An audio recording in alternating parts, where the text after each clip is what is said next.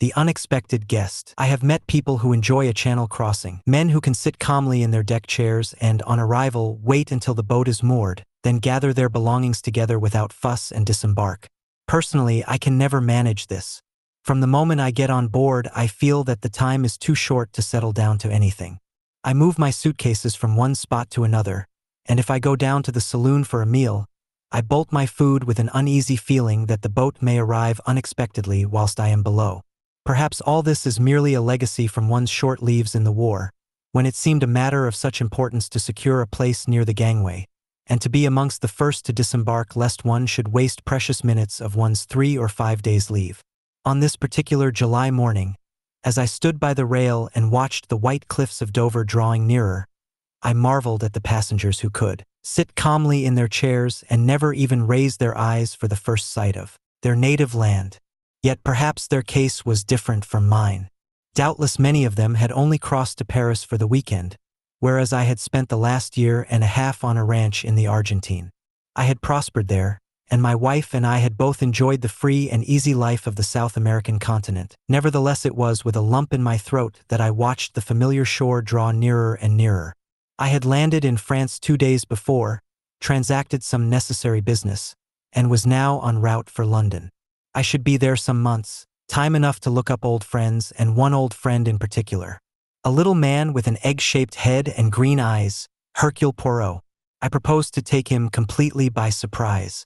My last letter from the Argentine had given no hint of my intended voyage. Indeed, that had been decided upon hurriedly as a result of certain business complications, and I spent many amused moments picturing to myself his delight and stupefaction on beholding me. He, I knew, was not likely to be far from his headquarters. The time when his cases had drawn him from one end of England to the other was past. His fame had spread, and no longer would he allow one case to absorb all his time. He aimed more and more, as time went on, at being considered a consulting detective, as much a specialist as a Harley Street physician.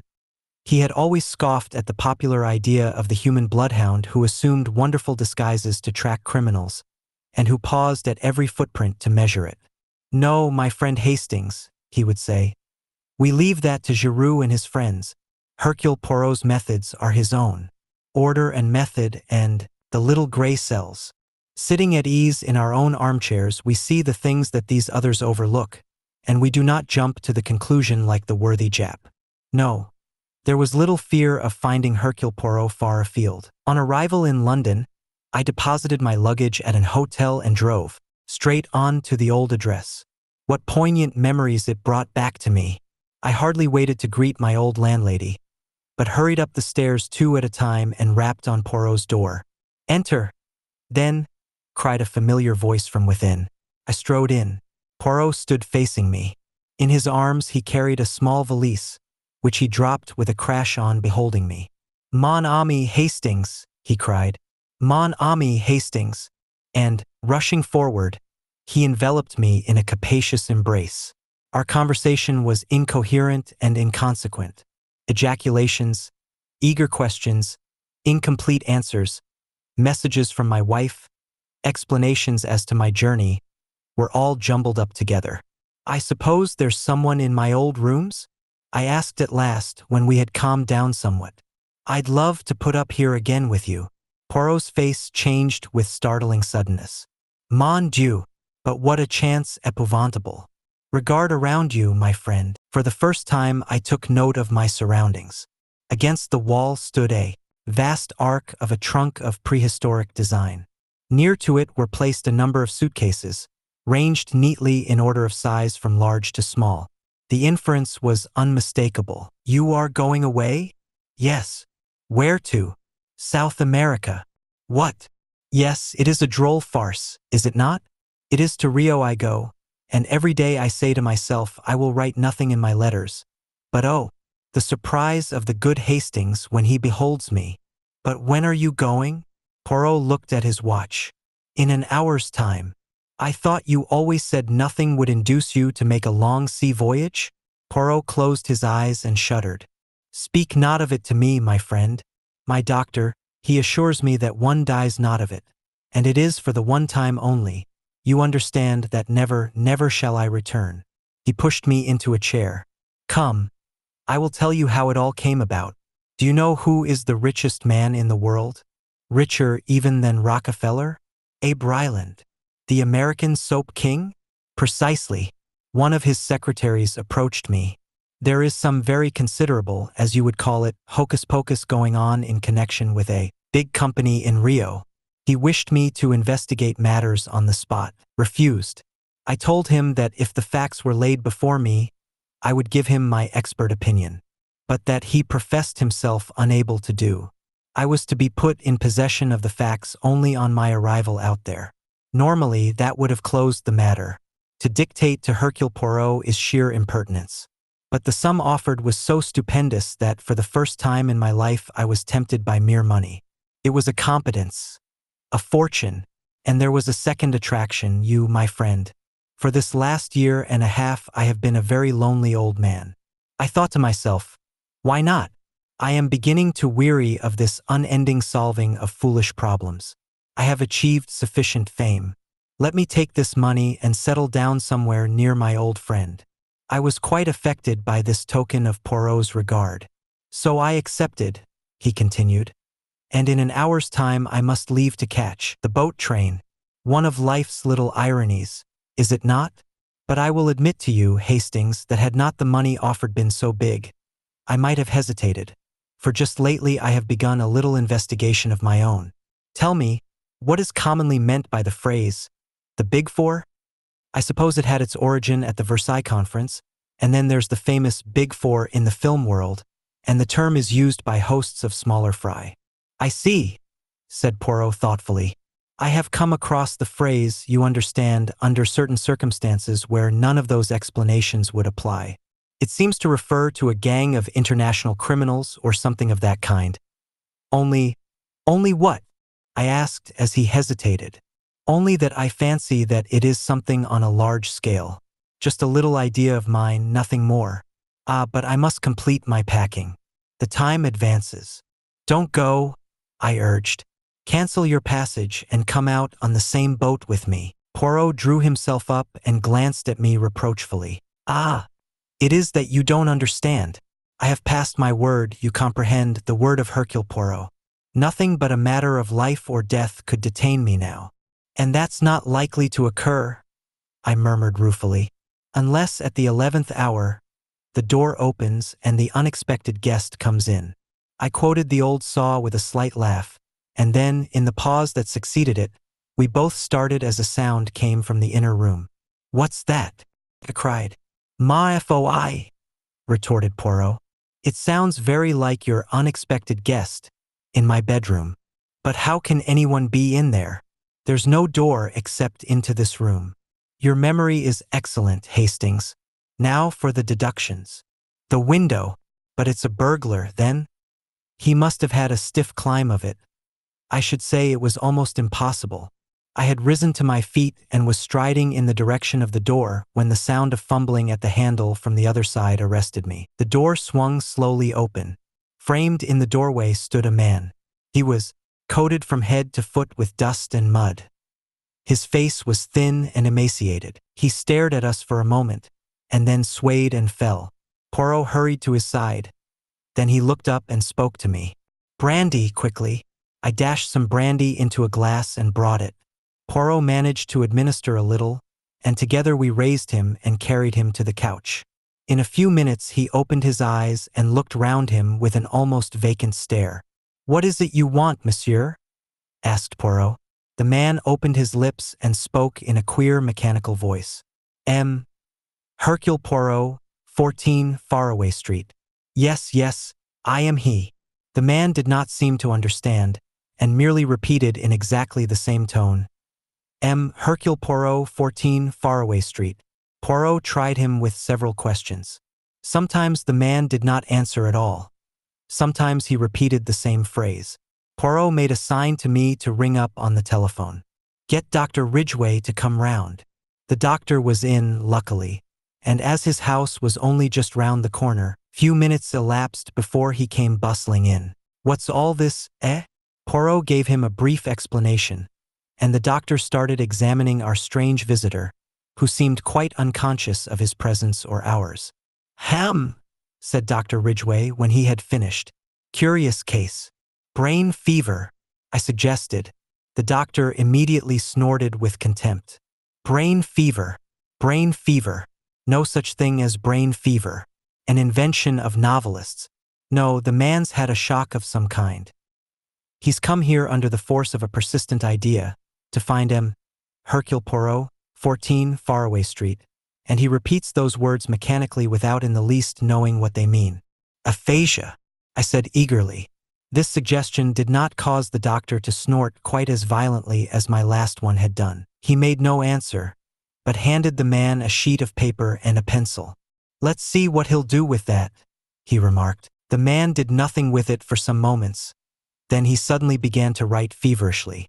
With equal suddenness he stopped and let both paper and pencil fall to the ground. The doctor picked it up and shook his head. "Nothing here. Only the figure 4 scrawled a dozen times, each one bigger than the last. Wants to write 14 Faraway Street, I expect. It's an interesting case.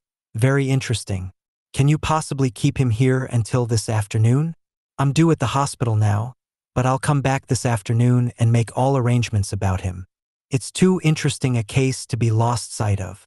I explained Poirot's departure and the fact that I proposed to accompany him to Southampton. "That's all right. Leave the man here.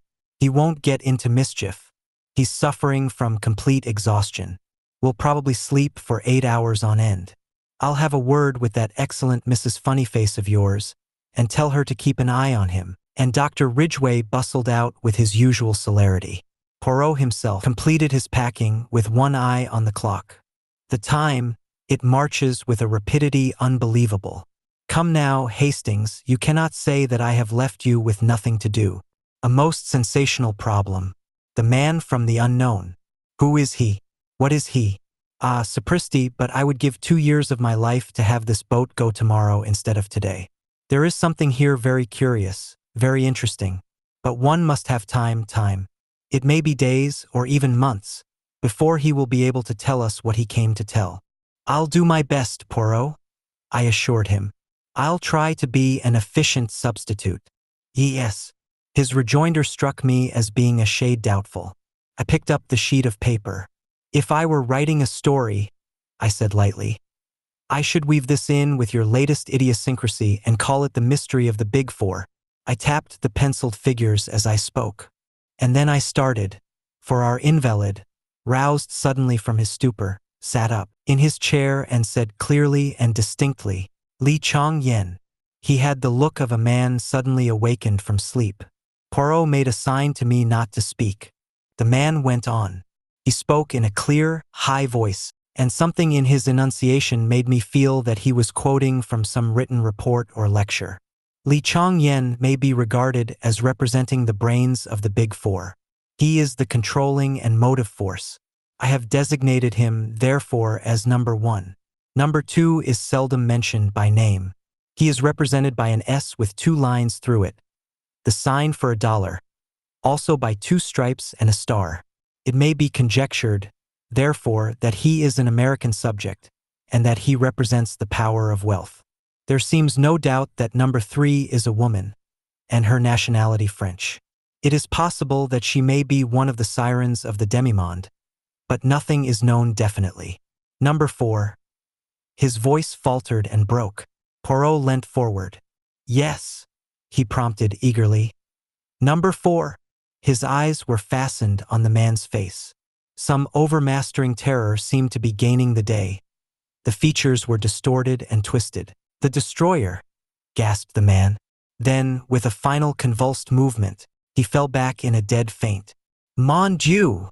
whispered Poirot. "I was right then. I was right." "You think?" He interrupted me. "Carry him on to the bed in my room. I have not a minute to lose if I would catch my train. Not that I want to catch it. Oh, that I could miss it with a clear conscience. But I gave my word.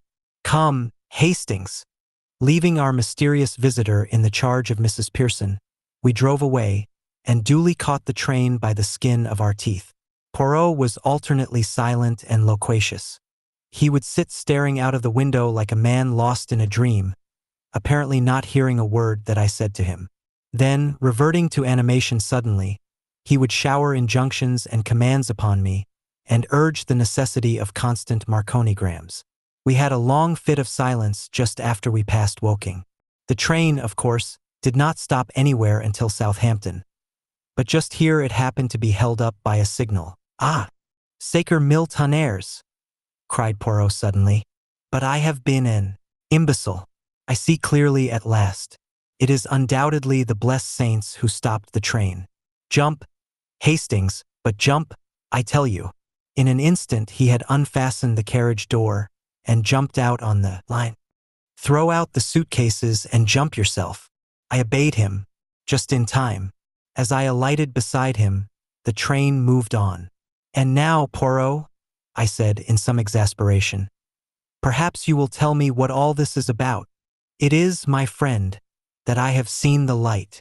That," I said, "is very illuminating to me." "It should be," said Poirot, "but I very much fear that it is not. If you can carry 2 of these valises, I think I can manage the rest."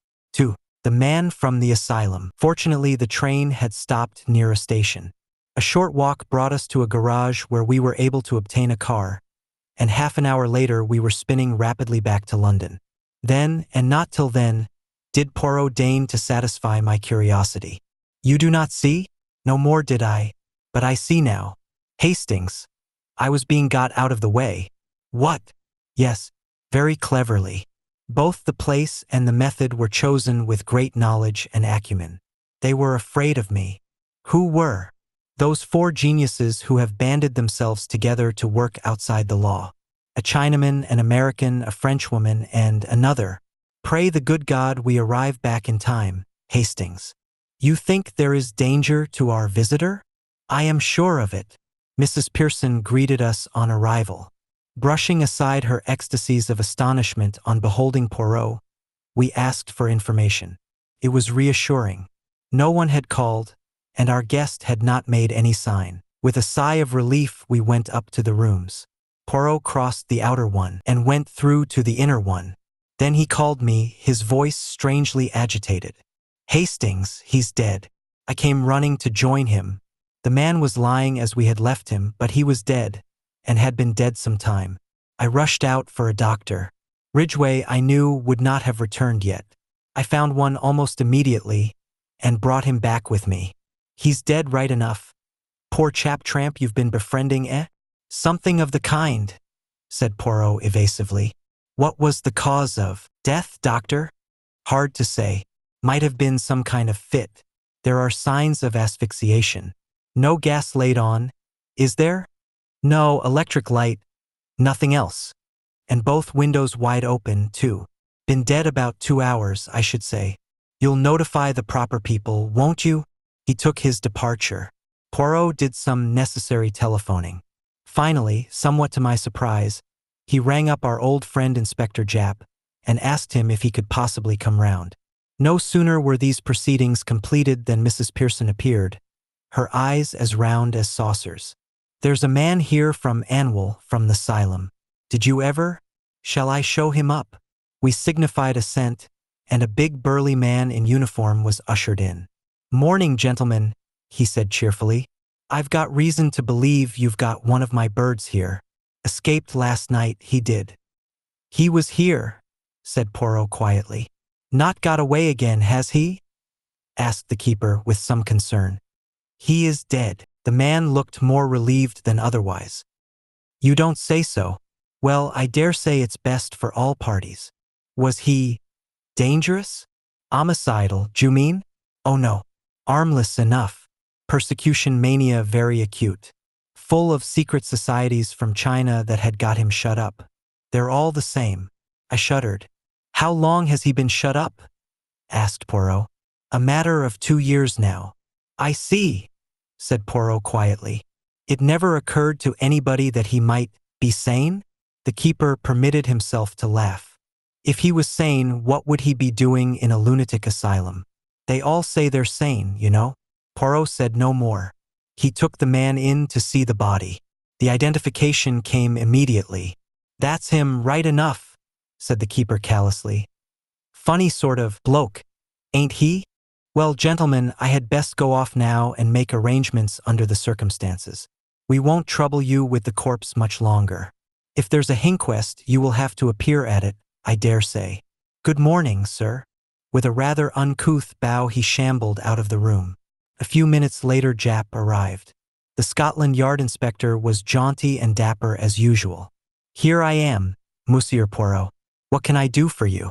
Thought you were off to the coral strands of somewhere or other today. My good Japp, I want to know if you have ever seen this man before." He led Japp into the bedroom. The inspector stared down at the figure on the bed with a puzzled face. "Let me see now, he seems sort of familiar, and I pride myself on my memory, too. Why, God bless my soul, it's Mayerling. And who is or was Mayerling? Secret Service chap, not one of our people. Went to Russia 5 years ago. Never heard of again.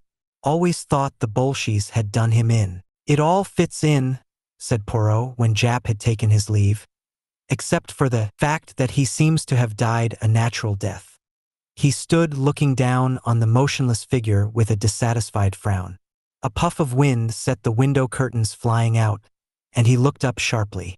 "I suppose you opened the windows when you laid him down on the bed, Hastings?" "No, I didn't," I replied. "As far as I remember, they were shut." Poirot lifted his head suddenly. "Shut, and now they are open. What can that mean?" "Somebody came in that way," I suggested. "Possibly," agreed Poirot, but he spoke absently and without conviction. After a minute or two he said, "That is not exactly the point I had in mind, Hastings. If only one window was open it would not intrigue me so much. It is both windows being open that strikes me as curious." He hurried into the other room. "The sitting room window is open, too. That also we left shut." "Ah!" He bent over the dead man, examining the corners of the mouth minutely. Then he looked up suddenly. "He has been gagged, Hastings. Gagged and then poisoned." "Good heavens!" I exclaimed, shocked. "I suppose we shall find out all about it from the post-mortem." "We shall find out nothing. He was killed by inhaling strong prussic acid. It was jammed right under his nose. Then the murderer went away again, first opening all the windows. Hydrocyanic acid is exceedingly volatile, but it has a pronounced smell of bitter almonds. With no trace of the smell to guide them, and no suspicion of foul play, death would be put down to some natural cause by the doctors. So this man was in the Secret Service, Hastings. And 5 years ago he disappeared in Russia. The last 2 years he's been in the asylum," I said. "But what of the 3 years before that?" Poirot shook his head, and then caught my arm. "The clock! Hastings, look at the clock." I followed his gaze to the mantelpiece. The clock had stopped at 4 o'clock. "Mon ami, someone has tampered with it. It had still 3 days to run. It is an 8-day clock, you comprehend. But what should they want to do that for? Some idea of a false scent by making the crime appear to have taken place at 4 o'clock. No, rearrange your ideas, mon ami. Exercise your little gray cells. You are Mayerling. You hear something perhaps, and you know well enough that your doom is sealed. You have just time to leave a sign. 4 o'clock, Hastings. Number 4, the destroyer. Ah, an idea." He rushed into the other room and seized the telephone. He asked for Hanwell. "You are the asylum, yes? I understand there has been an escape today? What is that you say? A little moment, if you please. Will you repeat that? Ah, parfaitement." He hung up the receiver and turned to me. "You heard, Hastings? There has been no escape. But the man who came, the keeper?" I said. I very much wonder. "You mean?" "Number 4, the destroyer." I gazed at Poirot dumbfounded. A minute or two after, on recovering my voice, I said, "We shall know him again anywhere, that's one thing. He was a man of very pronounced personality." "Was he, mon ami?" "I think not. He was burly and bluff and red-faced, with a thick mustache and a hoarse voice. He will be none of those things by this time, and for the rest, he has nondescript eyes, nondescript ears, and a perfect set of false teeth. Identification is not such an easy matter as you seem to think. Next time. You think there will be a next time? I interrupted. Poirot's face grew very grave. It is a duel to the death, mon ami. You and I on the one side, the Big Four on the other. They have won the first trick. But they have failed in their plan to get me out of the way, and in the future they have to reckon with Hercule Poirot. 3. We hear more about Li Chong-yen. For a day or two after our visit from the fake asylum attendant, I was in some hopes that he might return, and I refused to leave the flat even for a moment. As far as I could see, he had no reason to suspect that we had penetrated his disguise. He might, I thought, return and try to remove the body, but Poirot scoffed at my reasoning. Mon ami, he said, if you wish you may wade in to put salt on the little bird's tail, but for me I do not waste my time so. Well then, Poirot, I argued, why did he run the risk of coming at all? If he intended to return later for the body, I can see some point in his visit. He would at least be removing the evidence against himself. As it is, he does not seem to have gained anything. Poirot shrugged his most Gallic shrug. But you do not see with the eyes of number 4, Hastings, he said. You talk of evidence, but what evidence have we against him? True, we have a body, but we have no proof even that. The man was murdered. Prussic acid, when inhaled, leaves no trace. Again, we can find no one who saw anyone enter the flat during our absence. And we have found out nothing about the movements of our late friend. Mayerling. No, Hastings, number 4 has left no trace, and he knows it. His visit we may call a reconnaissance. Perhaps he wanted to make quite sure that Mayerling was dead, but more likely, I think, he came to see Hercule Poirot, and to have speech with the adversary whom alone he must fear. Poirot's reasoning appeared to be typically egotistical, but I forbore to argue. And what about the inquest? I asked. I suppose you will explain things clearly there, and let the police have a full description of number 4. And to what end? Can we produce anything to impress a coroner's jury of your solid Britishers? Is our description of number 4 of any value? No, we shall allow them to call it accidental death. And maybe, although I have not much hope, our clever murderer will pat himself on the back that he deceived Hercule Poirot in the first round. Poirot was right as usual.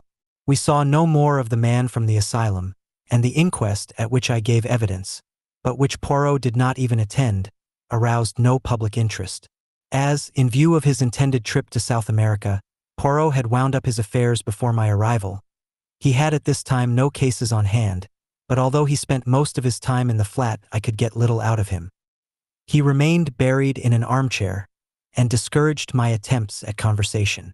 And then one morning, about a week after the murder, he asked me if I would care to accompany him on a visit he wished to make. I was pleased, for I felt he was making a mistake in trying to work things out so entirely on his own, and I wished to discuss the case with him. But I found he was not communicative. Even when I asked where we were going, he would not answer. Poirot loves being mysterious. He will never part with a piece of information until the last possible moment. In this instance, having taken successively a bus and 2 trains, and arrived in the neighborhood of one of London's most depressing southern suburbs, he consented at last to explain matters. We go, Hastings, to see the one man in England who knows most of the underground life of China. Indeed, who is he? A man you have never heard of, a Mr. John Ingalls. To all intents and purposes, he is a retired civil servant of mediocre intellect, with a house full of Chinese curios with which he bores his friends and acquaintances. Nevertheless, I am assured by those who should know that the only man capable of giving me the information I seek is this same John Ingalls. A few moments more saw us ascending the steps of the Laurels, as Mr. Ingles's residence was called. Personally, I did not notice a laurel bush of any kind, so deduced that it had been named according to the usual obscure nomenclature of the suburbs. We were admitted by an impassive-faced Chinese servant and ushered into the presence of his master. Mr. Ingalls was a squarely built man, somewhat yellow of countenance, with deep-set eyes that were oddly reflective in character. He rose to greet us, setting aside an open letter which he had held in his hand. He referred to it after his greeting. "Sit down, won't you? Hasley tells me that you want some information, and that I may be useful to you in the matter. That is so, monsieur. I ask of you if you have any knowledge of a man named Li Changyan. That's rum, very rum indeed. How did you come to hear about the man? You know him, then? I've met him once. And I know something of him, not quite as much as I should like to. But it surprises me that anyone else in England should even have heard of him. He's a great man in his way, Mandarin class and all that, but that's not the crux of the matter. There's good reason to suppose that he's the man behind it all. Behind what? Everything. The worldwide unrest, the labor troubles that beset every nation, and the revolutions that break out in some. There are people, not scaremongers, who know what they are talking about, and they say that there is a force behind the scenes which aims at nothing less than the disintegration of civilization. In Russia, there were many signs that Lenin and Trotsky were mere puppets whose every action was dictated by another's brain. I have no definite proof that would count with you, but I am quite convinced that this brain was Li Changyan's. Oh, come, I protested. Isn't that a bit far-fetched? How would a Chinaman cut any ice in Russia? Poirot frowned at me irritably. For you, Hastings, he said, everything is far-fetched that comes not from your own imagination. For me, I agree with this gentleman. But continue, I pray, monsieur. What exactly he hopes to get out of it all I cannot pretend to say for certain, went on Mr. Ingalls. But I assume his disease is one that has attacked great brains from the time of Akbar and Alexander to Napoleon, a lust for power and personal supremacy. Up to modern times, armed force was necessary for conquest, but in this century of unrest, a man like Li Changyan can use other means. I have evidence that he has unlimited money behind him for bribery and propaganda, and there are signs that he controls some scientific force more powerful than the world has dreamed of. Poirot was following Mr. Ingles's words with the closest attention. And in China? He asked. He moves there too? The other nodded in emphatic assent. There, he said. Although I can produce no proof that would count in a court of law, I speak from my own knowledge. I know personally every man who counts for anything in China today, and this I can tell you. The men who loom most largely in the public eye are men of little or no personality. They are marionettes who dance to the wires pulled by a master hand, and that hand is Li Changyan's. His is the controlling brain of the East today. We don't understand the East, we never shall. But Li Changyan is its moving spirit. Not that he comes out into the limelight. Oh, not at all. He never moves from his palace in Peking. But he pulls strings, that's it, pulls strings, and things happen far away. And there is no one to oppose him? Asked Poirot. Mr. Ingalls leant forward in his chair. For men have tried in the last 4 years, he said slowly. Men of character and honesty and brainpower. Any one of them might in time have interfered with his plans. He paused. Well? Queried. Well, they are dead. One wrote an article and mentioned Li Changyan's name in connection with the riots in Peking, and within 2 days he was stabbed in the street. His murderer was never caught. The offenses of the other two were similar. In a speech or an article or in conversation, each linked Li Changyan's name with rioting or revolution, and within a week of his indiscretion each was dead. One was poisoned, one died of cholera, an isolated case, not part of an epidemic, and one was found dead in his bed. The cause of the last death was never determined, but I was told by a doctor who saw the corpse that it was burnt and shriveled as though a wave of electrical energy of incredible power had passed through it. And Li Changyan? Inquired Poirot. Naturally nothing is traced to him, but there are signs, eh? Mr. Ingalls shrugged. Oh, signs, yes, certainly. And once I found a man who would talk, a brilliant young Chinese chemist who was a protege of Li Changyan's. He came to me one day, this chemist, and I could see that he was on the verge of a nervous breakdown. He hinted to me of experiments on which he'd been engaged in Li Changyan's palace under the Mandarin's direction, experiments on coolies in which the most revolting disregard for human life and suffering had been shown. His nerve had completely broken, and he was in the most pitiable state of terror. I put him to bed in a top room of my own house, intending to question him the next day, and that, of course, was stupid of me. How did they get him? Demanded Poirot. That I shall never know. I woke that night to find my house in flames, and was lucky to escape with my life. Investigation showed that a fire of amazing intensity had broken out on the top floor, and the remains of my young chemist friend were charred to a cinder. I could see from the earnestness with which he had been speaking that Mr. Ingalls was a man mounted on his hobby horse, and evidently he, too, realized that he had been carried away, for he laughed apologetically. "But, of course," he said, "I have no proofs, and you, like the others, will merely tell me that I have a bee in my bonnet." "On the contrary," said Poirot quietly, "we have every reason to believe your story. We ourselves are more than a little interested in Li Chang-yen. Very odd your knowing about him. Didn't fancy a soul in England had ever heard of him. I'd rather like to know how you did come to hear of him, if it's not indiscreet." "Not in the least, monsieur. A man took refuge in my rooms. He was suffering badly from shock, but he managed to tell us enough to interest us in this Li Chang-yen. He described 4 people, the Big Four, an organization hitherto undreamed of. Number 1 is Li Chang-yen. Number 2 is an unknown American. Number 3, an equally unknown Frenchwoman.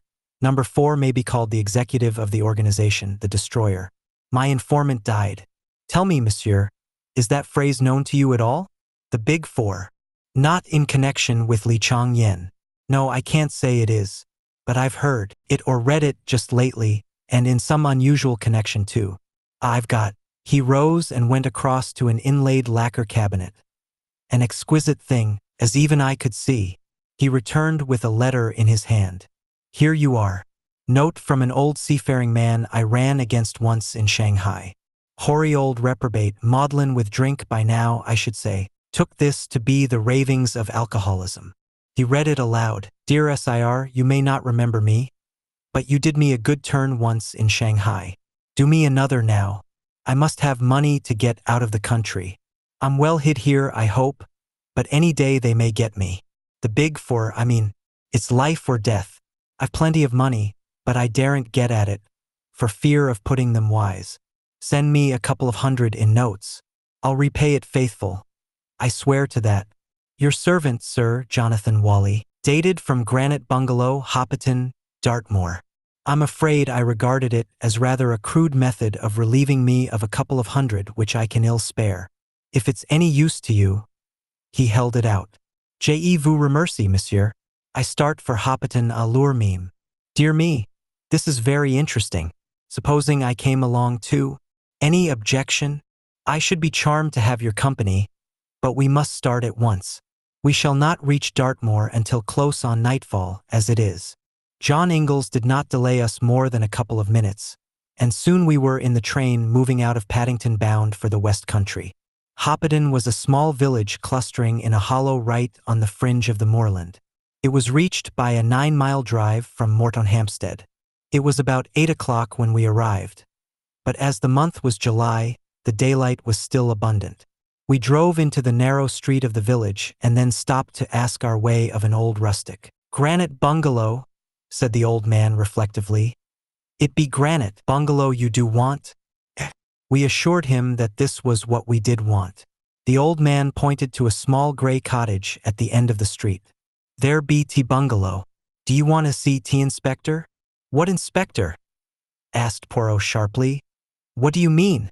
Haven't ye heard about T murder, then? A shocking business T was, seemingly. Pools of blood, they do say." "Mon Dieu!" murmured Poirot. "This inspector of yours, I must see him at once." 5 minutes later we were closeted with Inspector Meadows. The inspector was inclined to be stiff at first, but at the magic name of Inspector Japp of Scotland Yard, he unbent. "Yes, sir. Murdered this morning. A shocking business. They phoned to Moreton and I came out at once. Looked a mysterious thing to begin with. The old man, he was about 70, and fond of his glass from all I hear, was lying on the floor of the living room. There was a bruise on his head and his throat was cut from ear to ear. Blood all over the place, as you can understand. The woman who cooks for him, Betsy Andrews, she told us that her master had several little Chinese jade figures, that he'd told her were very valuable, and these had disappeared.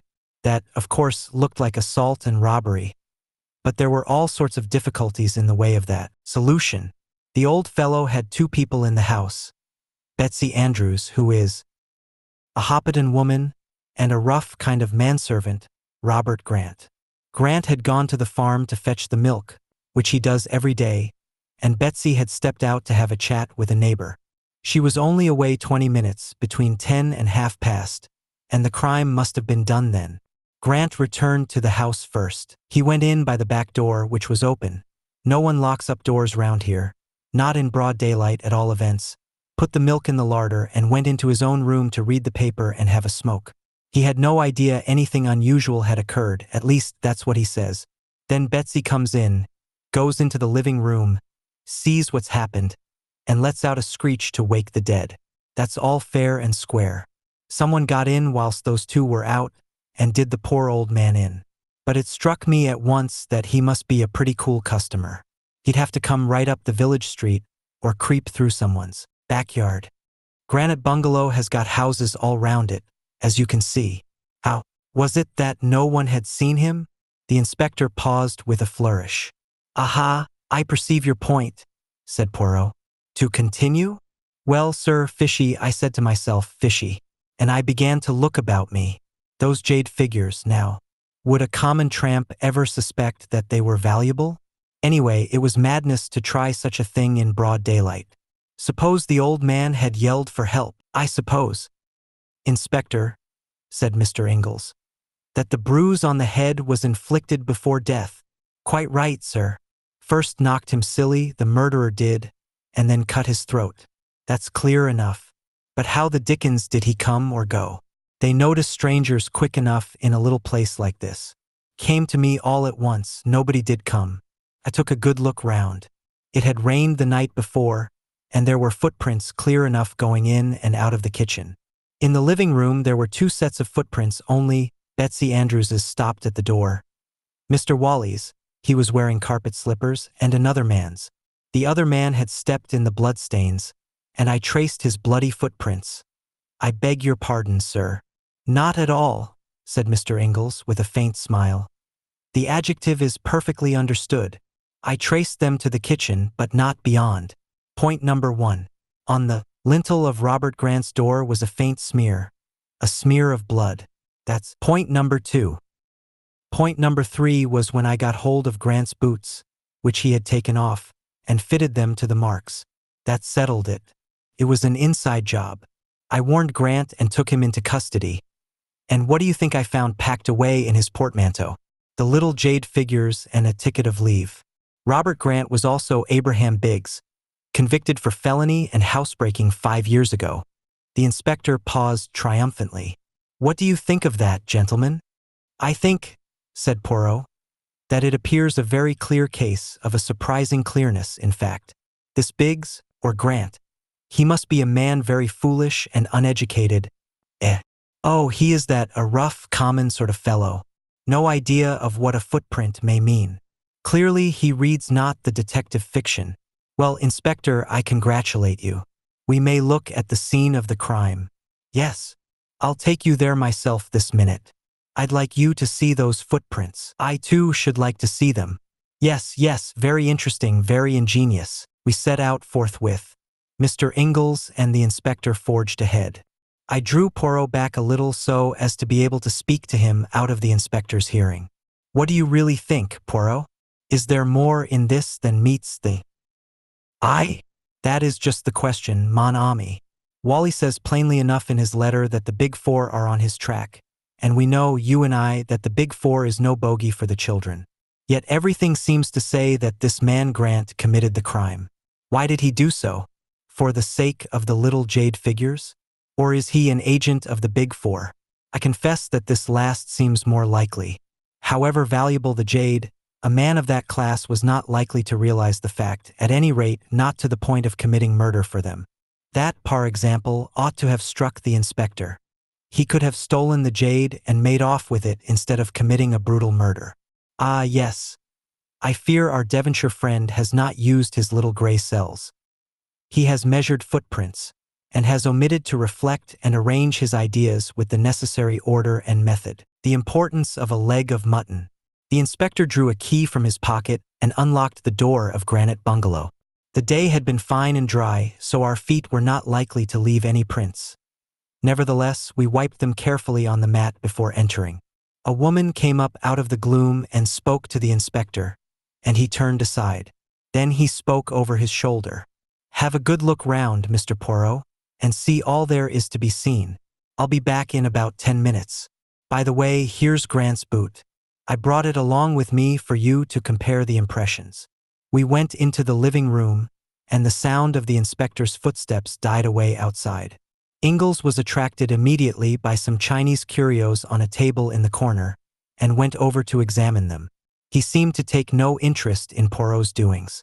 I, on the other hand, watched him with breathless interest. The floor was covered with a dark green linoleum which was ideal for showing up footprints.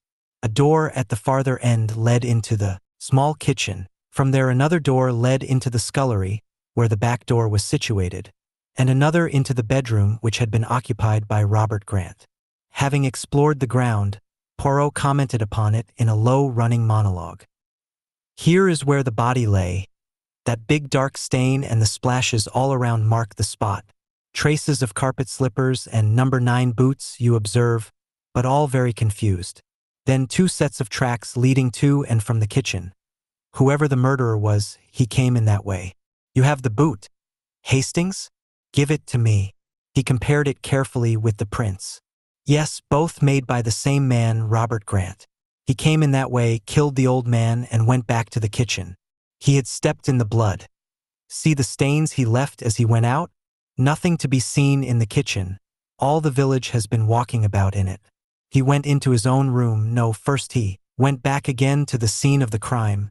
Was that to get the little jade figures? Or had he forgotten something that might incriminate him? Perhaps he killed the old man the second time he went in." I suggested. "Mais non, you do not observe. On one of the outgoing footmarks stained with blood, there is superimposed an ingoing one. I wonder what he went back for. The little jade figures as an afterthought? It is all ridiculous. Stupid.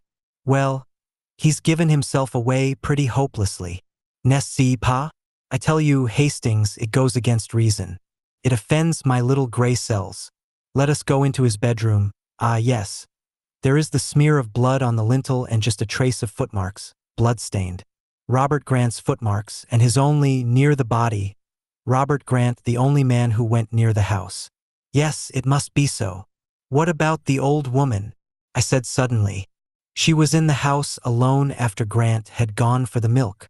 She might have killed him and then gone out. Her feet would leave no prints if she hadn't been outside." "Very good, Hastings. I wondered whether that hypothesis would occur to you. I had already thought of it and rejected it. Betsy Andrews is a local woman, well known hereabouts. She can have no connection with the Big Four, and, besides, old Wally was a powerful fellow by all accounts. This is a man's work, not a woman's. I suppose the Big Four couldn't have had some diabolical contrivance concealed in the ceiling, something which descended automatically and cut the old man's throat and was afterwards drawn up again, like Jacob's ladder?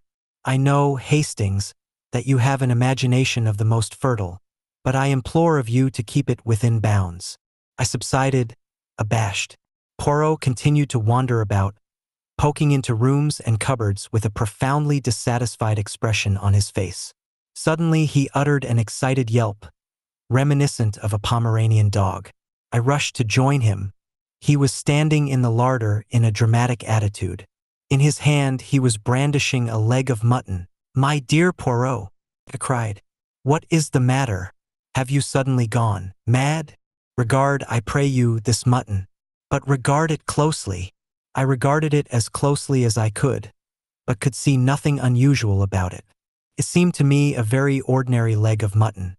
I said as much. Poirot threw me a withering glance. "But do you not see this, and this, and this?" He illustrated each this with a jab at the unoffending joint, dislodging small icicles as he did so. Poirot had just accused me of being imaginative, but I now felt that he was far more wildly so than I had ever been. Did he seriously think these slivers of ice were crystals of a deadly poison? That was the only construction I could put upon his extraordinary agitation. "It's frozen meat," I explained gently. "Imported, you know. New Zealand." He stared at me for a moment or two and then broke into a strange laugh. How marvelous is my friend Hastings. He knows everything. But everything. How do they say, inquire within upon everything? That is my friend Hastings. He flung down the leg of mutton onto its dish again and left the larder. Then he looked through the window. Here comes our friend the inspector. It is well. I have seen all I want to see here. He drummed on the table absent-mindedly, as though absorbed in calculation, and then asked suddenly, "What is the day of the week, Mon?" "Ami? Monday," I said, rather astonished. "What? Ah, Monday, is it? A bad day of the week. To commit a murder on a Monday is a mistake." Passing back to the living room, he tapped the glass on the wall and glanced at the thermometer. Set fair, and 70 degrees Fahrenheit. An orthodox English summer's day. Ingalls was still examining various pieces of Chinese pottery. "You do not take much interest in this inquiry, monsieur?" said Poirot. The other gave a slow smile. "It's not my job, you see. I'm a connoisseur of some things, but not of this. So I just stand back and keep out of the way. I've learnt patience in the East." The inspector came bustling in, apologizing for having been so long away. He insisted on taking us over most of the ground again, but finally we got away.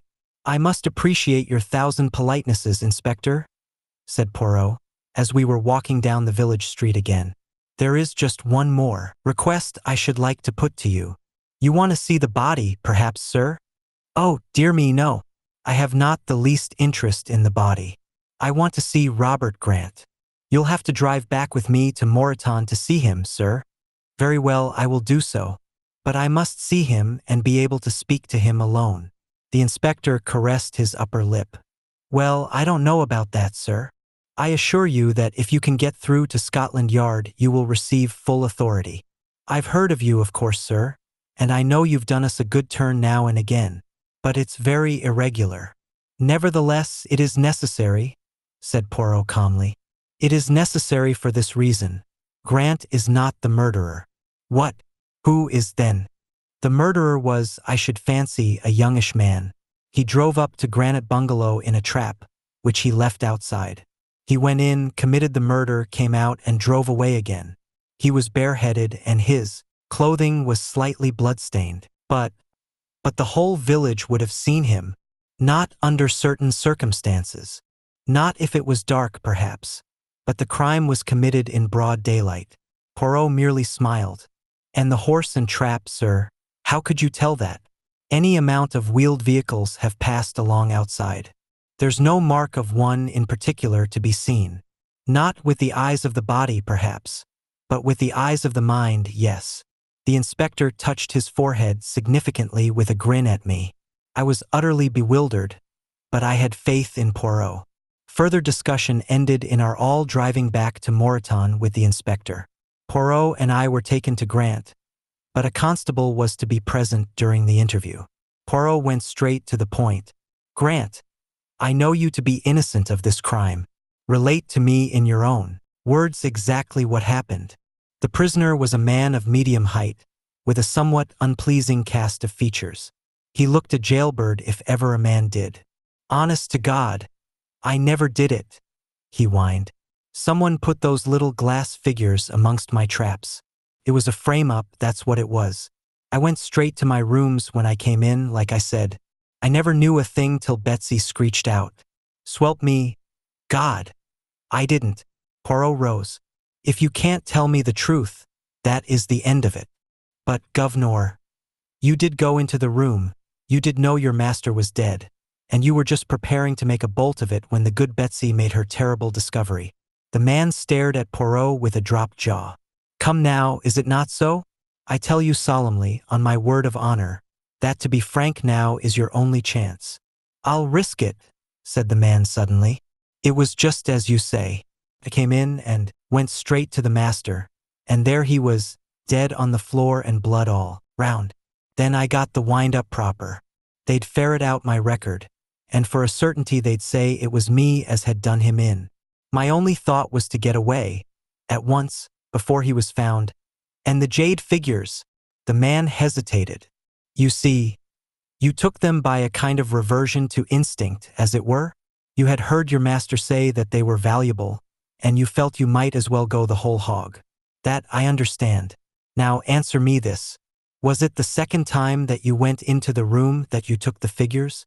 I didn't go in a second time. Once was enough for me. You are sure of that? Absolutely certain. Good. Now, when did you come out of prison? 2 months ago. How did you obtain this job? Through one of them prisoners' help societies. Bloke met me when I came out. What was he like? Not exactly a parson, but looked like one. Soft black hat and mincing way of walking. Got a broken front tooth. Spectacled chap Saunders his name was. Said he hoped I was repentant, and that he'd find me a good post. I went to old Wally on his recommendation. Poirot rose once more. I thank you. I know all now. Have patience. He paused in the doorway and added, Saunders gave you a pair of boots, didn't he? Grant looked very astonished. Why, yes, he did. But how did you know? It is my business to know things, said Poirot gravely. After a word or two to the inspector, the three of us went to the White Hart and discussed eggs and bacon and Devonshire cider. Any elucidations yet? Asked Ingalls with a smile. Yes, the case is clear enough now. But see you, I shall have a good deal of difficulty in proving it. Wally was killed by order of the Big Four, but not by Grant. A very clever man got Grant the post and deliberately planned to make him the scapegoat. An easy matter with Grant's prison record. Gave him a pair of boots, one of 2 duplicate pairs. The other he kept himself. It was all so simple. When Grant is out of the house and Betsy is chatting in the village, which she probably did every day of her life, he drives up wearing the duplicate boots, enters the kitchen, goes through into the living room, fells the old man with a blow, and then cuts his throat. Then he returns to the kitchen, removes the boots, puts on another pair, and, carrying the first pair, goes out to his trap and drives off again. Ingalls looked steadily at Poirot. There's a catch in it still. Why did nobody see him? Ah, that is where the cleverness of number 4, I am convinced, comes in. Everybody saw him, and yet nobody saw him. You see, he drove up in a butcher's cart. I uttered an exclamation. The leg of mutton? Exactly, Hastings, the leg of mutton. Everybody swore that no one had been to Granite Bungalow that morning. But, nevertheless, I found in the larder a leg of mutton, still frozen. It was Monday, so the meat must have been delivered that morning. For if on Saturday, in this hot weather, it would not have remained frozen over Sunday. So someone had been to the bungalow, and a man on whom a trace of blood here and there would attract no attention. Damned ingenious, cried Ingalls approvingly. Yes, he is clever, number 4. As clever as Hercule Poirot? I murmured. My friend threw me a glance of dignified reproach.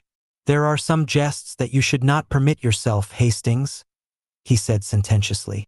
Have I not saved an innocent man from being sent to the gallows? That is enough for one day. Disappearance of a scientist. Personally, I don't think that, even when a jury had acquitted Robert Grant, alias Biggs, of the murder of Jonathan Wally, Inspector Meadows was entirely convinced of his innocence. The case which he had built up against Grant, the man's record, the jade which he had stolen, the boots which fitted the footprints so exactly, was to his matter-of-fact mind too complete to be easily upset. But Poirot, compelled much against his inclination to give evidence, convinced the jury. 2 witnesses were produced who had seen a butcher's cart drive up to the bungalow on that Monday morning, and the local butcher testified that his cart only called there on Wednesdays and Fridays. A woman was actually found who, when questioned, remembered seeing the butcher's man leaving the bungalow, but she could furnish no useful description of him. The only impression he seemed to have left on her mind was that he was clean-shaven, of medium height, and looked exactly like a butcher's man. At this description Poirot shrugged his shoulders, philosophically. It is as I tell you, Hastings, he said to me after the trial. He is an artist, this one. He disguises himself not with the false beard and the blue spectacles. He alters his features, yes. But that is the least part. For the time being he is the man he would be. He lives in his part. Certainly I was compelled to admit that the man who had visited us from Hanwell had fitted in exactly with my idea of what an asylum attendant should look like. I should never for a moment have dreamt of doubting that he was genuine. It was all a little discouraging, and our experience on Dartmoor did not seem to have helped us at all. I said as much to Poirot, but he would not admit that we had gained nothing. "We progress," he said. "We progress. At every contact with this man we learn a little of his mind and his methods. Of us and our plans he knows nothing." "And there, Poirot," I protested. "He and I seem to be in the same boat. You don't seem to me to have any plans.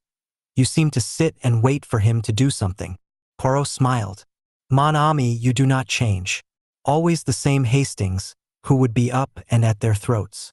Perhaps," he added as a knock sounded on the door, "you have here your chance. It may be our friend who enters." And he laughed at my disappointment when Inspector Japp and another man entered the room. "Good evening, monsieur," said the inspector. "Allow me to introduce Captain Kent of the United States Secret Service." Captain Kent was a tall, lean American, with a singularly impassive face which looked as though it had been carved out of wood. "Pleased to meet you, gentlemen," he murmured, as he shook hands jerkily. Poirot threw an extra log on the fire and brought forward more easy chairs. I brought out glasses and the whiskey and soda. The captain took a deep draught and expressed appreciation. "Legislation in your country is still sound," he observed. "And now to business," said Japp. "Monsieur Poirot here made a certain request to me. He was interested in some concern that went by the name of the Big Four, and he asked me to let him know at any time if I came across a mention of it in my official line of business. I didn't take much stock in the matter, but I remembered what he said, and when the captain here came over with rather a curious story, I said at once, 'We'll go round to Monsieur Poirot's.'" Poirot looked across at Captain Kent, and the American took up the tale. "You may remember reading, Poirot, that a number of torpedo boats and destroyers were sunk by being dashed upon the rocks off the American coast. It was just after the Japanese earthquake, and the explanation given was that the disaster was the result of a tidal wave. Now, a short time ago, roundup was made of certain crooks and gunmen, and with them were captured some papers which put an entirely new face upon the matter. They appeared to refer to some organization called the Big Four, and gave an incomplete description of some powerful wireless installation, a concentration of wireless energy far beyond anything so far attempted, and capable of focusing a beam of great intensity upon some given spot. The claims made for this invention seemed manifestly absurd, but I turned them in to headquarters for what they were worth, and one of our highbrow professors got busy on them. Now it appears that one of your British scientists read a paper upon the subject before the British Association. His colleagues didn't think great shakes of it, by all accounts, thought it far-fetched and fanciful, but your scientist stuck to his guns, and declared that he himself was on the eve of success in his experiments. "Eh bien?" demanded Poirot with interest. "It was suggested that I should come over here and get an interview with this gentleman. Quite a young fellow, he is Halliday by name. He is the leading authority on the subject, and I was to get from him whether the thing suggested was any way possible." "And was it?" I asked eagerly. "That's just what I don't know. I haven't seen Mr. Halliday, and I'm not likely to, by all accounts. The truth of the matter is," said Japp shortly, "Halliday's disappeared." "When?" "2 months ago." "Was his disappearance reported?" "Of course it was. His wife came to us in a great state. We did what we could, but I knew all along it would be no good." "Why not?" "Never is, when a man disappears that way." Japp winked. "What way?" "Paris." "So Halliday disappeared in Paris?" "Yes. Went over there on scientific work, so he said. Of course, he'd have to say something like that. But you know what it means when a man disappears over there. Either it's Apache work, and that's the end of it, or else it's voluntary disappearance. And that's a great deal the commoner of the two, I can tell you. Gay Paris and all that, you know. Sick of home life. Halliday and his wife had had a tiff before he started, which all helps to make it a pretty clear case." "I wonder," said Poirot thoughtfully. The American was looking at him curiously. "Say, mister," he drawled, "what's this Big Four idea?" "The Big Four," said Poirot. is an international organization which has at its head a Chinaman. He is known as Number 1. Number 2 is an American. Number 3 is a Frenchwoman. Number 4, the destroyer, is an Englishman. A Frenchwoman, eh? The American whistled. And Halliday disappeared in France. Maybe there's something in this. What's her name? I don't know. I know nothing about her. But it's a mighty big proposition, eh? Suggested the other. Poirot nodded, as he arranged the glasses in a neat row on the tray. His love of order was as great as ever. What was the idea in sinking those boats? Are the Big Four a German stunt? The Big Four are for themselves and for themselves only, le Capitaine. Their aim is world domination. The American burst out laughing, but broke off at the sight of Poirot's serious face. You laugh, monsieur, said Poirot, shaking a finger at him. You reflect not, you use not the little gray cells of the brain. Who are these men who send a portion of your navy to destruction simply as a trial of their power? For that was all it was, monsieur, a test of this new force of magnetical attraction which they hold. Go on with you, monsieur, said Jap good-humoredly. I've read of supercriminals many a time, but I've never come across them. Well, you've heard Captain Kent's story. Anything further I can do for you? Yes, my good friend. You can give me the address of Mrs. Halliday, and also a few words of introduction to her if you will be so kind.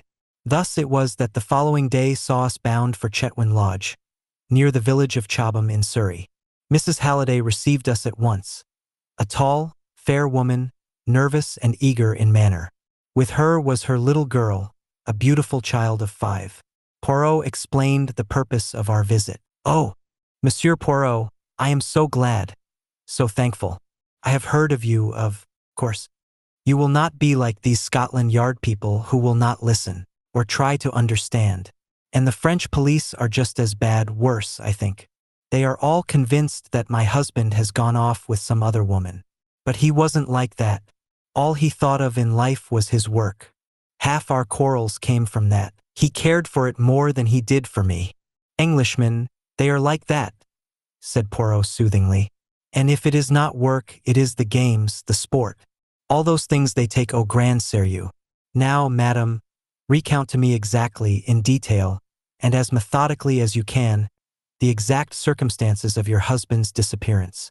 My husband went to Paris on Thursday, the 20th of July. He was to meet and visit various people there connected with his work, amongst them Madame Olivier. Poirot nodded at the mention of the famous French woman chemist, who had eclipsed even Madame Curie in the brilliance of her achievements.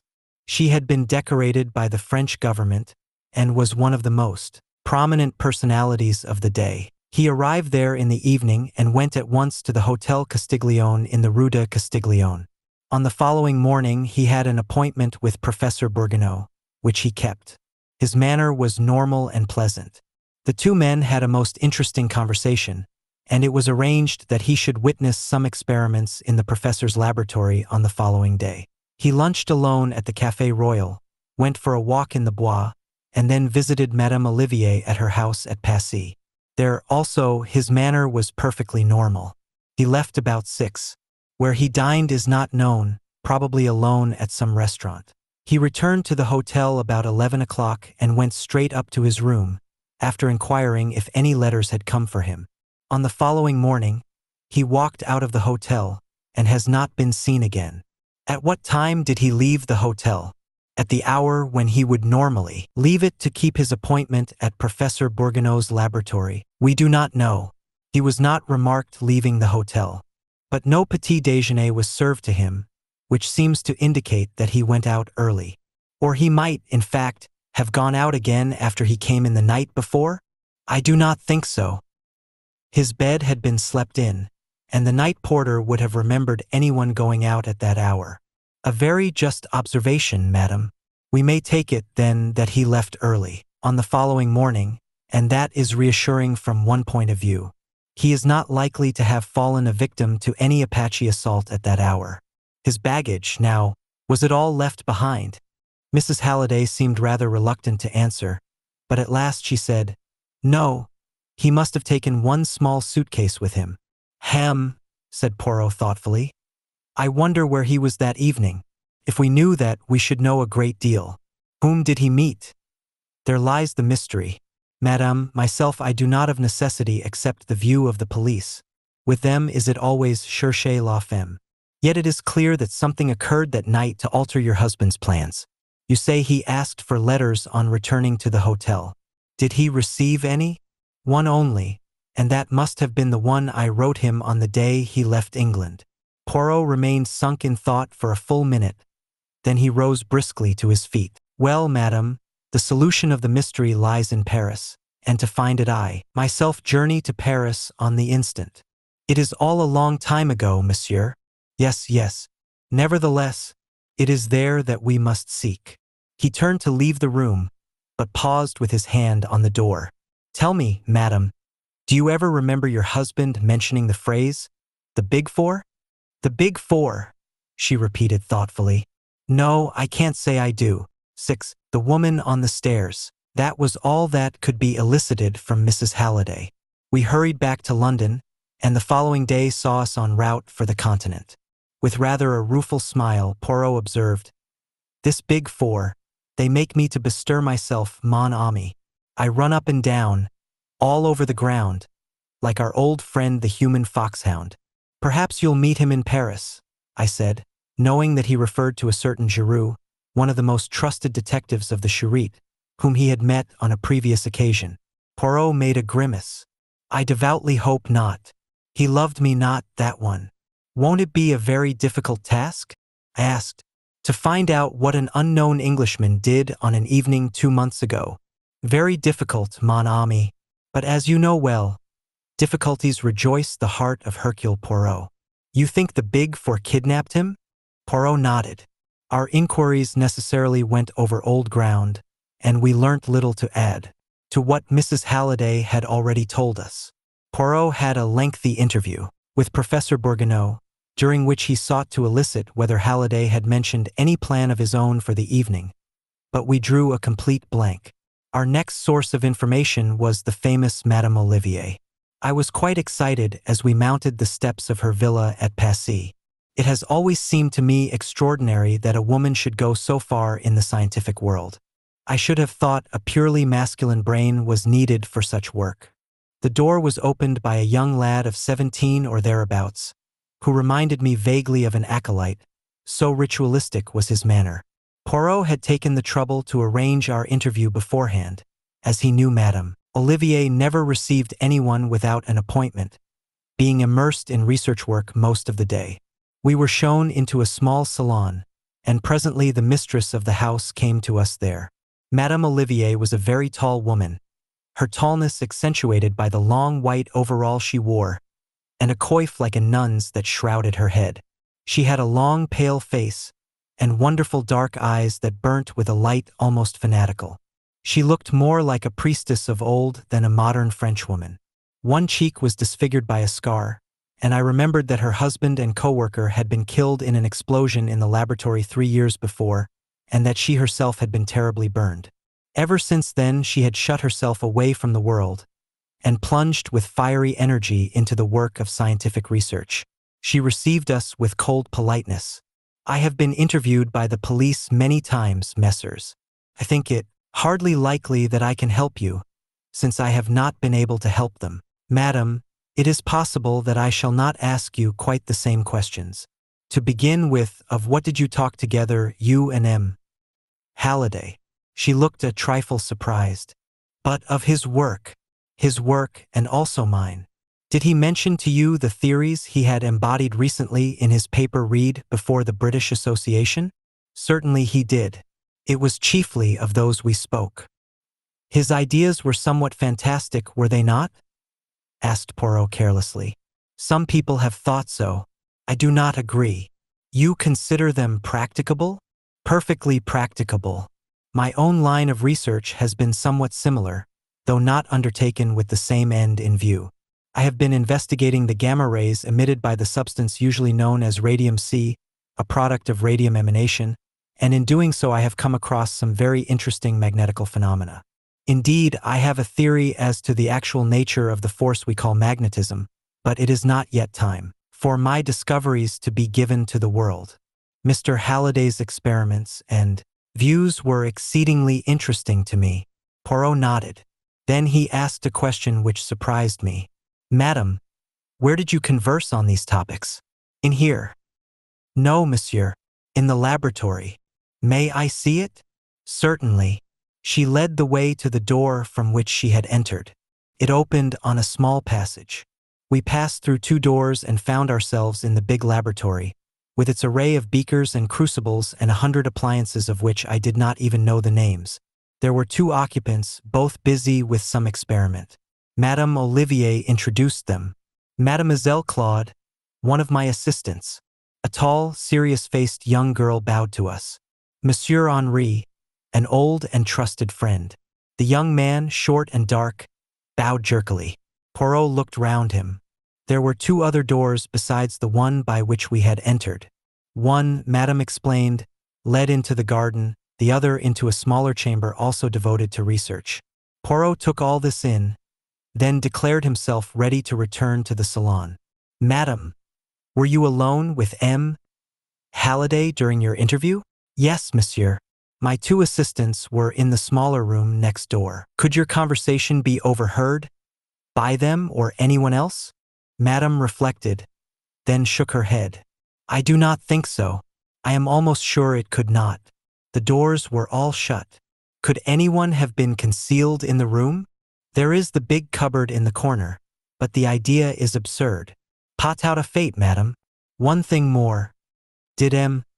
Halliday make any mention of his plans for the evening? He said nothing whatever, monsieur. I thank you, madam, and I apologize for disturbing you.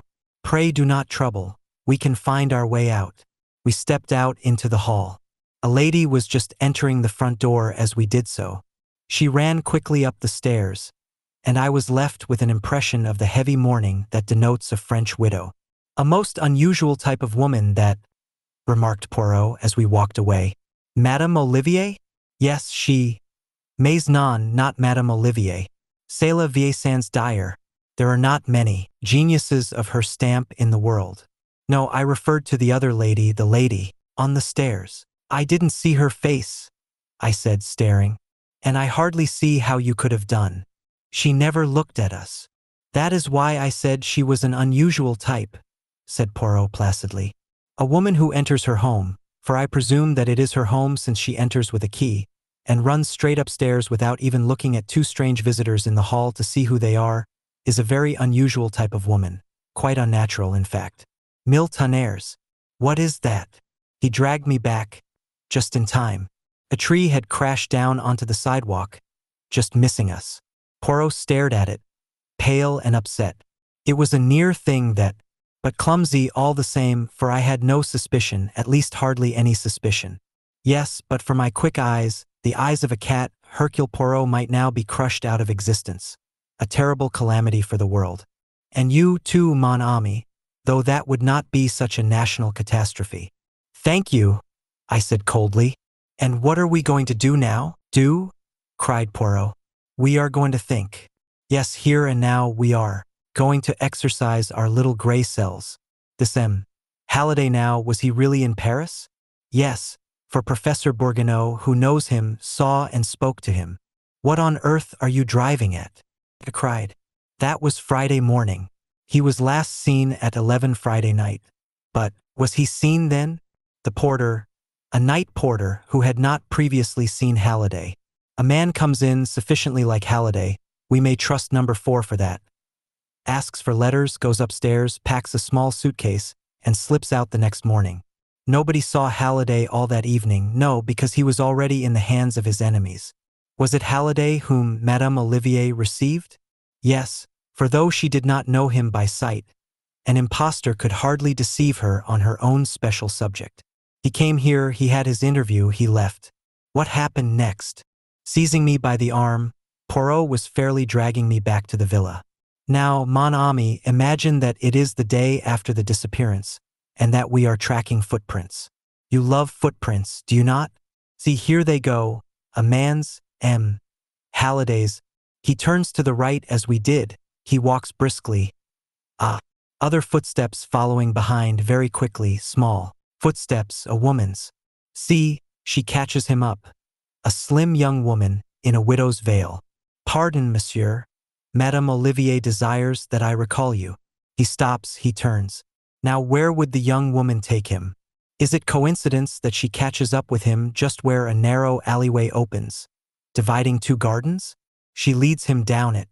It is shorter this way, monsieur. On the right is the garden of Madame Olivier's villa, on the left the garden of another villa, and from that garden, mark you, the tree fell so nearly on us. Garden doors from both open on the alley. The ambush is there. Men pour out, overpower him, and carry him into the strange villa. Good gracious, Poirot, I cried. Are you pretending to see all this? I see it with the eyes of the mind, mon ami. So, and only so, could it have happened. Come, let us go back to the house. You want to see Madame Olivier again? Poirot gave a curious smile. No, Hastings. I want to see the face of the lady on the stairs. Who do you think she is? A relation of Madame Olivier's. More probably a secretary, and a secretary engaged not very long ago. The same gentle acolyte opened the door to us. Can you tell me, said Poirot, the name of the lady, the widow lady who came in just now? Madame Verneau? Madame's secretary? That is the lady. Would you be so kind as to ask her to speak to us for a moment? The youth disappeared. He soon reappeared. I am sorry. Madame Verneau must have gone out again. I think not, said Poirot quietly. Will you give her my name, Hercule Poirot, and say that it is important I should see her at once, as I am just going to the prefecture. Again our messenger departed. This time the lady descended. She walked into the salon. We followed her. She turned and raised her veil. To my astonishment I recognized our old antagonist, the Countess Rosikoff, a Russian countess, who had engineered a particularly smart jewel robbery in London. As soon as I caught sight of you in the hall, I feared the worst, she observed plaintively. My dear Countess Rosikoff, she shook her head. Inez Verneau now, she murmured. A Spaniard, married to a Frenchman. What do you want of me, Poirot? You are a terrible man. You hunted me from London. Now, I suppose you will tell our wonderful Madame Olivier about me, and hunt me from Paris? We poor Russians, we must live, you know. It is more serious than that, madame, said Poirot, watching her. I propose to enter the villa next door and release Halliday if he is still alive. I know everything, you see. I saw her sudden pallor. She bit her lip. Then she spoke with her usual decision. He is still alive, but he is not at the villa. Come, monsieur. I will make a bargain with you. Freedom for me, and Halliday alive and well, for you. I accept, said Poirot. I was about to propose the same bargain myself. By the way, are the big for your employers, madam? Again I saw that deathly pallor creep over her face, but she left his question unanswered. Instead, you permit me to telephone? She asked, and crossing to the instrument she rang up a number. The number of the villa, she explained, where our friend is now imprisoned. You may give it to the police, the nest will be empty when they arrive. Ah, I am through. Is that you, André? It is I, Inez. The little Belgian knows all. Send Halliday to the hotel and clear out. She replaced the receiver and came towards us, smiling. You will accompany us to the hotel, madam. Naturally. I expected that. I got a taxi and we drove off together. I could see by Poirot's face that he was perplexed. The thing was almost too easy. We arrived at the hotel. The porter came up to us. A gentleman has arrived. He is in your rooms. He seems very ill. A nurse came with him, but she has left. That is all right, said Poirot. He is a friend of mine. We went upstairs together. Sitting in a chair by the window was a haggard young fellow who looked in the last stages of exhaustion. Poirot went over to him. Are you John Halliday? The man nodded. Show me your left arm, John. Halliday has a mole just below the left elbow. The man stretched out his arm. The mole was there.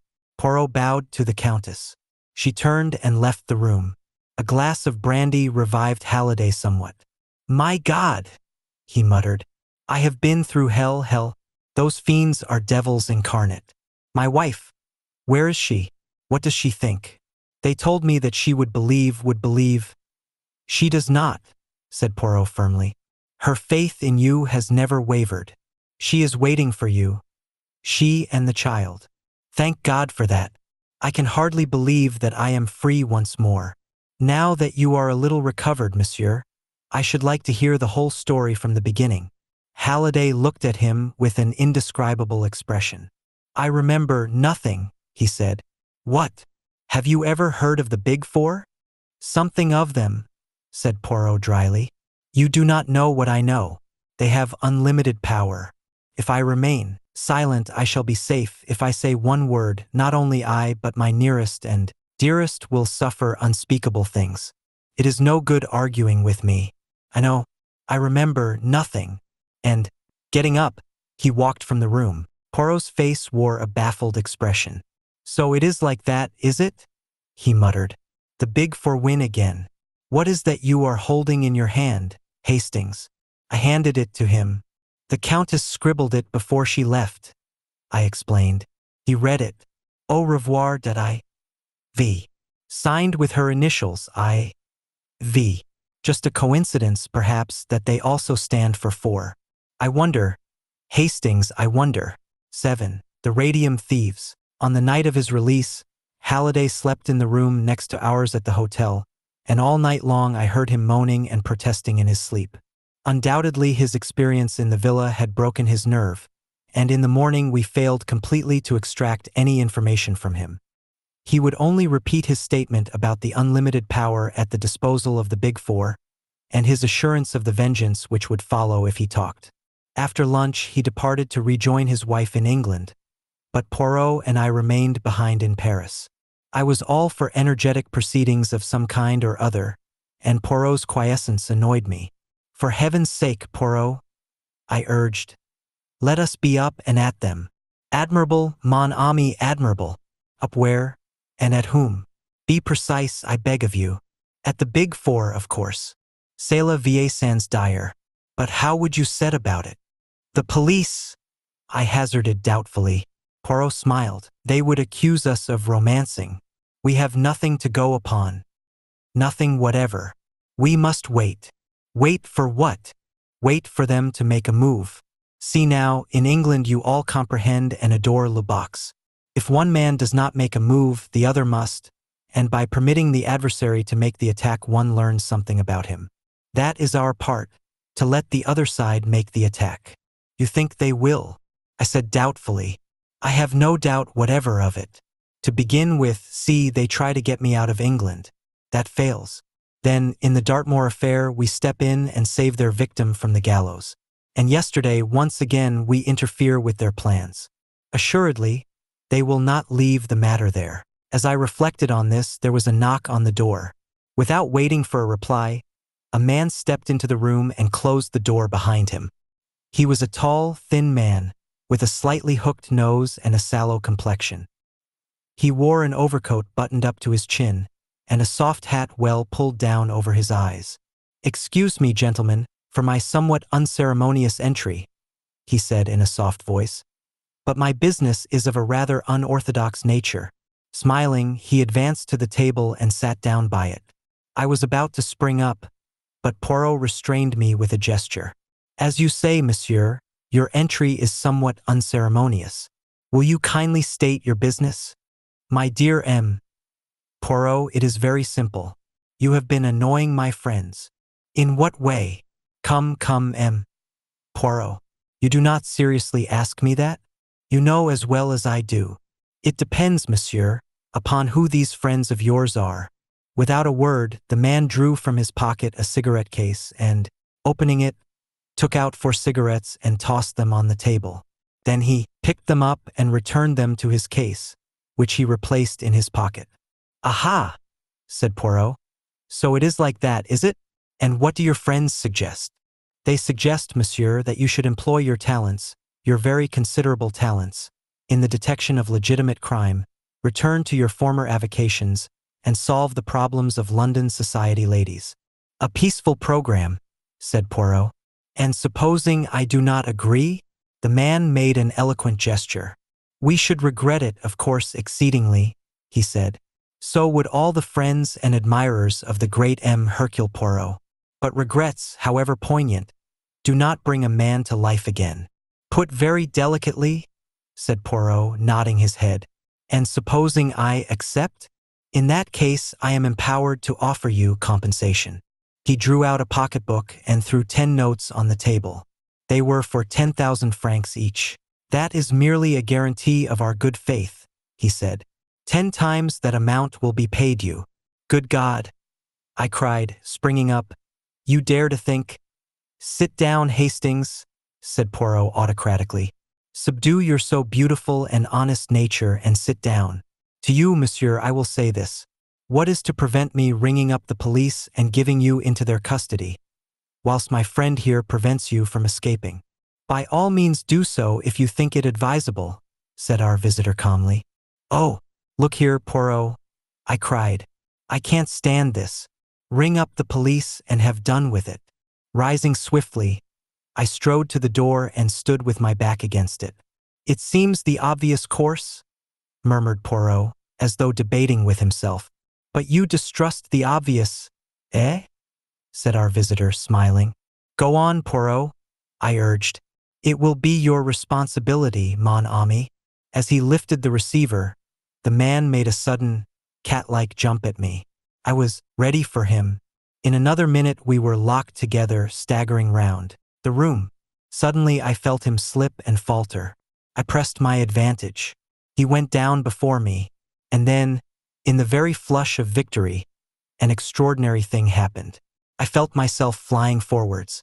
Head first, I crashed into the wall in a complicated heap. I was up in a minute, but the door was already closing behind my late adversary. I rushed to it and shook it. It was locked on the outside. I seized the telephone from Poirot. Is that the bureau? Stop a man who is coming out. A tall man with a buttoned-up overcoat and a soft hat. He is wanted by the police. Very few minutes elapsed before we heard a noise in the corridor outside. The key was turned and the door flung open. The manager himself stood in the doorway. The man— You have got him? I cried. No, monsieur. No one has descended. You must have passed him. We have passed no one, monsieur. It is incredible that he can have escaped. You have passed someone, I think, said Poirot in his gentle voice. One of the hotel staff, perhaps. Only a waiter carrying a tray, monsieur.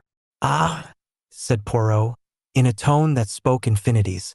So that was why he wore his overcoat buttoned up to his chin, mused Poirot, when we had finally got rid of the excited hotel officials. I'm awfully sorry, Poirot, I murmured, rather crestfallen. I thought I downed him all right. Yes, that was a Japanese trick, I fancy. Do not distress yourself, mon ami. All went according to plan, his plan. That is what I wanted.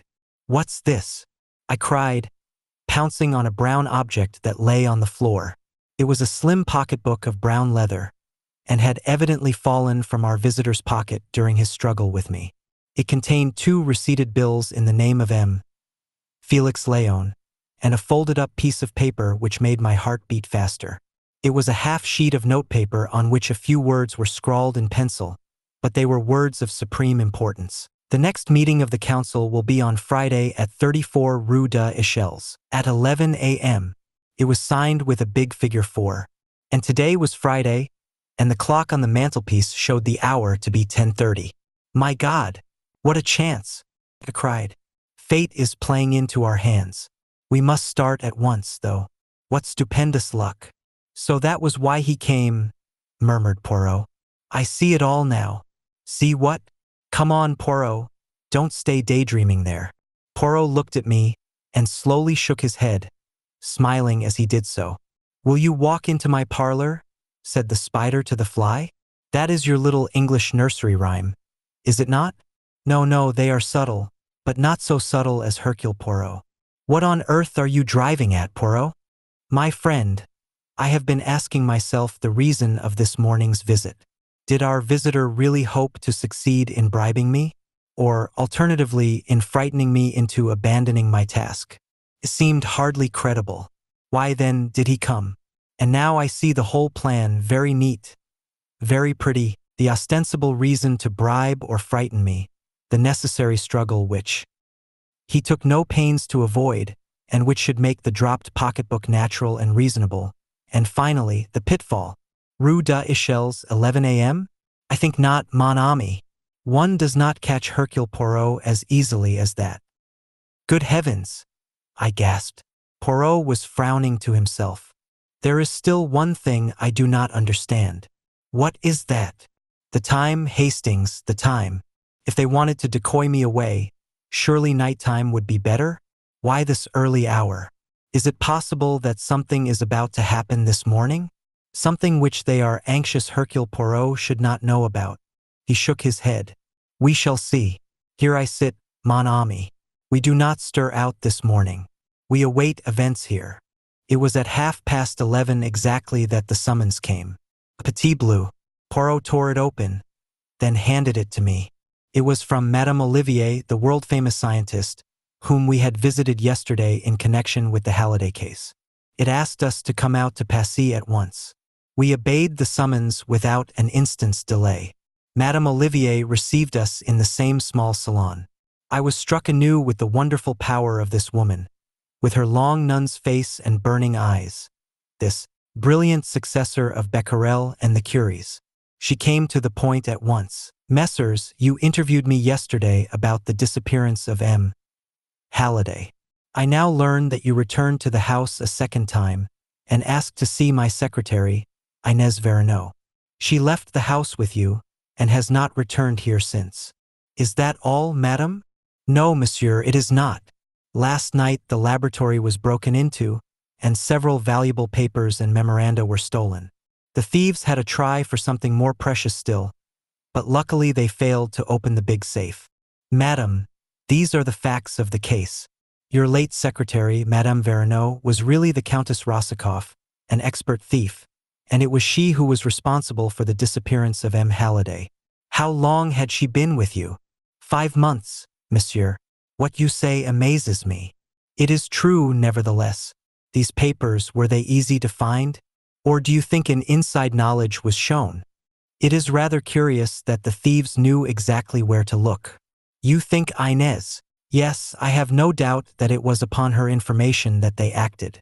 But what is this precious thing that the thieves failed to find? Jewels? Madame Olivier shook her head with a faint smile. Something much more precious than that, monsieur. She looked round her, then bent forward, lowering her voice. Radium, monsieur. Radium? Yes, monsieur. I am now at the crux of my experiments. I possess a small portion of radium myself. More has been lent to me for the process I am at work upon. Small though the actual quantity is, it comprises a large amount of the world's stock and represents a value of millions of francs. And where is it? In its leaden case in the big safe. The safe purposely appears to be of an old and worn-out pattern, but it is really a triumph of the safe-maker's art. That is probably why the thieves were unable to open it. How long are you keeping this radium in your possession? Only for 2 days more, monsieur. Then my experiments will be concluded. Poirot's eyes brightened. And Inès Verneau is aware of the fact? Good, then our friends will come back. Not a word of me to anyone, madam. But rest assured, I will save your radium for you. You have a key of the door leading from the laboratory to the garden. Yes, monsieur. Here it is. I have a duplicate for myself. And here is the key of the garden door leading out into the alleyway between this villa and the next one. I thank you, madam. Tonight, go to bed as usual, have no fears, and leave all to me. But not a word to anyone, not to your 2 assistants, Mademoiselle Claude and Monsieur Henri, is it not? Particularly not a word to them. Poirot left the villa rubbing his hands in great satisfaction. What are we going to do now? I asked. Now, Hastings, we are about to leave Paris for England. What? We will pack our effects, have lunch, and drive to the Gare du Nord. But the radium? I said we were going to leave for England. I did not say we were going to arrive there. Reflect a moment, Hastings. It is quite certain that we are being watched and followed. Our enemies must believe that we are going back to England, and they certainly will not believe that unless they see us get on board the train and start. Do you mean we are to slip off again at the last minute? No, Hastings. Our enemies will be satisfied with nothing less than a bona fide departure. But the train doesn't stop until Calais. It will stop if it is paid to do so. Oh, come now, Poirot. Surely you can't pay an express to stop. They'd refuse. My dear friend, have you never remarked the little handle? The signal d'arrêt? Penalty for improper use? 100 francs, I think. Oh, you are going to pull that. Or rather, a friend of mine, Pierre Combeau, will do so. Then, while he is arguing with the guard, and making a big scene, and all the train is agog with interest, you and I will fade quietly away. We duly carried out Poirot's plan. Pierre Combeau, an old crony of Poirot's, and who evidently knew my little friend's methods pretty well, fell in with the arrangements. The communication cord was pulled just as we got to the outskirts of Paris. Combeau made a scene in the most approved French fashion, and Poirot and I were able to leave the train without anyone being interested in our departure. Our first proceeding was to make a considerable change in our appearance. Poirot had brought the materials for this with him in a small case. 2 loafers in dirty blue blouses were the result. We had dinner in an obscure hostelry and started back to Paris afterwards. It was close on 11 o'clock when we found ourselves once more in the neighborhood of Madame Olivier's villa. We looked up and down the road before slipping into the alleyway. The whole place appeared to be perfectly deserted. One thing we could be quite certain of: no one was following us. I do not expect them to be here yet, whispered Poirot to me. Possibly, they may not come until tomorrow night, but they know perfectly well that there are only 2 nights on which the radium will be there. Very cautiously, we turned the key in the garden door. It opened noiselessly and we stepped into the garden. And then, with complete unexpectedness, the blow fell. In a minute we were surrounded, gagged, and bound. At least 10 men must have been waiting for us. Resistance was useless. Like 2 helpless bundles, we were lifted up and carried along. To my intense astonishment, they took us towards the house and not away from it. With a key, they opened the door into the laboratory and carried us into it. One of the men stooped down before a big safe. The door of it swung open. I felt an unpleasant sensation down my spine. Were they going to bundle us into it and leave us there to asphyxiate slowly? However, to my amazement, I saw that from the inside of the safe steps led down beneath the floor. We were thrust down this narrow way and eventually came out into a big subterranean chamber. A woman stood there, tall and imposing, with a black velvet mask covering her face. She was clearly in command of the situation by her gestures of authority. The men slung us down on the floor and left us, alone with the mysterious creature in the mask. I had no doubt who she was. This was the unknown Frenchwoman, number 3 of the Big Four. She knelt down beside us and removed the gags, but left us bound. Then, rising and facing us, with a sudden swift gesture, she removed her mask. It was Madame Olivier. M. Poirot, she said in a low, mocking tone. The great, the wonderful, the unique M. Poirot. I sent a warning to you yesterday morning. You chose to disregard it. You thought you could pit your wits against us. And now, you are here. There was a cold malignity about her that froze me to the marrow. It was so at variance with the burning fire of her eyes. She was mad, with the madness of genius. Poirot said nothing. His jaw had dropped, and he was staring at her. Well, she said softly, this is the end. We cannot permit our plans to be interfered with. Have you any last request to make? Never before or since have I felt so near death. Poirot was magnificent. He neither flinched nor paled, just stared at her with unabated interest. Your psychology interests me enormously, madam, he said quietly. It is a pity that I have so short a time to devote to studying it. Yes, I have a request to make. A condemned man is always allowed a last smoke, I believe. I have my cigarette case on me. If you would permit. He looked down at his bonds. Oh yes, she laughed. You would like me to untie your hands, would you not? You are clever, M. Hercule Poirot, I know that. I shall not untie your hands, but I will find you a cigarette. She knelt down by him, extracted his cigarette case, took out a cigarette, and placed it between his lips. And now a match, she said, rising. It is not necessary, madam. Something in his voice startled me. She too was arrested. Do not move, I pray of you, madam. You will regret it if you do. Are you acquainted at all with the properties of curare? The South American Indians use it as an arrow poison. A scratch with it means death. Some tribes use a little blowpipe. I, too, have a little blowpipe constructed so as to look exactly like a cigarette.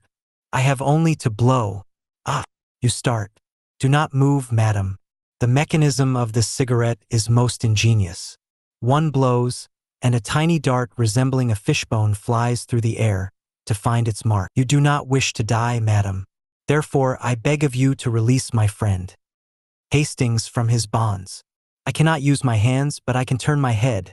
So, you are still covered, madam. Make no mistake, I beg of you. Slowly, with shaking hands, and rage and hate convulsing her face, she bent down and did his bidding. I was free. Poirot's voice gave me instructions. Your bonds will now do for the lady, Hastings. That is right.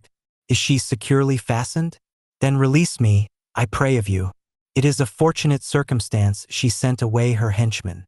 With a little luck, we may hope to find the way out unobstructed. In another minute, Poirot stood by my side. He bowed to the lady. Hercule Poirot is not killed so easily, madam.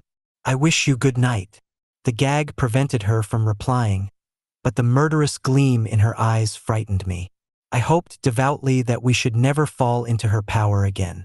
3 minutes later, we were outside the villa and hurriedly traversing the garden. The road outside was deserted, and we were soon clear of the neighborhood. Then Poirot broke out. I deserve all that that woman said to me. I am a triple imbecile, a miserable animal, 36 times an idiot.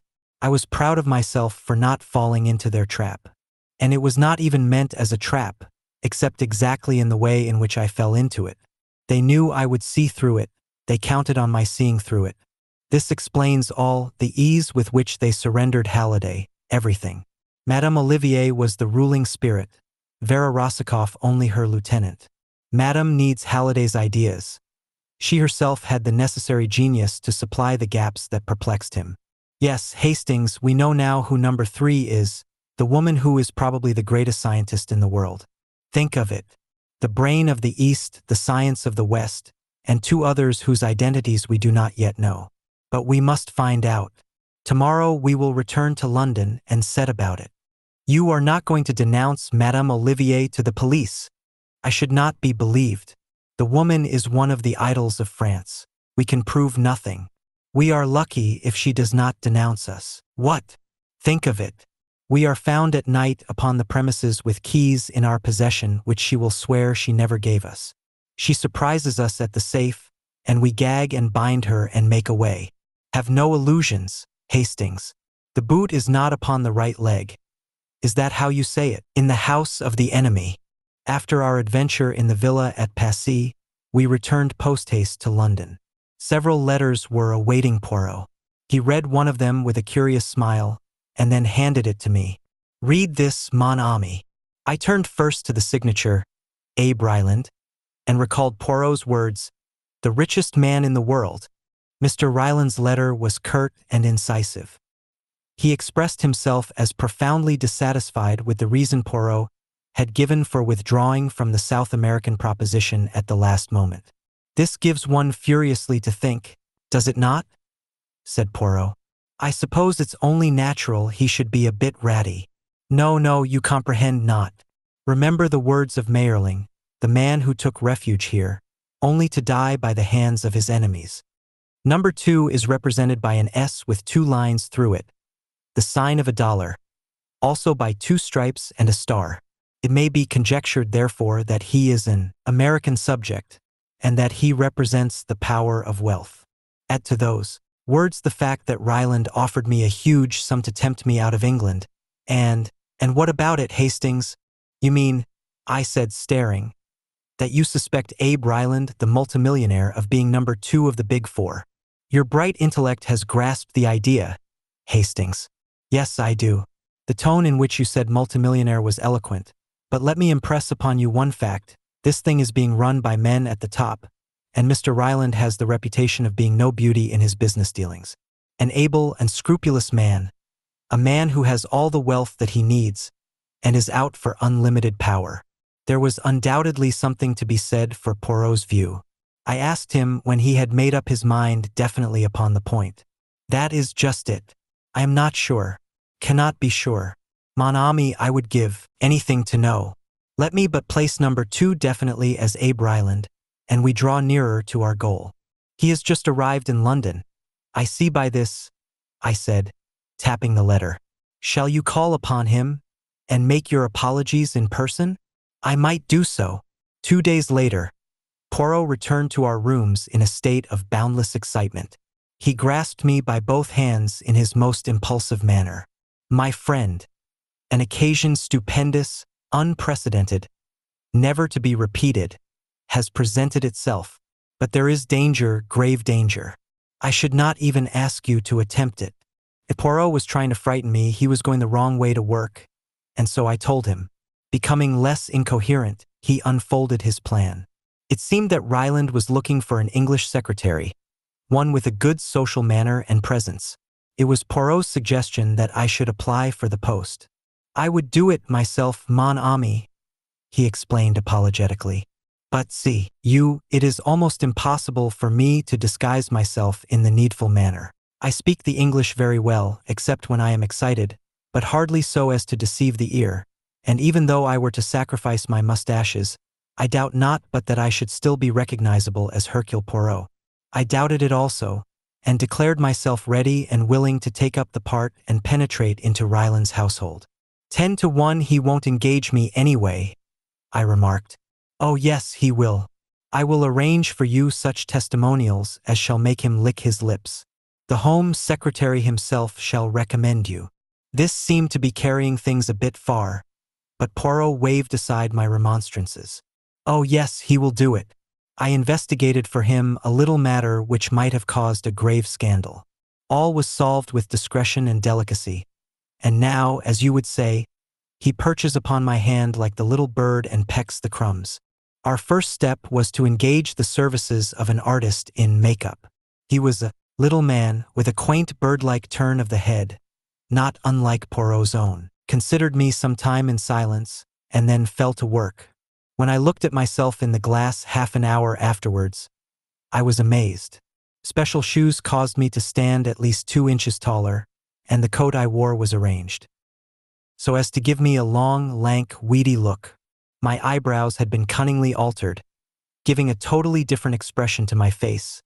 I wore pads in my cheeks, and the deep tan of my face was a thing of the past. My mustache had gone, and a gold tooth was prominent on one side of my mouth. Your name, said Poirot, is Arthur Neville. God guard you, my friend, for I fear that you go into perilous places. It was with a beating heart that I presented myself at the Savoy, at an hour named by Mr. Ryland, and asked to see the great man. After being kept waiting a minute or two, I was shown upstairs to his suite. Ryland was sitting at a table. Spread out in front of him was a letter which I could see out of the tail of my eye was in the Home Secretary's handwriting. It was my first sight of the American millionaire, and, in spite of myself, I was impressed. He was tall and lean with a jutting-out chin and slightly hooked nose. His eyes glittered cold and gray behind penthouse brows. He had thick grizzled hair and a long black cigar, without which, I learned later, he was never seen, protruded rakishly from the corner of his mouth. Sit down, he grunted. I sat. He tapped the letter in front of him. According to this piece here, you're the goods all right, and I don't need to look further. Say, are you well up in the social matters? I said that I thought I could satisfy him in that respect. I mean to say, if I have a lot of dukes and earls and viscounts and such like down to the country place I've gotten, you'll be able to sort them out all right and put them where they should be round the dining table? Oh, quite easily, I replied, smiling. We exchanged a few more preliminaries, and then I found myself engaged. What Mr. Ryland wanted was a secretary conversant with English society. as he already had an American secretary and a stenographer with him. 2 days later, I went down to Hatton Chase, the seat of the Duke of Loamshire, which the American millionaire had rented for a period of 6 months. My duties gave me no difficulty whatever. At one period of my life, I had been private secretary to a busy member of Parliament, so I was not called upon to assume a role unfamiliar to me. Mr. Ryland usually entertained a large party over the weekend, but the middle of the week was comparatively quiet. I saw very little of Mr. Appleby, the American secretary, but he seemed a pleasant, normal young American, very efficient in his work. Of Miss Martin, the stenographer, I saw rather more.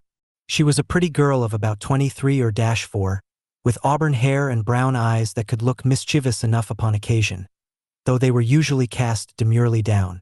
I had an idea that she both disliked and distrusted her employer, though, of course, she was careful never to hint at anything of the kind. But the time came when I was unexpectedly taken into her confidence. I had, of course, carefully scrutinized all the members of the household. 1 or 2 of the servants had been newly engaged, one of the footmen, I think, and some of the housemaids. The butler, the housekeeper, and the chef were the Duke's own staff, who had consented to remain on in the establishment. The housemaids I dismissed as unimportant. I scrutinized James, the second footman, very carefully, but it was clear that he was an underfootman and an underfootman only. He had, indeed, been engaged by the butler. A person of whom I was far more suspicious was Deeves, Ryland's valet, whom he had brought over from New York with him. An Englishman by birth, with an irreproachable manner, I yet harbored vague suspicions about him. I had been at Hatton Chase 3 weeks, and not an incident of any kind had arisen which I could lay my finger on in support of our theory. There was no trace of the activities of the Big Four. Mr. Ryland was a man of overpowering force and personality, but I was coming to believe that Poirot had made a mistake when he associated him with that dread organization. I even heard him mention Poirot in a casual way at dinner one night. Wonderful little man, they say, but he's a quitter. How do I know? I put him on a deal, and he turned me down the last minute. I'm not taking any more of your Monsieur Hercule Poirot. It was at moments such as these that I felt my cheek pads most wearisome. And then Miss Martin told me a rather curious story. Ryland had gone to London for the day, taking Appleby with him. Miss Martin and I were strolling together in the garden after tea. I liked the girl very much. She was so unaffected and so natural.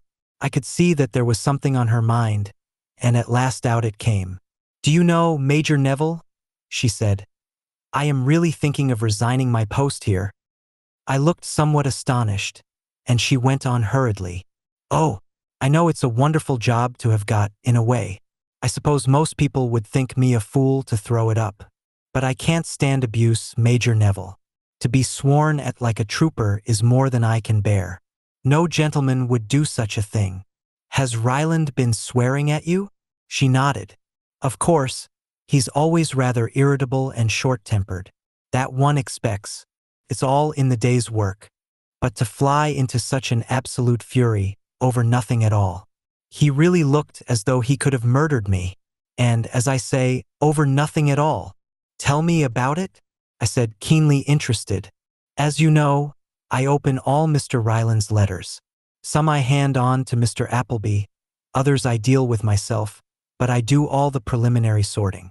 Now there are certain letters that come, written on blue paper, and with a tiny 4 marked on the corner. I beg your pardon, did you speak?" I had been unable to repress a stifled exclamation, but I hurriedly shook my head and begged her to continue. "Well, as I was saying, these letters come, and there are strict orders that they are never to be opened, but to be handed over to Mr. Ryland intact. And, of course, I always do so. But there was an unusually heavy mail yesterday morning, and I was opening these letters in a terrific hurry. By mistake, I opened one of these letters. As soon as I saw what I had done, I took it to Mr. Ryland and explained. To my utter amazement, he flew into the most awful rage. As I tell you, I was quite frightened. What was there in the letter, I wonder, to upset him so? Absolutely nothing, that's just the curious part of it. I had read it before I discovered my mistake. It was quite short. I can still remember it word for word, and there was nothing in it that could possibly upset anyone. You can repeat it, you say? I encouraged her. Yes. She paused a minute and then repeated slowly, whilst I noted down the words unobtrusively, the following. Dear Sir, the essential thing now, I should say, is to see the property. If you insist on the quarry being included, then 17,000 seems reasonable. 11% commission too much, 4% is ample. Yours truly, Arthur Leversham. Miss Martin went on. Evidently about some property Mr. Ryland was thinking of buying. But really, I do feel that a man who can get into a rage over such a trifle is, well, dangerous. What do you think I ought to do, Major Neville? You've more experience of the world than I have. I soothed the girl down, pointed out to her that Mr. Ryland had probably been suffering from the enemy of his race, dyspepsia. In the end, I sent her away quite comforted. But I was not so easily satisfied myself. When the girl had gone, and I was alone, I took out my notebook and ran over the letter which I had jotted down. What did it mean, this apparently innocent-sounding missive? Did it concern some business deal which Ryland was undertaking, and was he anxious that no details about it should leak out until it was carried through? That was a possible explanation. But I remembered the small figure 4 with which the envelopes were marked, and I felt that, at last, I was on the track of the thing we were seeking. I puzzled over the letter all that evening, and most of the next day, and then suddenly the solution came to me. It was so simple, too. The figure 4 was the clue. Read every fourth word in the letter, and an entirely different message appeared. Essential should see you Quarry 1711-4. The solution of the figures was easy. 17 stood for the 17th of October, which was tomorrow, 11 was the time, and 4 was the signature, either referring to the mysterious number 4 himself, or else it was the trademark, so to speak, of the Big Four. The quarry was also intelligible. There was a big disused quarry on the estate about half a mile from the house, a lonely spot, ideal for a secret meeting. For a moment or two I was tempted to run the show myself. It would be such a feather in my cap, for once, to have the pleasure of crowing over Poirot. But in the end I overcame the temptation. This was a big business. I had no right to play a lone hand and perhaps jeopardize our chances of success. For the first time, we had stolen a march upon our enemies. We must make good this time, and, disguise the fact as I might, Poirot had the better brain of the two. I wrote off post-haste to him, laying the facts before him, and explaining how urgent it was that we should overhear what went on at the interview. If he liked to leave it to me, well and good, but I gave him detailed instructions how to reach the quarry from the station in case he should deem it wise to be present himself. I took the letter down to the village and posted it myself.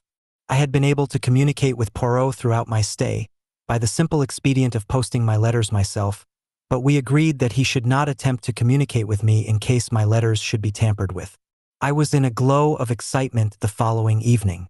No guests were staying in the house, and I was busy with Mr. Ryland in his study all the evening. I had foreseen that this would be the case, which was why I had had no hope of being able to meet Poirot at the station.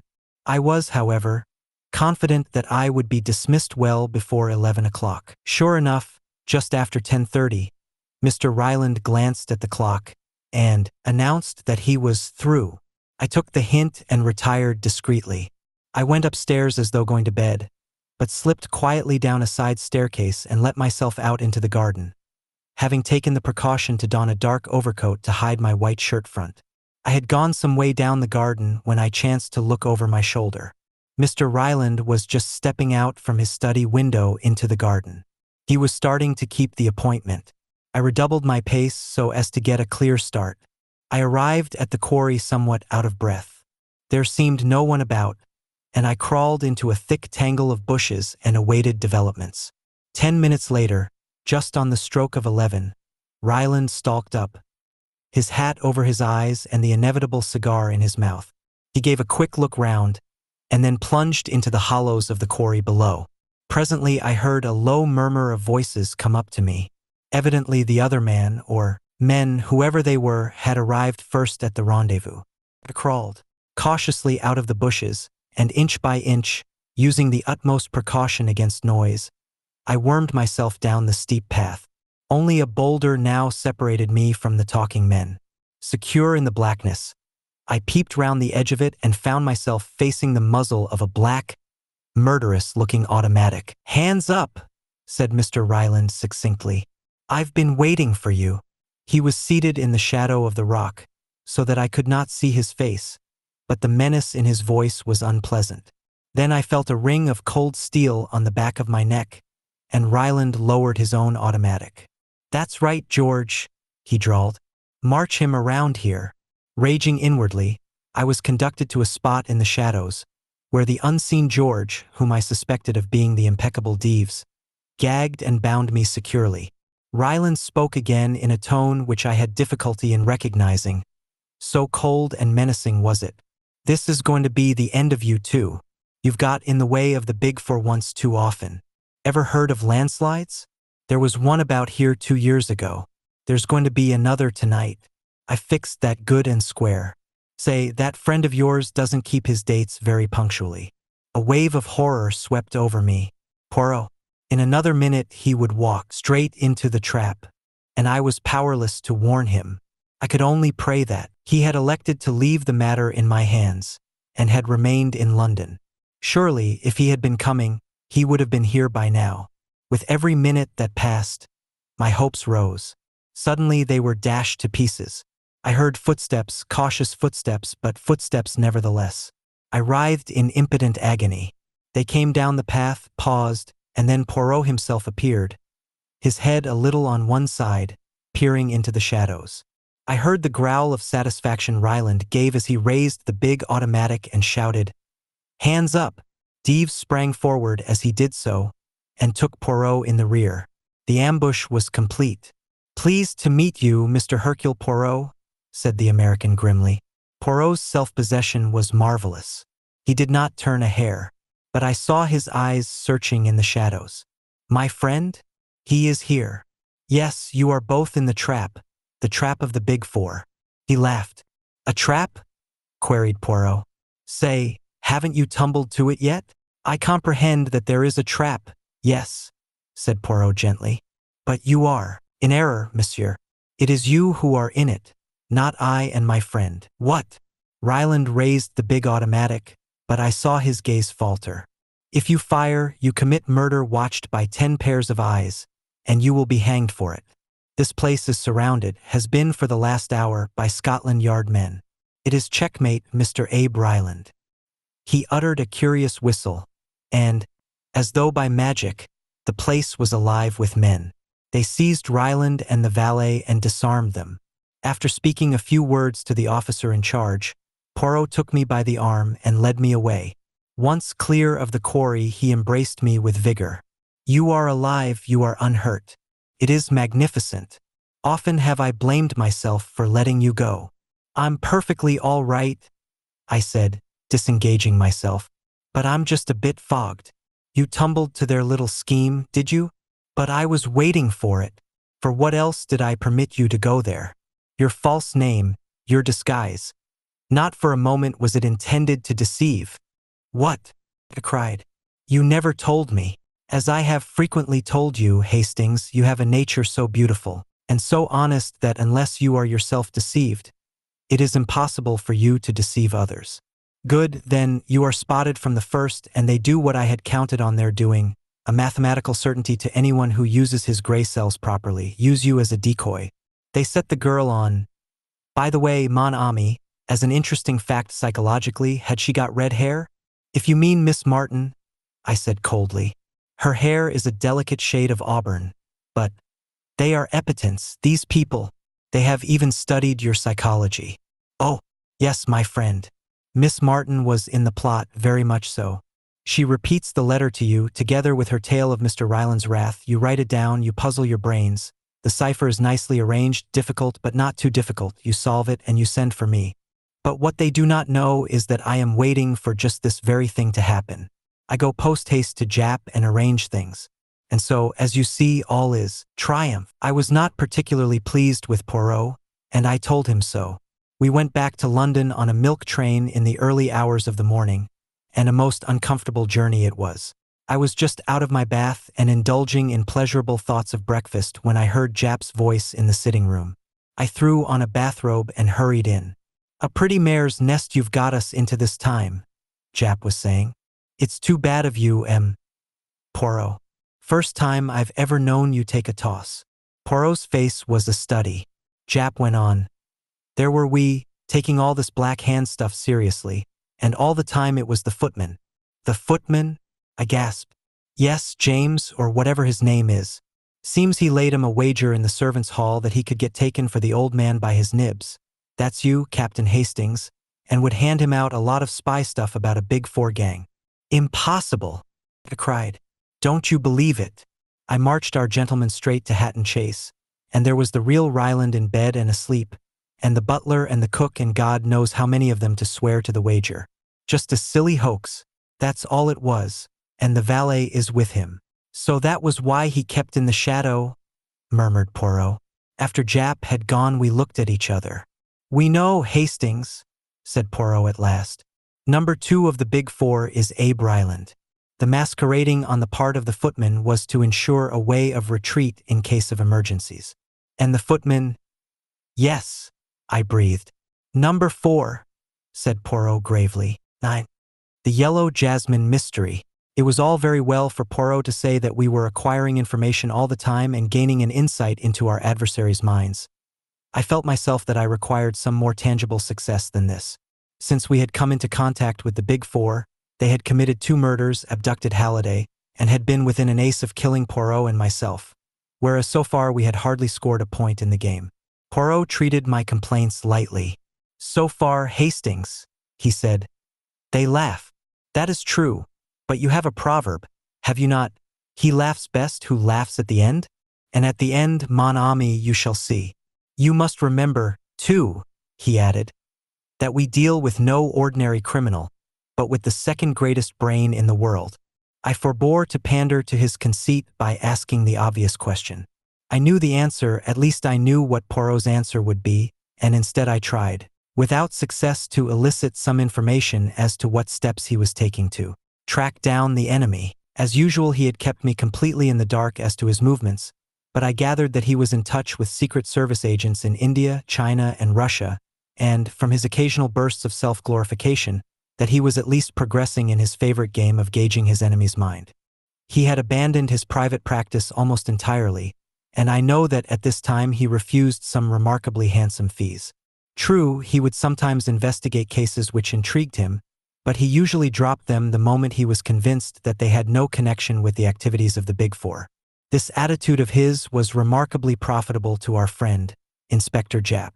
Undeniably, he gained much kudos for solving several problems in which his success was really due to a half-contemptuous hint from Poirot. In return for such service, Japp supplied full details of any case which he thought might interest the little Belgian, and when he was put in charge of what the newspapers called the Yellow Jasmine Mystery, he wired Poirot, asking him whether he would care to come down and look into the case. It was in response to this wire that, about a month after my adventure in Abe Ryland's house, we found ourselves alone in a railway compartment whirling away from the smoke and dust of London, bound for the little town of Market Handford in Worcestershire, the seat of the mystery. Poirot leant back in his corner. And what exactly is your opinion of the affair, Hastings? I did not at once reply to his question. I felt the need of going warily. It all seems so complicated, I said cautiously. Does it not? Said Poirot delightedly. I suppose our rushing off like this is a pretty clear signal that you consider Mr. Painter's death to be murder, not suicide or the result of an accident. No, you misunderstand me, Hastings. Granting that Mr. Painter died as a result of a particularly terrible accident, there are still a number of mysterious circumstances to be explained. That was what I meant when I said it was all so complicated. Let us go over all the main facts quietly and methodically. Recount them to me, Hastings, in an orderly and lucid fashion. I started forthwith, endeavoring to be as orderly and lucid as I could. We start, I said, with Mr. Painter, a man of 55, rich, cultured, and somewhat of a globetrotter. For the last 12 years he has been little in England, but suddenly tiring of incessant traveling, he bought a small place in Worcestershire, near Market Handford, and prepared to settle down. His first action was to write to his only relative, a nephew, Gerald Painter, the son of his youngest brother, and to suggest to him that he should come and make his home at Croflands, as the place is called, with his uncle. Gerald, painter, who is an impecunious young artist, was glad enough to fall in with the arrangement, and had been living with his uncle for about 7 months when the tragedy occurred. "Your narrative style is masterly," murmured Poirot. "I say to myself, it is a book that talks, not my friend Hastings." Paying no attention to Poirot, I went on, warming to the story. Mr. Painter kept up a fair staff at Croflands, 6 servants as well as his own Chinese body servant, Ah Ling. "His Chinese servant, Ah Ling," murmured Poirot. "On Tuesday last, Mr. Painter complained of feeling unwell after dinner, and one of the servants was dispatched to fetch the doctor. Mr. Painter received the doctor in his study, having refused to go to bed. What passed between them was not then known, but before Dr. Quinton left, he asked to see the housekeeper, and mentioned that he had given Mr. Painter a hypodermic injection as his heart was in a very weak state, recommended that he should not be disturbed, and then proceeded to ask some rather curious questions about the servants, how long they had been there, from whom they had come, etc. The housekeeper answered these questions as best she could, but was rather puzzled as to their purport. A terrible discovery was made on the following morning. One of the housemaids, on descending, was met by a sickening odor of burned flesh which seemed to come from her master's study. She tried the door, but it was locked on the inside. With the assistance of Gerald Painter and the Chinaman, that was soon broken in, but a terrible sight greeted them. Mr. Painter had fallen forward into the gas fire, and his face and head were charred beyond recognition. Of course, at the moment, no suspicion was aroused as to its being anything but a ghastly accident. If blame attached to anyone, it was to Dr. Quinton for giving his patient a narcotic and leaving him in such a dangerous position. And then a rather curious discovery was made. There was a newspaper on the floor, lying where it had slipped from the old man's knees. On turning it over, words were found to be scrawled across it, feebly traced in ink. A writing table stood close to the chair in which Mr. Painter had been sitting, and the forefinger of the victim's right hand was ink-stained up to the second joint. It was clear that, too weak to hold a pen, Mr. Painter had dipped his finger in the inkpot and managed to scrawl these 2 words across the surface of the newspaper he held. But the words themselves seemed utterly fantastic. Yellow jasmine. Just that and nothing more. Croflands has a large quantity of yellow jasmine growing up its walls, and it was thought that this dying message had some reference to them, showing that the poor old man's mind was wandering. Of course, the newspapers, agog for anything out of the common, took up the story hotly, calling it the mystery of the yellow jasmine, though in all probability the words are completely unimportant. "They are unimportant, you say?" said Poirot. "Well, doubtless, since you say so, it must be so." I regarded him dubiously, but I could detect no mockery in his eye. "And then," I continued, "there came the excitements of the inquest. This is where you lick your lips, I perceive." There was a certain amount of feeling evidenced against Dr. Quinton. To begin with, he was not the regular doctor, only a locum, putting in a month's work, whilst Dr. Belitha was away on a well-earned holiday. Then it was felt that his carelessness was the direct cause of the accident. But his evidence was little short of sensational. Mr. Painter had been ailing in health since his arrival at Croflands. Dr. Belitha had attended him for some time, but when Dr. Quinton first saw his patient, he was mystified by some of the symptoms. He had only attended him once before the night when he was sent for after dinner. As soon as he was alone with Mr. Painter, the latter had unfolded a surprising tale. To begin with, he was not feeling ill at all, he explained, but the taste of some curry that he had been eating at dinner had struck him as peculiar. Making an excuse to get rid of Ah Ling for a few minutes, he had turned the contents of his plate into a bowl, and he now handed it over to the doctor with injunctions to find out if there were really anything wrong with it.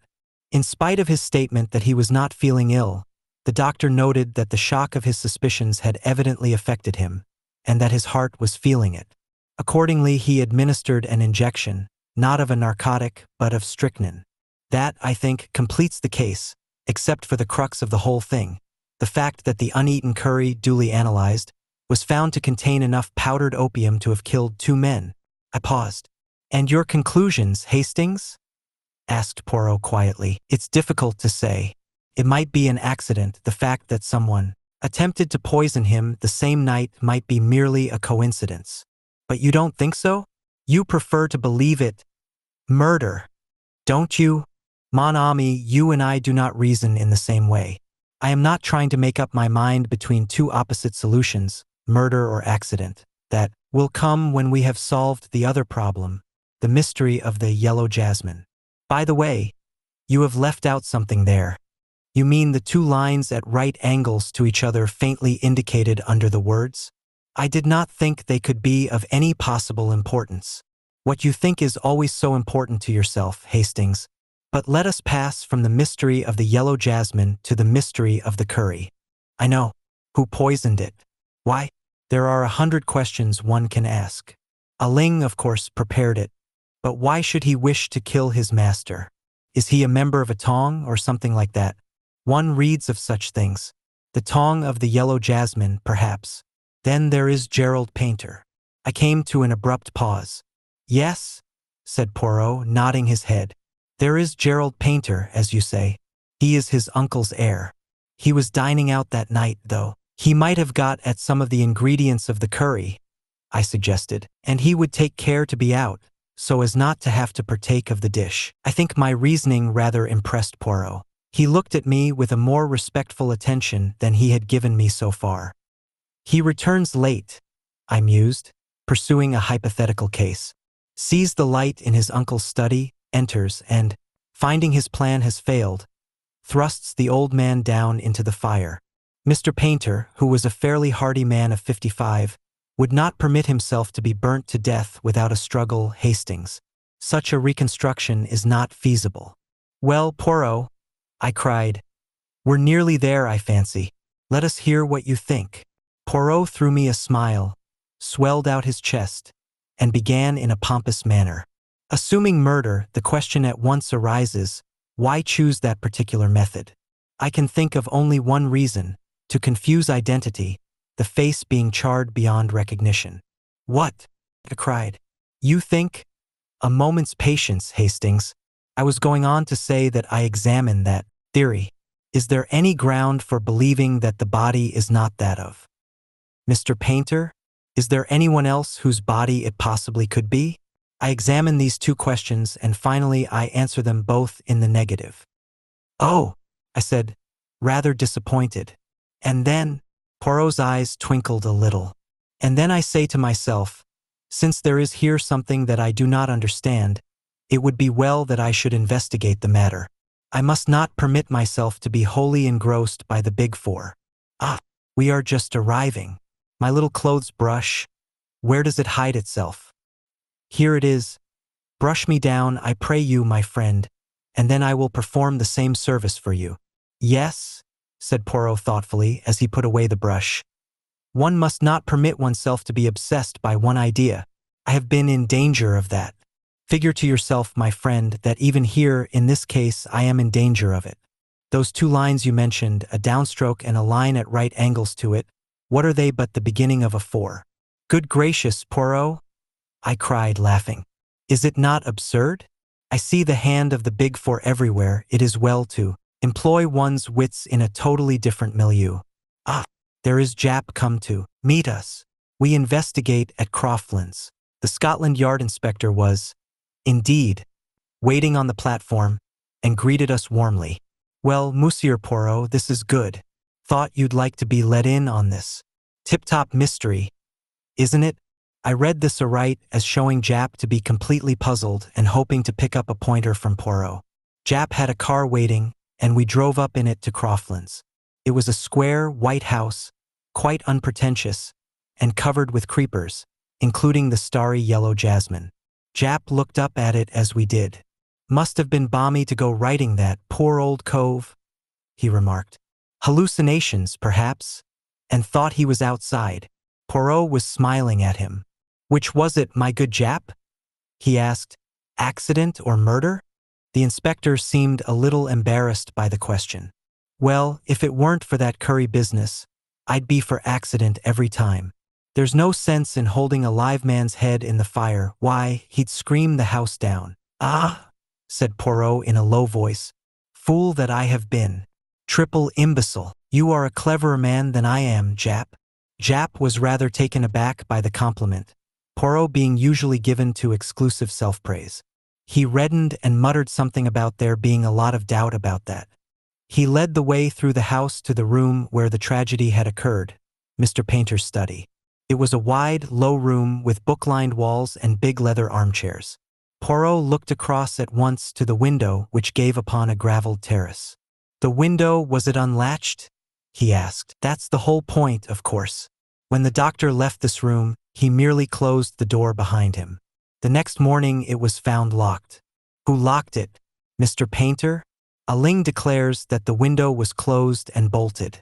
Dr. Quinton, on the other hand, has an impression that it was closed, but not fastened, but he won't swear either way. If he could, it would make a great difference. If the man was murdered, someone entered the room either through the door or the window. If through the door, it was an inside job. If through the window, it might have been anyone. First thing, when they had broken the door down, they flung the window open, and the housemaid who did it thinks that it wasn't fastened, but she's a precious bad witness. Will remember anything you ask her to. What about the key? There you are again. It was on the floor among the wreckage of the door. Might have fallen from the keyhole, might have been dropped there by one of the people who entered, might have been slipped underneath the door from the outside. In fact, everything is might have been. You've hit it, Monsieur Poirot. That's just what it is. Poirot was looking around him, frowning unhappily. I cannot see light, he murmured. Just now, yes, I got a gleam, but now all is darkness once more. I have not the clue, the motive. Young Gerald Painter had a pretty good motive, remarked Jap grimly. He's been wild enough in his time, I can tell you. And extravagant. You know what artists are, too, no morals at all. Poirot did not pay much attention to Jap's sweeping strictures on the artistic temperament. Instead, he smiled knowingly. My good Jap, is it possible that you throw me the mud in my eyes? I know well enough that it is the Chinaman you suspect. But you are so artful. You want me to help you, and yet you drag the red kipper across the trail. Jap burst out laughing. That's you all over, Mr. Poirot. Yes, I'd bet on the chink, I'll admit it. Now, it stands to reason that it was he who doctored the curry, and if he'd try once in an evening to get his master out of the way, he'd try twice. I wonder if he would, said Poirot softly. But it's the motive that beats me. Some heathen revenge or other, I suppose. I wonder, said Poirot again. There has been no robbery?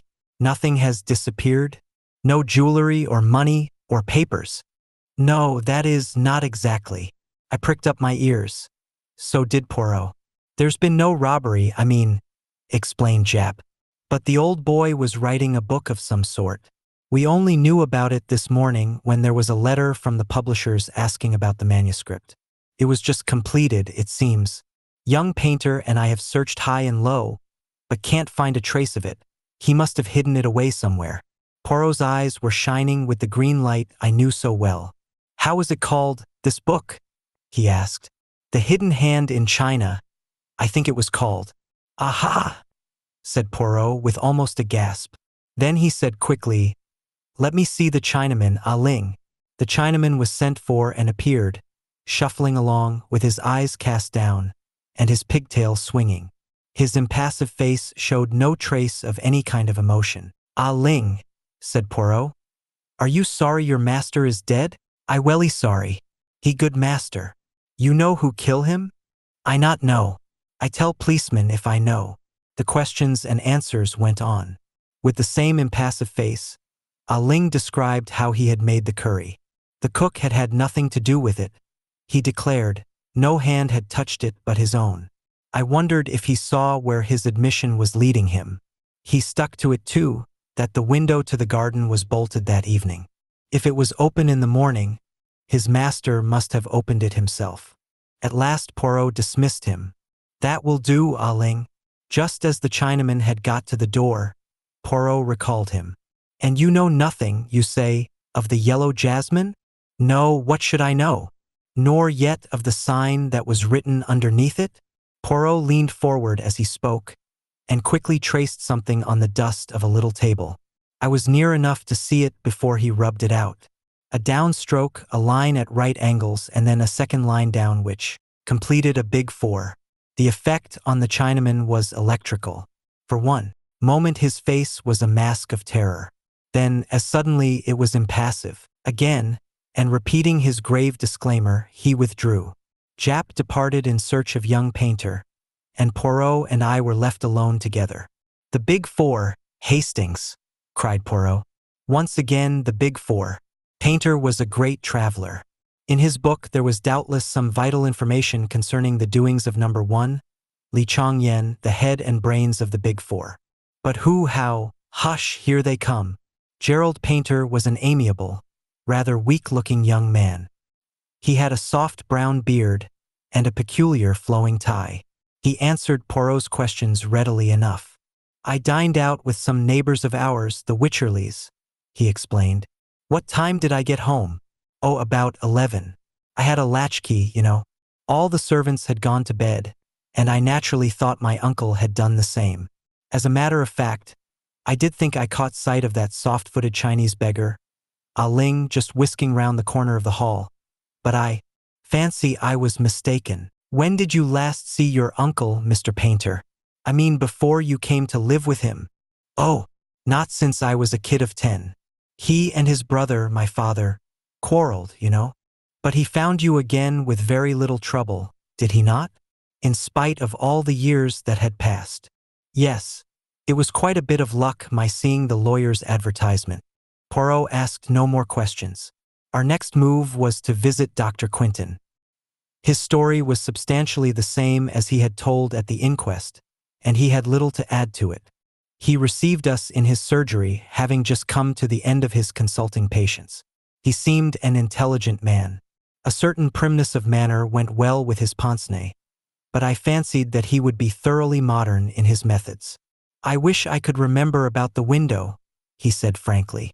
"But it's dangerous to think back. One becomes quite positive about something that never existed. That's psychology, isn't it, Poirot?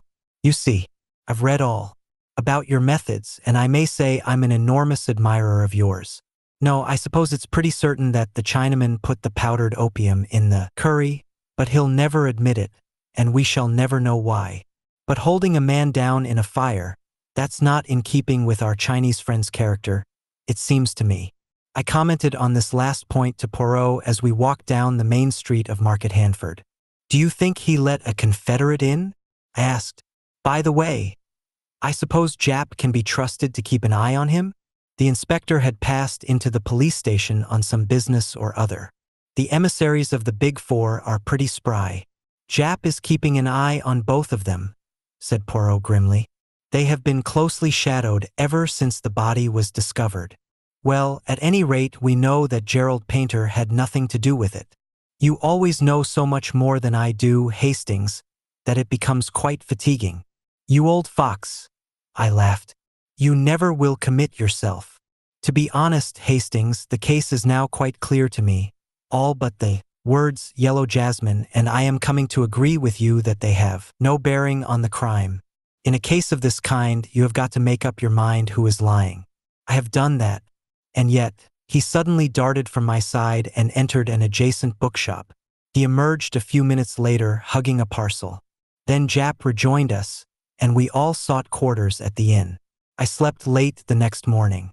When I descended to the sitting room reserved for us, I found Poirot already there, pacing up and down, his face contorted with agony. "Do not converse with me," he cried, waving an agitated hand. "Not until I know that all is well, that the arrest is made. Ah, but my psychology has been weak. Hastings, if a man writes a dying message, it is because it is important. Everyone has said, 'Yellow jasmine?' There is yellow jasmine growing up the house. It means nothing. Well, what does it mean? Just what it says. Listen." He held up a little book he was holding. "My friend, it struck me that it would be well to inquire into the subject. What exactly is yellow jasmine? This little book has told me. Listen." He read, Gelseminis radix. Yellow jasmine. Composition: alkaloids gelseminin. C22H26N2O3. A potent poison acting like coniine. Gelsamine C12H14NO2. Acting like strychnine, gelsemic acid, etc. Gelsemium is a powerful depressant to the central nervous system. At a late stage in its action, it paralyzes the motor nerve endings, and in large doses causes giddiness and loss of muscular power. Death is due to paralysis of the respiratory center. You see, Hastings?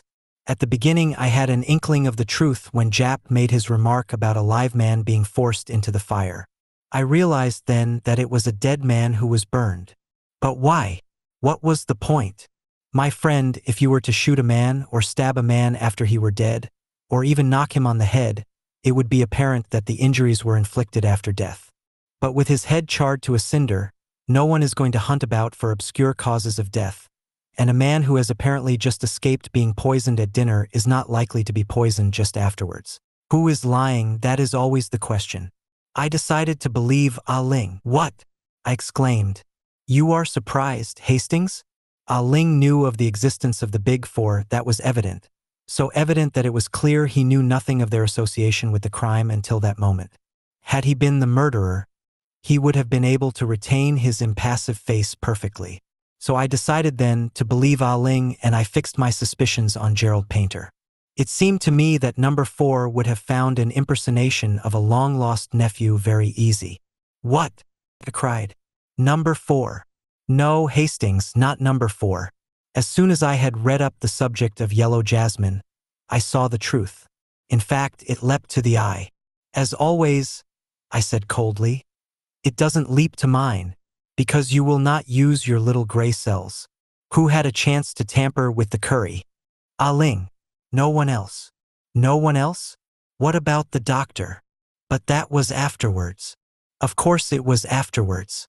There was no trace of powdered opium in the curry served to Mr. Painter, but acting in obedience to the suspicions Dr. Quinton had aroused, the old man eats none of it, and preserves it to give to his medical attendant, whom he summons according to plan. Dr. Quinton arrives, takes charge of the curry, and gives Mr. Painter an injection of strychnine, he says, but really of yellow jasmine, a poisonous dose. When the drug begins to take effect, he departs, after unlatching the window. Then, in the night, he returns by the window, finds the manuscript, and shoves Mr. Painter into the fire. He does not heed the newspaper that drops to the floor and is covered by the old man's body. Painter knew what drug he had been given, and strove to accuse the Big Four of his murder. It is easy for Quinton to mix powdered opium with the curry before handing it over to be analyzed. He gives his version of the conversation with the old man, and mentions the strychnine injection casually, in case the mark of the hypodermic needle is noticed. Suspicion at once is divided between accident and the guilt of Ah Ling owing to the poison of the curry. But Dr. Quinton cannot be number 4? I fancy he can. There is undoubtedly a real Dr. Quinton who is probably abroad somewhere. Number 4 has simply masqueraded as him for a short time. The arrangements with Dr. Belitha were all carried out by correspondence, the man who was to do locum originally having been taken ill at the last minute. At that minute, Jap burst in, very red in the face. "Have you got him?" cried Poirot anxiously. Jap shook his head, very out of breath. "Belitha came back from his holiday this morning, recalled by telegram. No one knows who sent it. The other man left last night. We'll catch him yet, though." Poirot shook his head quietly. "I think not," he said, and absent-mindedly, he drew a big 4 on the table with a fork. 11. A chess problem. Poirot and I often dined at a small restaurant in Soho. We were there one evening, when we observed a friend at an adjacent table. It was Inspector Jap, and as there was room at our table, he came and joined us. It was some time since either of us had seen him. "Never do you drop in to see us nowadays," declared Poirot reproachfully. "Not since the affair of the yellow jasmine have we met, and that is nearly a month ago. I've been up north, that's why. How are things with you? Big Four still going strong?" Poirot shook a finger at him reproachfully. "Ah, you mock yourself at me. But the Big Four, they exist. Oh, I don't doubt that, but they're not the hub of the universe, as you make out. My friend, you are very much mistaken. The greatest power for evil in the world today is this Big Four. To what end they are tending, no one knows, but there has never been another such criminal organization. The finest brain. In China, at the head of it, an American millionaire and a French woman. Scientists as members, and for the fourth. Jap interrupted. I know. Regular bee in your bonnet over it all. It's becoming your little mania, Monsieur Poirot. Let's talk of something else for a change. Take any interest in chess. I have played it, yes. Did you see that curious business yesterday? Match between two players of worldwide reputation, and one died during the game. I saw mention of it. Dr. Savernov, the Russian champion, was one of the players, and the other, who succumbed to heart failure, was the brilliant young American Gilmore Wilson. Quite right. Savernov beat Rubinstein and became Russian champion some years ago. Wilson was said to be a second Capablanca. A very curious occurrence, mused Poirot. If I mistake not, you have a particular interest in the matter? Jap gave a rather embarrassed laugh. You've hit it, Monsieur Poirot. I'm puzzled. Wilson was sound as a bell, no trace of heart trouble. His death is quite inexplicable. You suspect Dr. Savernov of putting him out of the way? I cried. Hardly that, said Jap dryly. I don't think even a Russian would murder another man in order not to be beaten at chess. And anyway, from all I can make out, the boot was likely to be on the other leg. The doctor is supposed to be very hot stuff. Second to Lasker, they say he is. Poirot nodded thoughtfully. Then what exactly is your little idea? He asked. Why should Wilson be poisoned? For I assume, of course, that it is poison you suspect. Naturally. Heart failure means your heart stops beating. That's all there is to that. That's what a doctor says officially at the moment. But privately, he tips us the wink that he's not satisfied. When is the autopsy to take place? Tonight. Wilson's death was extraordinarily sudden. He seemed quite as usual and was actually moving one of the pieces when he suddenly fell forward, dead. There are very few poisons would act in such a fashion, objected Poirot. I know. The autopsy will help us, I expect. But why should anyone want Gilmore Wilson out of the way? That's what I'd like to know. Harmless, unassuming young fellow. Just come over here from the States, and apparently hadn't an enemy in the world. It seems incredible, I mused. Not at all, said Poirot, smiling. Jap has his theory, I can see. I have, Monsieur Poirot. I don't believe the poison was meant for Wilson. It was meant for the other man. Savernov. Yes, Savernov fell foul of the Bolsheviks at the outbreak of the revolution. He was even reported killed. In reality, he escaped and for 3 years endured incredible hardships in the wilds of Siberia. His sufferings were so great that he is now a changed man. His friends and acquaintances declare they would hardly have recognized him. His hair is white and his whole aspect that of a man terribly aged. He is a semi-invalid and seldom goes out, living alone with a niece, Sonia Daviloff, and a Russian manservant in a flat-down Westminster way. It is possible that he still considers himself a marked man. Certainly he was very unwilling to agree to this chess contest. He refused several times point blank, and it was only when the newspapers took it up and began making a fuss about the unsportsmanlike refusal that he gave in. Gilmore Wilson had gone on challenging him with real Yankee pertinacity, and in the end he got his way. Now I ask you, Monsieur Poirot, why wasn't he willing? Because he didn't want attention drawn to him, didn't want somebody or other to get on his track. That's my solution. Gilmore Wilson got pipped by mistake. There is no one who has any private reason to gain by Savernov's death. Well, his niece, I suppose. He's recently come into an immense fortune, left him by Madame Gospodja, whose husband was a sugar profiteer under the old regime. They had an affair together once, I believe, and she refused steadfastly to credit the reports of his death. Where did the match take place? In Savernov's own flat. He's an invalid, as I told you. Many people there to watch it. At least a dozen, probably more. Poirot made an expressive grimace. My poor Jap, your task is not an easy one. Once I know definitely that Wilson was poisoned, I can get on.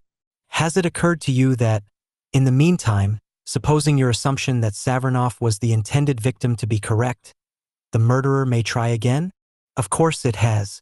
2 men are watching Savernoff's flat. That will be very useful if anyone should call with a bomb under his arm, said Poirot dryly. You're getting interested, Monsieur Poirot, said Japp with a twinkle.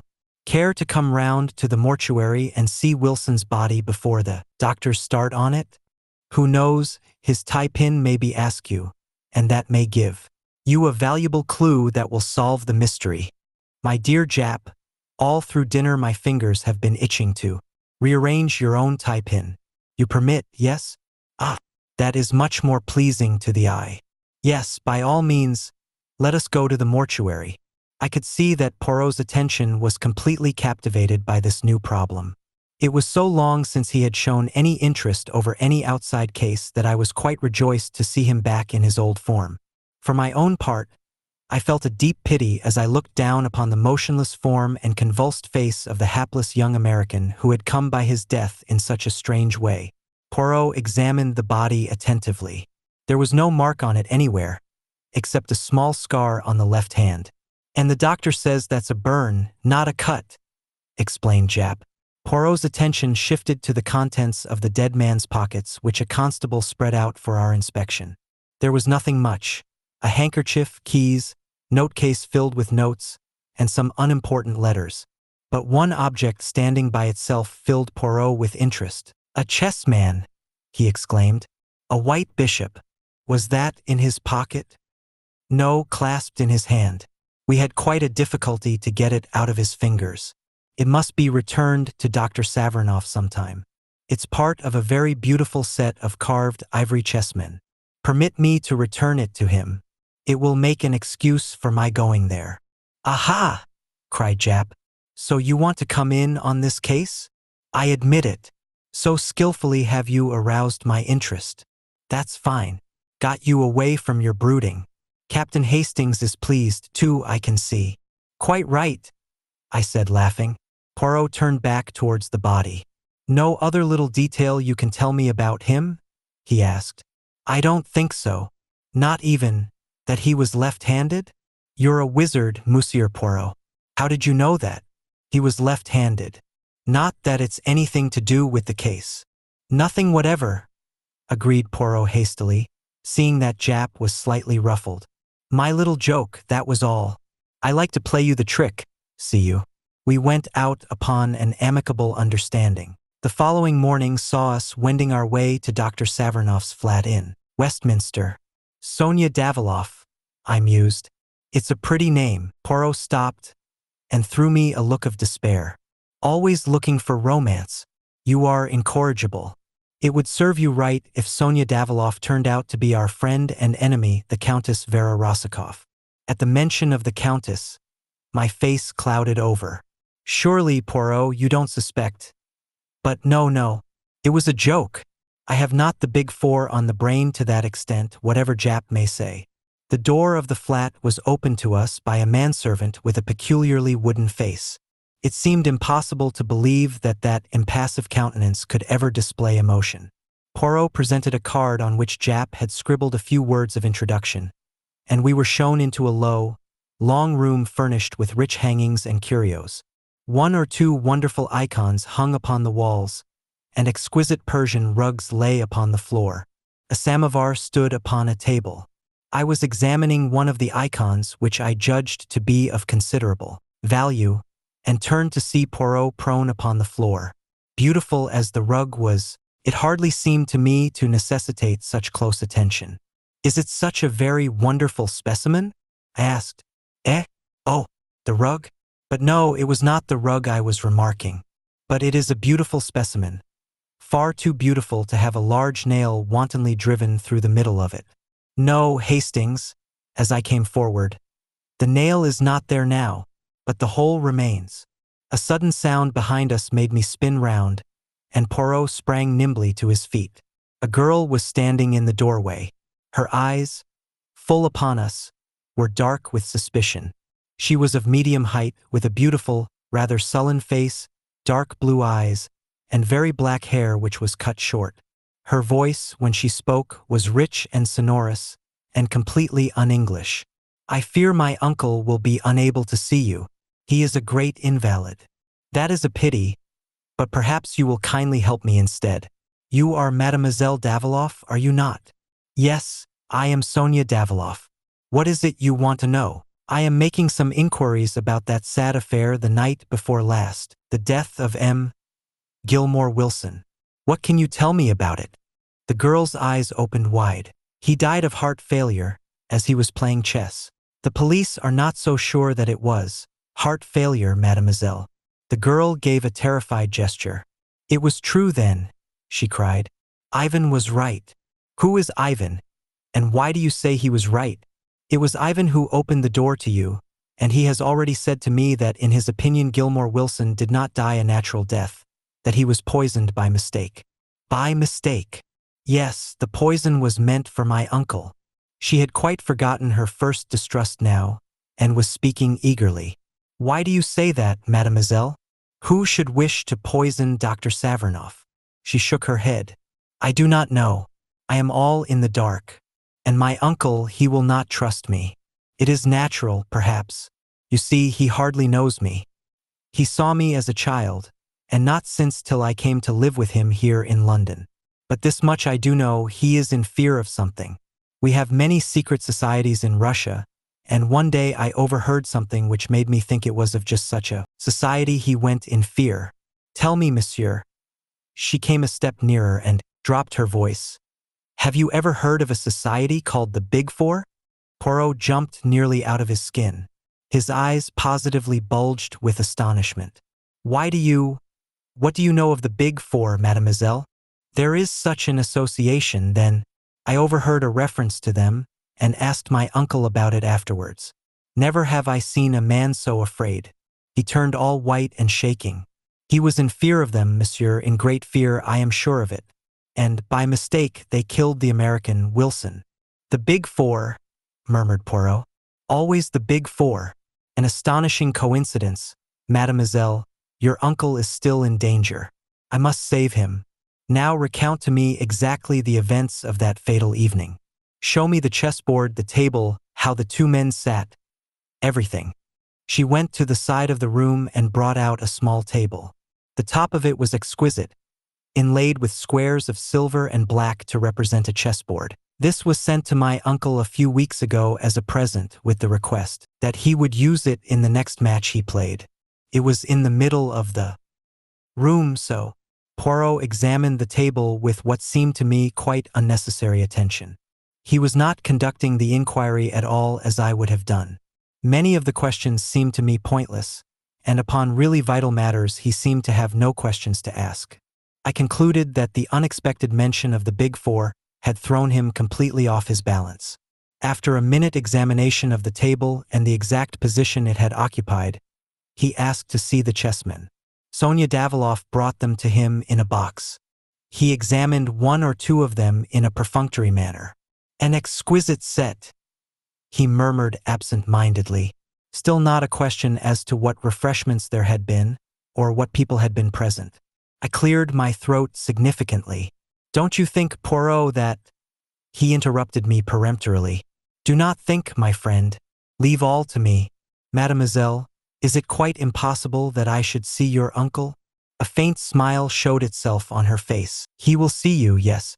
You understand, it is my part to interview all strangers first." She disappeared. I heard a murmur of voices in the next room, and a minute later she came back and motioned us to pass into the adjoining room. The man who lay there on a couch was an imposing figure. Tall, gaunt, with huge bushy eyebrows and white beard, and a face haggard as the result of starvation and hardships. Dr. Savernoff was a distinct personality. I noted the peculiar formation of his head, its unusual height. A great chess player must have a great brain, I knew. I could easily understand Dr. Savernoff being the second greatest player in the world. Poirot bowed. Le docteur, may I speak to you alone?" Savernoff turned to his niece. "Leave us, Sonia." She disappeared obediently. "Now, sir, what is it?" "Dr. Savernoff, You have recently come into an enormous fortune. If you should die unexpectedly, who inherits it? I have made a will leaving everything to my niece, Sonia Daviloff. You do not suggest. I suggest nothing, but you have not seen your niece since she was a child. It would have been easy for anyone to impersonate her. Savernoff seemed thunderstruck by the suggestion. Poirot went on easily. Enough as to that. I give you the word of warning, that is all. What I want you to do now is to describe to me the game of chess the other evening. How do you mean, describe it? Well, I do not play the chess myself, but I understand that there are various regular ways of beginning the gambit, do they not call it? Dr. Savernoff smiled a little. Ah, I comprehend you now. Wilson opened Ruy Lopez, one of the soundest openings there is, and one frequently adopted in tournaments and matches. And how long had you been playing when the tragedy happened? It must have been about the third or fourth move when Wilson suddenly fell forward over the table, stone dead. Poirot rose to depart. He flung out his last question as though it was of absolutely no importance, but I knew better. Had he anything to eat or drink? A whiskey and soda, I think. Thank you, Dr. Savernoff. I will disturb you no longer. Ivan was in the hall to show us out. Poirot lingered on the threshold. The flat below this.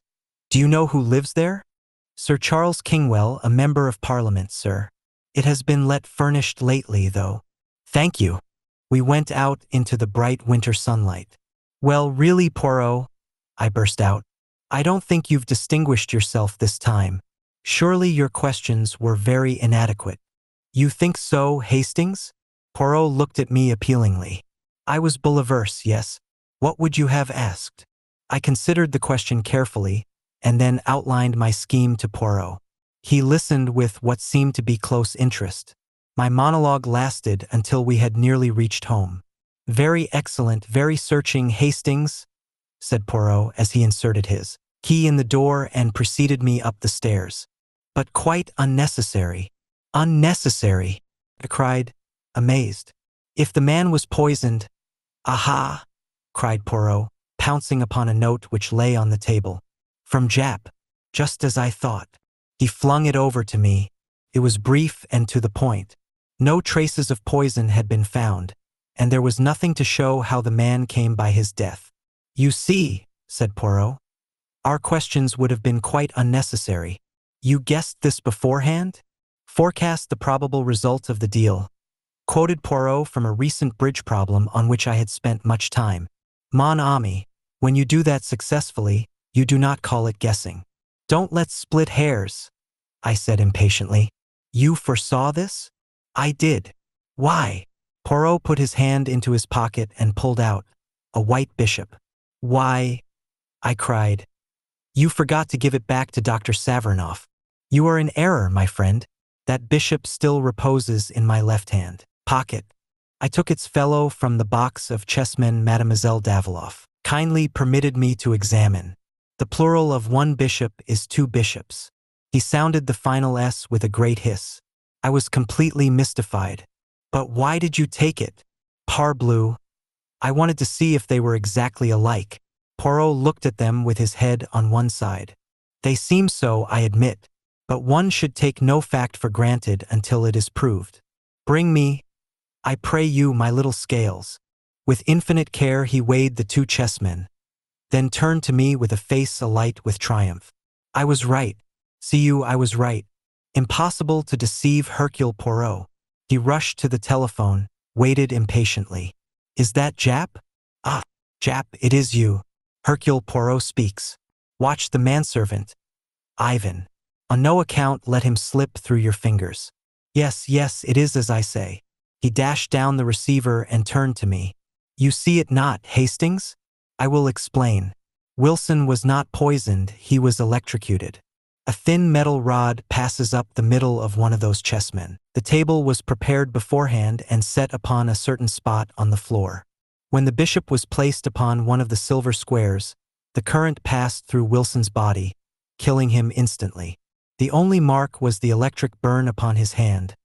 His left hand, because he was left-handed.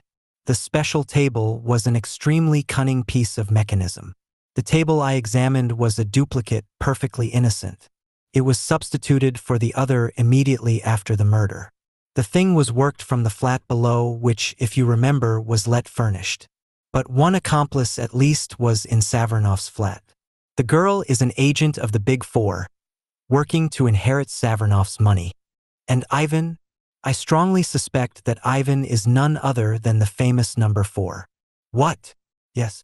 The man is a marvelous character actor. He can assume any part he pleases. I thought back over past adventures, the lunatic asylum keeper, the butcher's young man, the suave doctor, all the same man and all totally unlike each other. It's amazing, I said at last. Everything fits in. Savernoff had an inkling of the plot, and that's why he was so averse to playing the match. Poirot looked at me without speaking. Then he turned abruptly away and began pacing up and down. Have you a book on chess by any chance, mon ami? He asked suddenly. I believe I have somewhere. It took me some time to ferret it out, but I found it at last and brought it to Poirot, who sank down in a chair and started reading it with the greatest attention. In about a quarter of an hour, the telephone rang. I answered it. It was Jap. Ivan had left the flat, carrying a large bundle. He had sprung into a waiting taxi, and the chase had begun. He was evidently trying to lose his pursuers. In the end, he seemed to fancy that he had done so, and had then driven to a big empty house at Hampstead. The house was surrounded. I recounted all this to Poirot. He merely stared at me as though he scarcely took in what I was saying. He held out the chess book. Listen to this, my friend. This is the Rui Lopez opening. 1P, K4, P, K4, 2KT, KB3, K, QB3, 3B, KT5. Then there comes a question as to Black's best third move. He has the choice of various defenses. It was White's third move that killed Gilmore Wilson, 3B, KT5. Only the third move. Does that say nothing to you?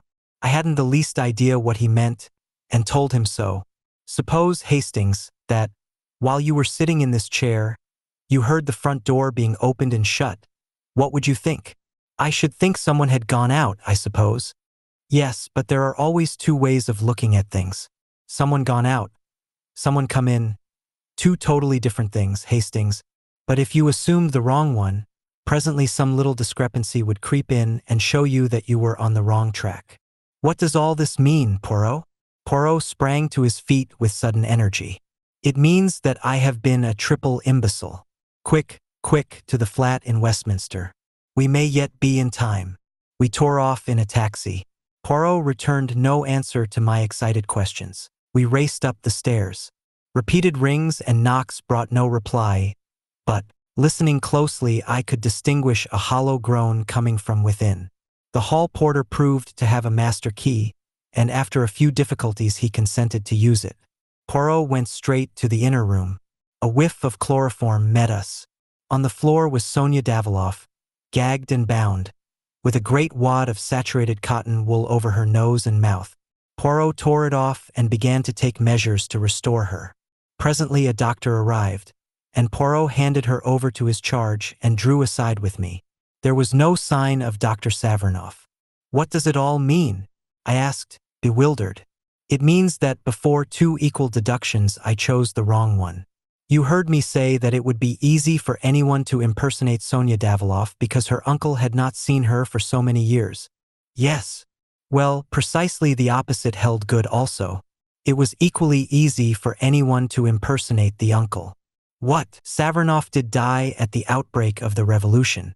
The man who pretended to have escaped with such terrible hardships, the man so changed that his own friends could hardly recognize him. The man who successfully laid claim to an enormous fortune. Yes. Who was he? Number 4. No wonder he was frightened when Sonia let him know she had overheard one of his private conversations about the Big Four. Again he has slipped through my fingers. He guessed I should get on the right track in the end, so he sent off the honest Ivan on a tortuous wild goose chase, chloroformed the girl, and got out, having by now doubtless realized most of the securities left by Madame Gaspoja. But who tried to kill him then? Nobody tried to kill him. Wilson was the intended victim all along. But why? My friend Savernoff was the second greatest chess player in the world. In all probability, number 4 did not even know the rudiments of the game. Certainly he could not sustain the fiction of a match. He tried all he knew to avoid the contest. When that failed, Wilson's doom was sealed. At all costs, he must be prevented from discovering that the great Savernoff did not even know how to play chess. Wilson was fond of the Ruy Lopez opening and was certain to use it. Number 4 arranged for death to come with the third move before any complications of defense set in. But, my dear Poirot, I persisted, are we dealing with a lunatic? I quite follow your reasoning and admit that you must be right, but to kill a man just to sustain his role. Surely there were simpler ways out of the difficulty than that? He could have said that his doctor forbade the strain of a match. Poirot wrinkled his forehead. Certainement, Hastings, he said. There were other ways, but none so convincing. Besides, you are assuming that to kill a man is a thing to avoid, are you not? Number 4's mind, it does not act that way. I put myself in his place, a thing impossible for you. I picture his thoughts. He enjoys himself as the professor at that match. I doubt not he has visited the chess tourneys to study his part. He sits and frowns in thought. He gives the impression that he is thinking great plans, and all the time he laughs in himself. He is aware that 2 moves are all that he knows and all that he need know. Again, it would appeal to his mind to foresee the time that suits number 4. Oh yes, Hastings, I begin to understand our friend and his psychology. I shrugged. Well, I suppose you're right, but I can't understand anyone running a risk he could so easily avoid. Risk? Poirot snorted. Where then lay the risk? Would Japp have solved the problem? No. If number 4 had not made one small mistake, he would have run no risk. And his mistake? I asked, although I suspected the answer. Mon ami. He overlooked the little gray cells of Hercule Poirot. Poirot has his virtues, but modesty is not one of them. 12. Baited trap. It was mid-January. A typical English winter day in London, damp and dirty. Poirot and I were sitting in 2 chairs well drawn up to the fire. I was aware of my friend looking at me with a quizzical smile, the meaning of which I could not fathom. A penny for your thoughts, I said lightly. I was thinking, my friend, that at midsummer, when you first arrived, you told me that you proposed to be in this country for a couple of months only. Did I say that? I asked, rather awkwardly. I don't remember. Poirot's smile broadened. You did, mon ami. Since then, you have changed your plan, is it not so? Yes, I have. And why is that? Dash it all, Poirot. You don't think I'm going to leave you all alone when you're up against a thing like the Big Four? Do you? Poirot nodded gently. Just as I thought. You are a staunch friend, Hastings. It is to serve me that you remain on here. And your wife? Little Cinderella, as you call her. What does she say? I haven't gone into details, of course, but she understands. She'd be the last one to wish me to turn my back on a pal. Yes, she too is a loyal friend.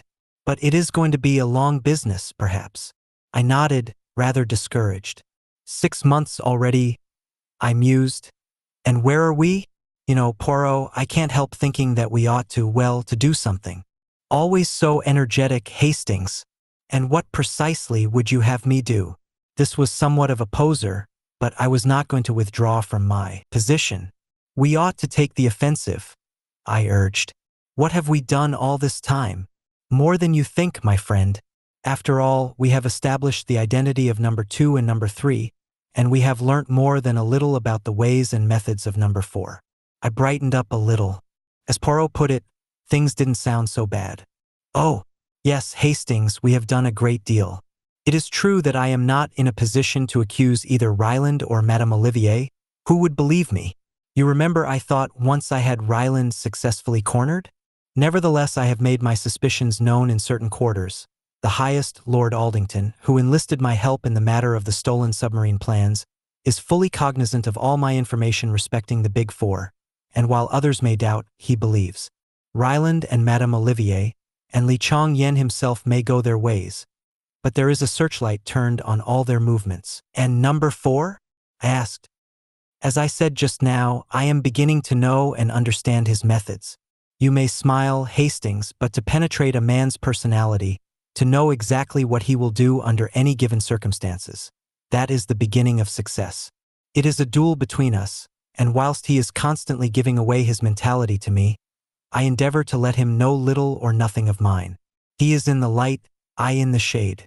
I tell you, Hastings, that every day they fear me the more for my chosen inactivity. They've let us alone anyway, I observed. There have been no more attempts on your life, and no ambushes of any kind. No, said Poirot thoughtfully. On the whole, that rather surprises me, especially as there are one or two fairly obvious ways of getting at us which I should have thought certain to have occurred to them. You catch my meaning, perhaps? An infernal machine of some kind? I hazarded. Poirot made a sharp click with his tongue expressive of impatience. But no, I appeal to your imagination, and you can suggest nothing more subtle than bombs in the fireplace. Well, I have need of some matches. I will promenade myself despite the weather. Pardon, my friend, but it is possible that you read the future of the Argentine Mirror of Society, cattle. Breeding, the clue of crimson and sport in the Rockies at one and the same time. I laughed, and admitted that the clue of crimson was at present engaging my sole attention. Poirot shook his head sadly. But replace then the others on the bookshelf. Never shall I see you embrace the order and the method. Mon Dieu, what then is a bookshelf for? I apologized humbly, and Poirot, after replacing the offending volumes, each in its appointed place, went out and left me to uninterrupted enjoyment of my selected book. I must admit, however, that I was half asleep when Mrs. Pearson's knock at the door aroused me. A telegram for you, Captain. I tore the orange envelope open without much interest. Then I sat as though turned to stone. It was a cable from Bronson, my manager out at the South American ranch, and it ran as follows. Mrs. Hastings disappeared yesterday. Feared been kidnapped by some gang calling itself Big Four. Cable instructions have notified police, but no clue as yet. Bronson. I waved Mrs. Pearson out of the room and sat as though stunned, reading the words over and over again. Cinderella. Kidnapped. In the hands of the infamous Big Four. God, what could I do? Poirot. I must have Poirot. He would advise me. He would checkmate them somehow. In a few minutes now, he would be back. I must wait patiently until then. But Cinderella. In the hands of the Big Four. Another knock. Mrs. Pearson put her head in once more. A note for you, Captain, brought by a heathen Chinaman.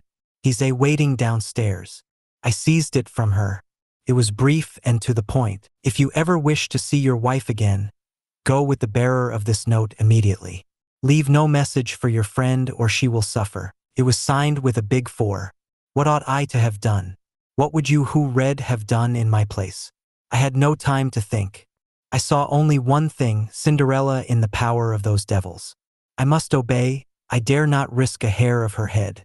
I must go with this Chinaman and follow whither he led. It was a trap, yes, and it meant certain capture and possible death, but it was baited with the person dearest to me in the whole world, and I dared not hesitate. What irked me most was to leave no word for Poirot. Once set him on my track, and all might yet be well? Dare I risk it? Apparently I was under no supervision, but yet I hesitated. It would have been so easy for the Chinaman to come up and assure himself that I was keeping to the letter of the command. Why didn't he? His very abstention made me more suspicious. I had seen so much of the omnipotence of the Big Four that I credited them with almost superhuman powers. For all I know, even the little bedraggled servant girl might be one of their agents. No, I dared not risk it. But one thing I could do, leave the telegram. He would know then that Cinderella had disappeared, and who was responsible for her disappearance. All this passed through my head in less time than it takes to tell, and I had clapped my hat on my head and was descending the stairs to where my guide waited, in a little over a minute. The bearer of the message was a tall, impassive Chinaman, neatly but rather shabbily dressed. He bowed and spoke to me. His English was perfect, but he spoke with a slight sing-song intonation. You Captain Hastings? Yes, I said. You give me note, please. I had foreseen the request, and handed him over the scrap of paper without a word. But that was not all. You have a telegram today, yes? Come along just now? From South America, yes. I realized anew the excellence of their espionage system, or it might have been a shrewd guess. Bronson was bound to cable me. They would wait until the cable was delivered and would strike hard upon it. No good could come of denying what was palpably true. Yes, I said. I did get a telegram. You fetch him, yes? Fetch him now. I ground my teeth, but what could I do? I ran upstairs again. As I did so, I thought of confiding in Mrs. Pearson, at any rate as far as Cinderella's disappearance went. She was on the landing, but close behind her was the little maidservant, and I hesitated. If she was a spy, the words of the note danced before my eyes. She will suffer. I passed into the sitting room without speaking. I took up the telegram and was about to pass out again when an idea struck me. Could I not leave some sign which would mean nothing to my enemies but which Poirot himself would find significant? I hurried across to the bookcase and tumbled out 4 books onto the floor. No fear of Poirot's not seeing them. They would outrage his eyes immediately, and coming on top of his little lecture, surely he would find them unusual. Next I put a shovelful of coal on the fire and managed to spill 4 knobs into the grate. I had done all I could. Pray heaven Poirot would read the sign aright. I hurried down again. The Chinaman took the telegram from me, read it, then placed it in his pocket and with a nod beckoned me to follow him. It was a long, weary march that he led me. Once we took a bus and once we went for some considerable way in a tram, and always our route led us steadily eastward. We went through strange districts, whose existence I had never dreamed of. We were down by the docks now, I knew, and I realized that I was being taken into the heart of Chinatown. In spite of myself, I shivered. Still my guide plodded on, turning and twisting through mean streets and byways, until at last he stopped at a dilapidated house and rapped 4 times upon the door.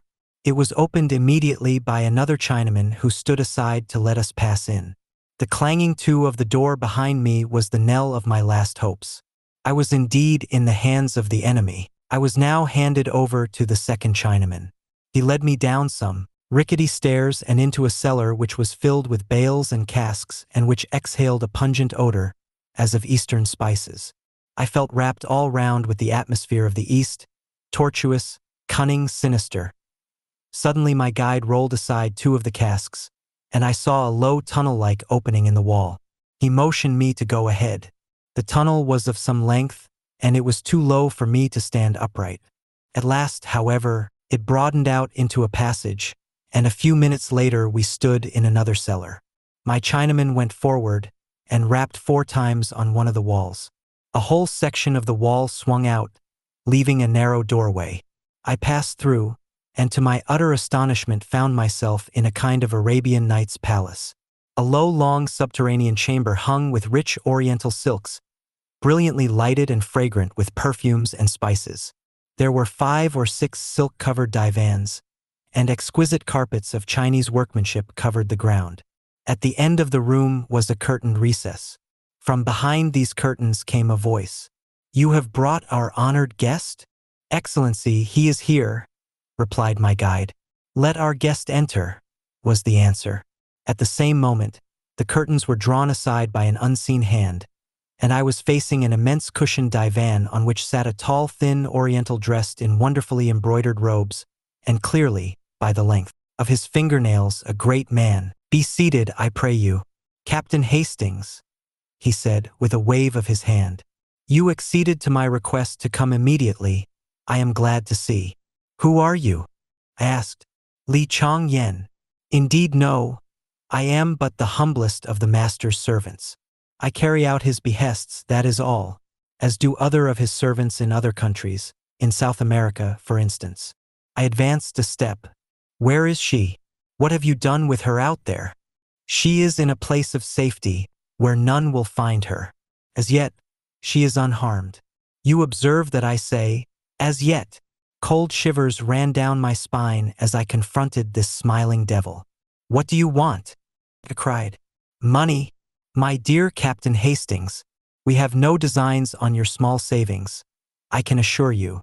Not, pardon me, a very intelligent suggestion on your part. Your colleague would not have made it, I fancy. I suppose, I said heavily. You wanted to get me into your toils. Well, you have succeeded. I have come here with my eyes open. Do what you like with me and let her go. She knows nothing, and she can be no possible use to you. You've used her to get hold of me, you've got me all right, and that settles it. The smiling Oriental caressed his smooth cheek, watching me obliquely out of his narrow eyes. You go too fast, he said purringly. That does not quite settle it. In fact, to get hold of you, as you express it, is not really our objective. But through you, we hope to get hold of your friend, Hercule Poirot. I'm afraid you won't do that, I said with a short laugh. What I suggest is this, continued the other, his words running on as though he had not heard me. You will write Hercule Poirot a letter, such a letter as will induce him to hasten thither and join you. I shall do no such thing, I said angrily. The consequences of refusal will be disagreeable. Damn your consequences. The alternative might be death. A nasty shiver ran down my spine, but I endeavored to put a bold face upon it. It's no good threatening me and bullying me. Keep your threats for Chinese cowards. My threats are very real ones. Captain Hastings, I ask you again, will you write this letter? I will not, and what's more, you daren't kill me. You'd have the police on your tracks in no time. My interlocutor clapped his hands swiftly. 2 Chinese attendants appeared as it were out of the blue and pinioned me by both arms. Their master said something rapidly to them in Chinese, and they dragged me across the floor to a spot in one corner of the big chamber. One of them stooped, and suddenly, without the least warning, the flooring gave beneath my feet. But for the restraining hand of the other man, I should have gone down the yawning gap beneath me. It was inky black, and I could hear the rushing of water. The river, said my questioner from his place on the divan. Think well, Captain Hastings. If you refuse again, you go headlong to eternity, to meet your death in the dark waters below. For the last time, will you write that letter? I'm not braver than most men. I admit frankly that I was scared to death, and in a blue funk. That Chinese devil meant business, I was sure of that, was goodbye to the good old world. In spite of myself, my voice wobbled a little as I answered, for the last time, no. To hell with your letter. Then involuntarily I closed my eyes and breathed a short prayer. 13. The mouse walks in. Not often in a lifetime does a man stand on the edge of eternity, but when I spoke those words in that East End cellar, I was perfectly certain that they were my last words on earth. I braced myself for the shock of those black, rushing waters beneath, and experienced in advance the horror of that breath-choking fall. But to my surprise, a low laugh fell on my ears. I opened my eyes. Obeying a sign from the man on the divan, my 2 jailers brought me back to my old seat facing him. You are a brave man, Captain Hastings, he said. We of the East appreciate bravery. I may say that I expected you to act as you have done. That brings us to the appointed second act of your little drama. Death for yourself you have faced. Will you face death for another? What do you mean? I asked hoarsely, a horrible fear creeping over me. Surely you have not forgotten the lady who is in our power, the rose of the garden. I stared at him in dumb agony. I think, Captain Hastings, that you will write that letter. See, I have a cable form here. The message I shall write on it depends on you, and means life or death for your wife. The sweat broke out on my brow. My tormentor continued, smiling amiably and speaking with perfect sang-froid. There, Captain, the pen is ready to your hand. You have only to write. If not, I echoed. If not, that lady that you love dies, and dies slowly. My master, Li Chong-yen, amuses himself in his spare hours by devising new and ingenious methods of tortures. My God, I cried. You fiend.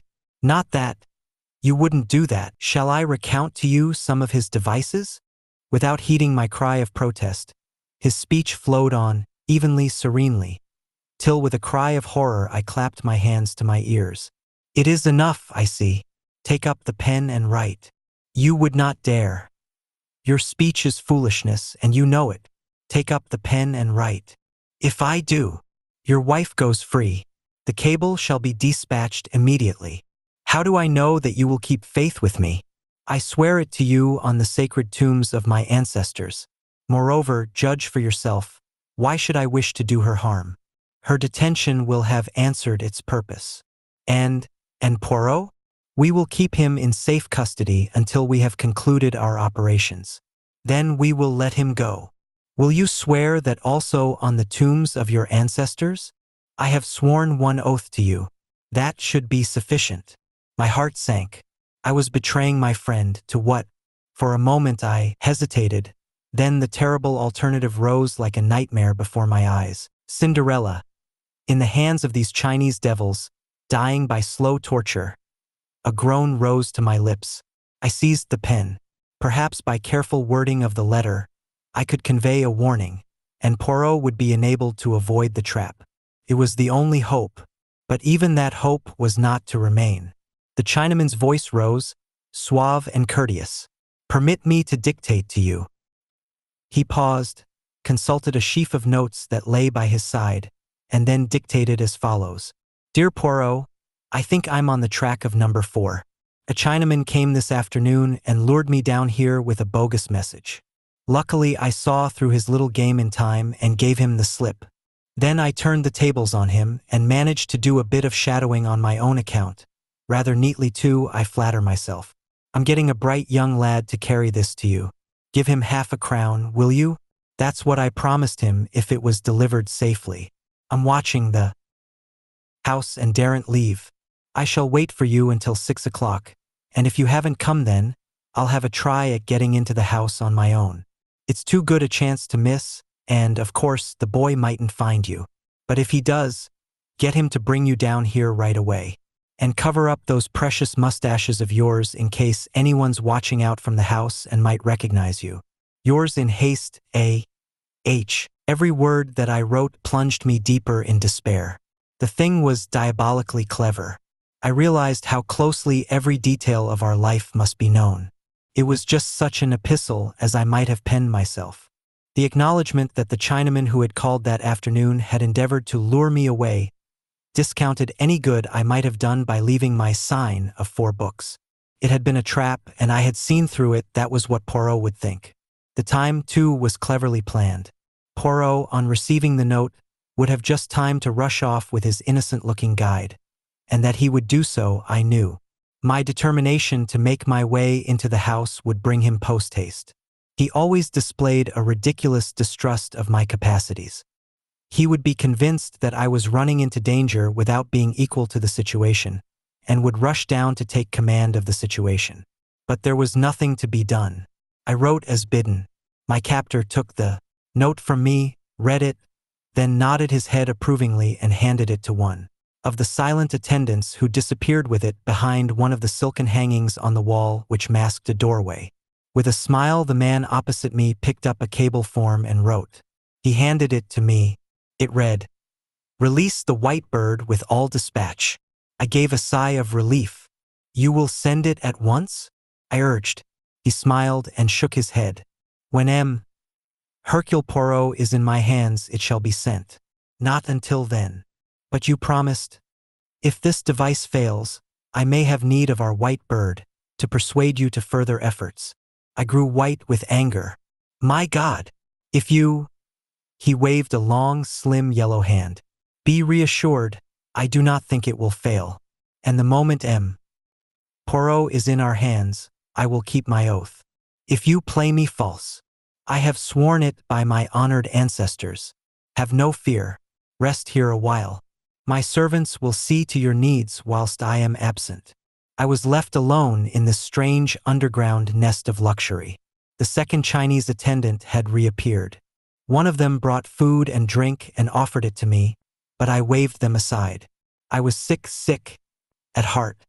And then suddenly the master reappeared, tall and stately in his silken robes. He directed operations. By his orders, I was hustled back through the cellar and tunnel into the original house I had entered. There they took me into a ground floor room. The windows were shuttered, but one could see through the cracks into the street.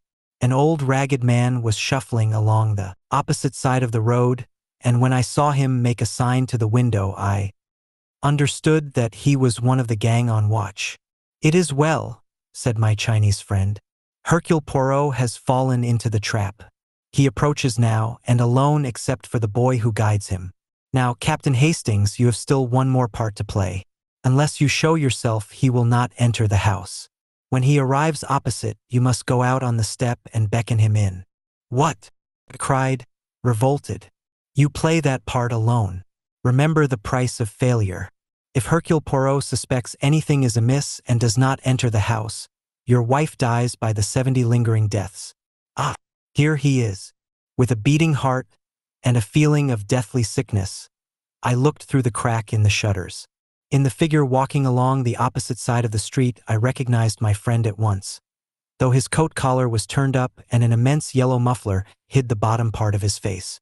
But there was no mistaking that walk and the poise of that egg-shaped head. It was Poirot coming to my aid in all good faith, suspecting nothing amiss. By his side ran a typical London urchin, grimy of face and ragged of apparel. Poirot paused, looking across at the house, whilst the boy spoke to him eagerly and pointed. It was the time for me to act. I went out in the hall. Sign from the tall Chinaman. One of the servants unlatched the door. "Remember the price of failure," said my enemy in a low voice. I was outside on the steps. I beckoned to Poirot. He hastened across. "Aha! So all is well with you, my friend."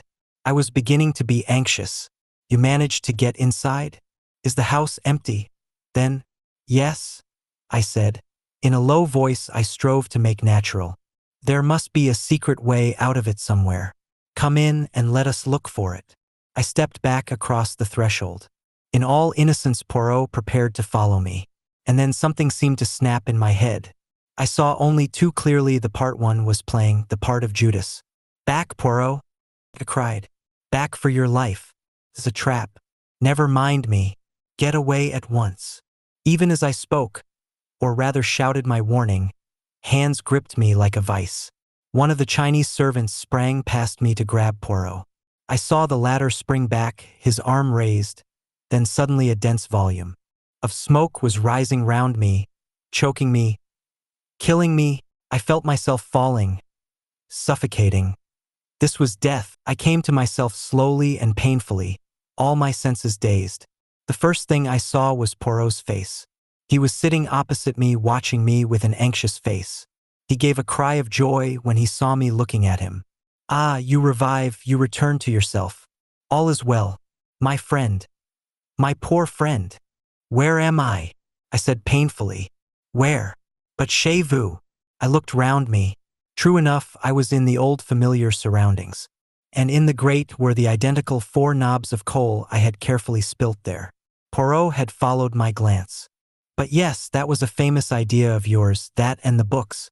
See you, if they should say to me any time, 'That friend of yours, that Hastings, he has not the great brain, is it not so?'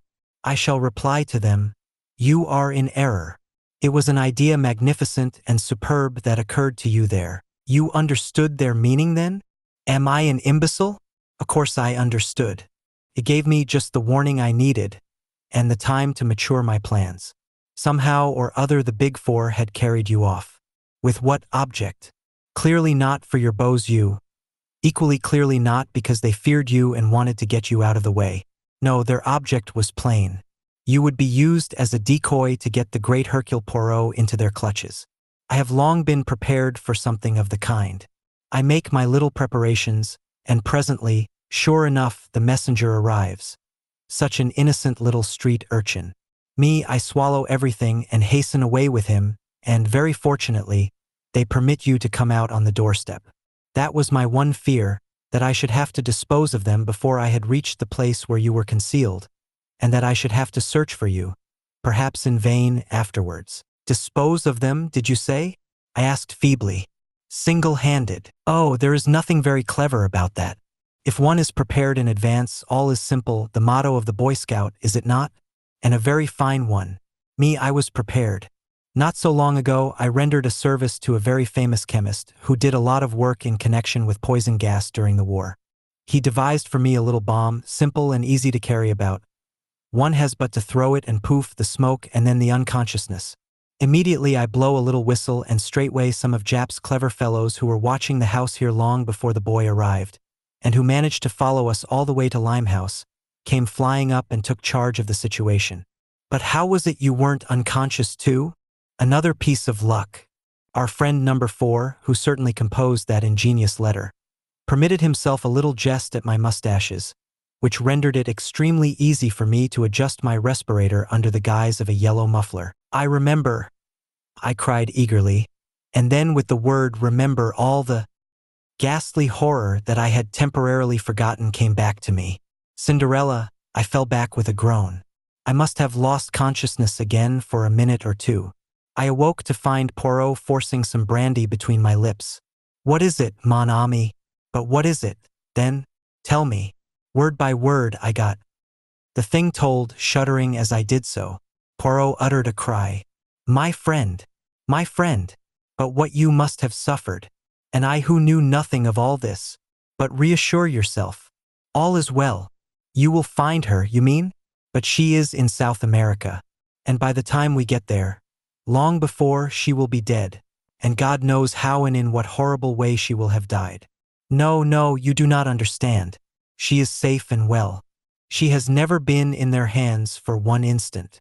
But I got a cable from Bronson? No, no, you did not. You may have got a cable from South America, signed Bronson. That is a very different matter. Tell me, has it never occurred to you that an organization of this kind, with ramifications all over the world, might easily strike at us through the little girl, Cinderella, whom you love so well? No, never, I replied. Well, it did to me. I said nothing to you because I did not want to upset you unnecessarily, but I took measures of my own. Your wife's letters all seem to have been written from the ranch, but in reality she has been in a place of safety devised by me for over 3 months. I looked at him for a long time. You are sure of that? Parbleu, I know it. They tortured you with a lie. I turned my head aside. Poirot put his hand on my shoulder. There was something in his voice that I had never heard there before. You like not that I should embrace you or display the emotion. I know well. I will be very British. I will say nothing, but nothing at all. Only this, that in this last adventure of ours, the honors are all with you, and happy is the man who has such a friend as I have. 14. The peroxide blonde. I was very disappointed with the results of Poirot's bomb attack on the premises in Chinatown. To begin with, the leader of the gang had escaped. When Jap's men rushed up in response to Poirot's whistle, they found 4 Chinamen unconscious in the hall. But the man who had threatened me with death was not among them. I remembered afterwards that when I was forced out onto the doorstep to decoy Poirot into the house, this man had kept well in the background. Presumably he was out of the danger zone of the gas bomb and made good his escape by one of the many exits which we afterwards discovered. From the 4 who remained in our hands we learnt nothing. The fullest investigation by the police failed to bring to light anything to connect them with the Big 4. They were ordinary low-class residents of the district, and they professed bland ignorance of the name Li Chongyan. A Chinese gentleman had hired them for service in the house by the waterside, and they knew nothing whatever of his private affairs. By the next day I had, except for a slight headache, completely recovered from the effects of Poirot's gas bomb. We went down together to Chinatown and searched the house from which I had been rescued. The premises consisted of 2 ramshackle houses joined together by an underground passage. The ground floors and the upper stories of each were unfurnished and deserted, the broken windows covered by decaying shutters. Jap had already been prying about in the cellars, and had discovered the secret of the entrance to the subterranean chamber where I had spent such an unpleasant half-hour. Closer investigation confirmed the impression that it had made on me the night before. The silks on the walls and divan and the carpets on the floor were of exquisite workmanship. Although I know very little about Chinese art, I could appreciate that every article in the room was perfect of its kind. With the aid of Jap and some of his men, we conducted a most thorough search of the apartment. I had cherished high hopes that we would find documents of importance. A list, perhaps, of some of the more important agents of the Big 4, or cipher notes of some of their plans, but we discovered nothing of the kind.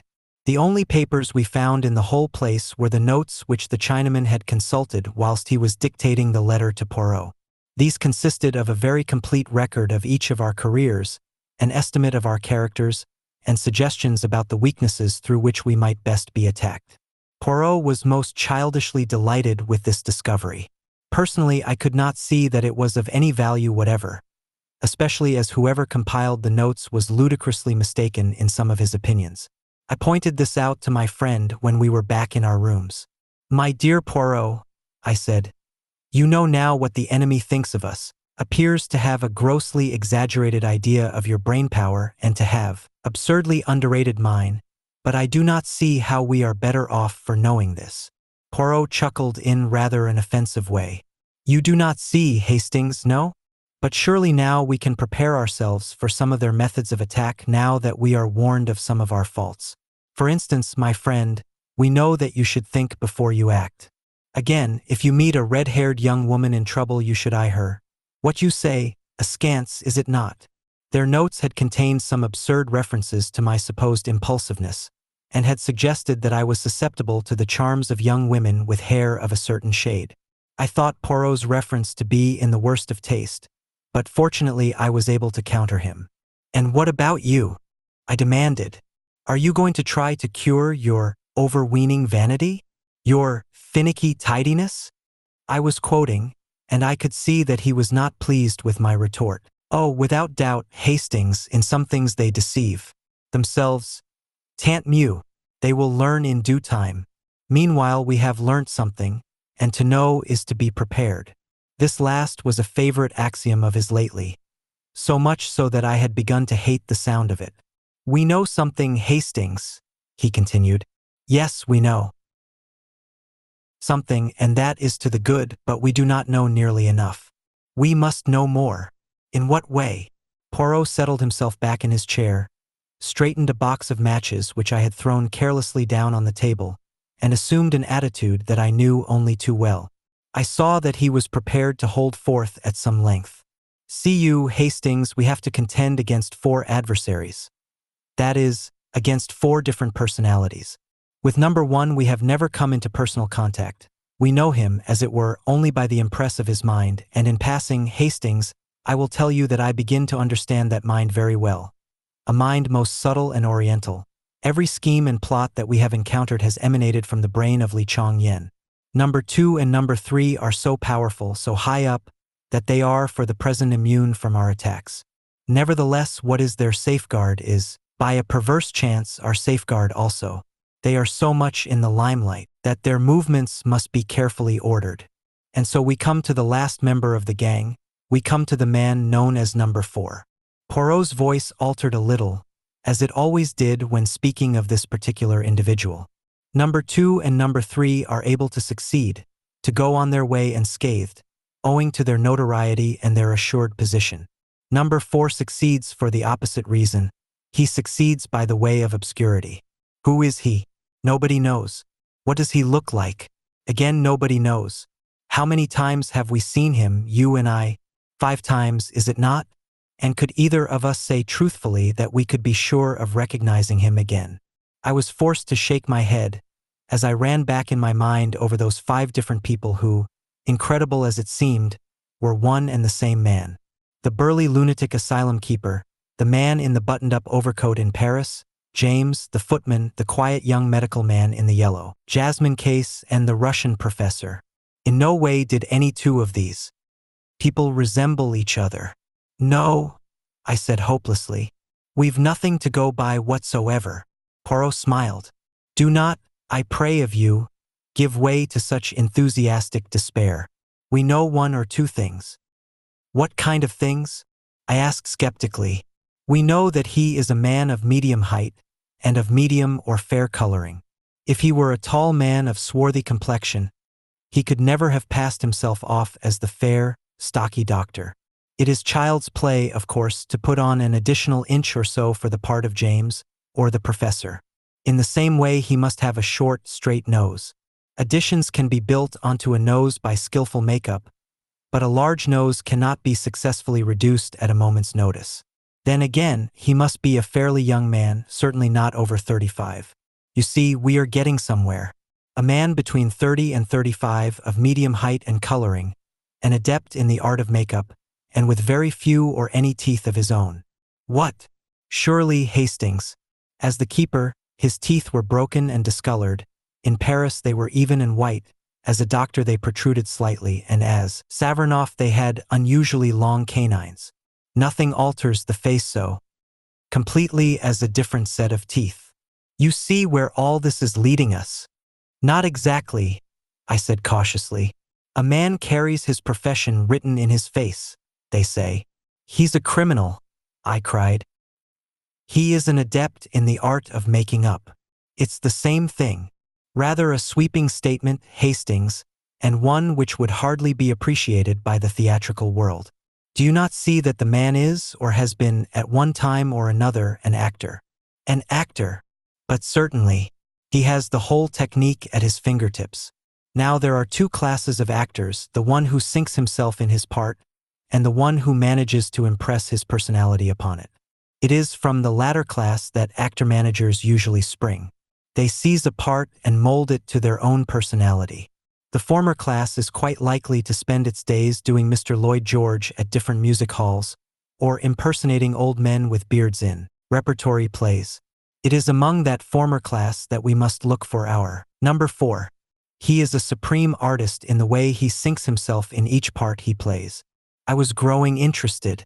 So you fancy you may be able to trace his identity through his connection with the stage? Your reasoning is always brilliant, Hastings. It might have been better, I said coldly. If the idea had come to you sooner, we have wasted a lot of time. You are in error, mon ami. No more time has been wasted than was unavoidable. For some months now my agents have been engaged on the task. Joseph Aarons is one of them. You remember him? They have compiled a list for me of men fulfilling the necessary qualifications. Young men round about the age of 30, of more or less nondescript appearance, and with a gift for playing character parts. Men, moreover, who have definitely left the stage within the last 3 years. Well, I said, deeply interested. The list was necessarily rather a long one. For some time now, we have been engaged on the task of elimination. And finally we have boiled the whole thing down to 4 names. Here they are, my friend. He tossed me over a sheet of paper. I read its contents aloud. Ernest Luttrell, son of a North Country parson, always had a kink of some kind in his moral makeup, was expelled from his public school, went on the stage at the age of 23. Then followed a list of parts he had played with dates and places. Addicted to drugs, supposed to have gone to Australia 4 years ago, cannot be traced after leaving England. Age 32, height 5 feet 10 and a half in. Clean-shaven, hair brown, nose straight, complexion fair, eyes gray. John Street Moore, assumed name, real name not known, believed to be of Cockney extraction. On stage since quite a child. Did music hall impersonations. Not been heard of for 3 years. Age, about 33, height 5 feet 10 inches. Slim build, blue eyes, fair coloring. Austin Lee, assumed name, real name Austin Foley. Good family. Always had taste for acting and distinguished himself in that way at Oxford. Brilliant war record. Acted in, the usual list followed. It included many repertory plays. An enthusiast on criminology. Had bad nervous breakdown as the result of a motor accident 3.5 years ago and has not appeared on the stage since. No clue to his present whereabouts. Age 35, height 5 feet 9 and a half in. Complexion fair, eyes blue, hair brown. Claude Darrell, supposed to be real name. Some mystery about his origin. Played at music halls and also in repertory plays. Seems to have had no intimate friends. Was in China in 1919. Returned by way of America. Played a few parts in New York. Did not appear on stage one night and has never been heard of since. New York police say most mysterious disappearance. Age about 33, hair brown, fair complexion, gray eyes, height 5 feet 10 and a half in. Most interesting, I said as I laid down the paper. And so this is the result of the investigation of months? These 4 names. Which of them are you inclined to suspect? Poirot made an eloquent gesture. Mon ami. For the moment it is an open question. I would just point out to you that Claude Darrell has been in China and America. A fact not without significance, perhaps, but we must not allow ourselves to be unduly biased by that point. It may be a mere coincidence. And the next step? I asked eagerly. Affairs are already in train. Every day cautiously worded advertisements will appear. Friends and relatives of one or the other will be asked to communicate with my solicitor at his office. Even today we might, the telephone. Probably it is, as usual, the wrong number, and they will regret to have troubled us. But it may be, yes, it may be, that something has arisen. I crossed the room and picked up the receiver. Yes. Poirot's rooms. Yes, Captain Hastings speaking. Oh, it's you, Mr. McNeil. McNeil and Hodgson were Poirot's solicitors. I'll tell him. Yes, we'll come round at once. I replaced the receiver and turned to Poirot, my eyes dancing with excitement. I say, Poirot, there's a woman there. Friend of Claude Darrell's. Miss Flossie Monroe. McNeil wants you to come round.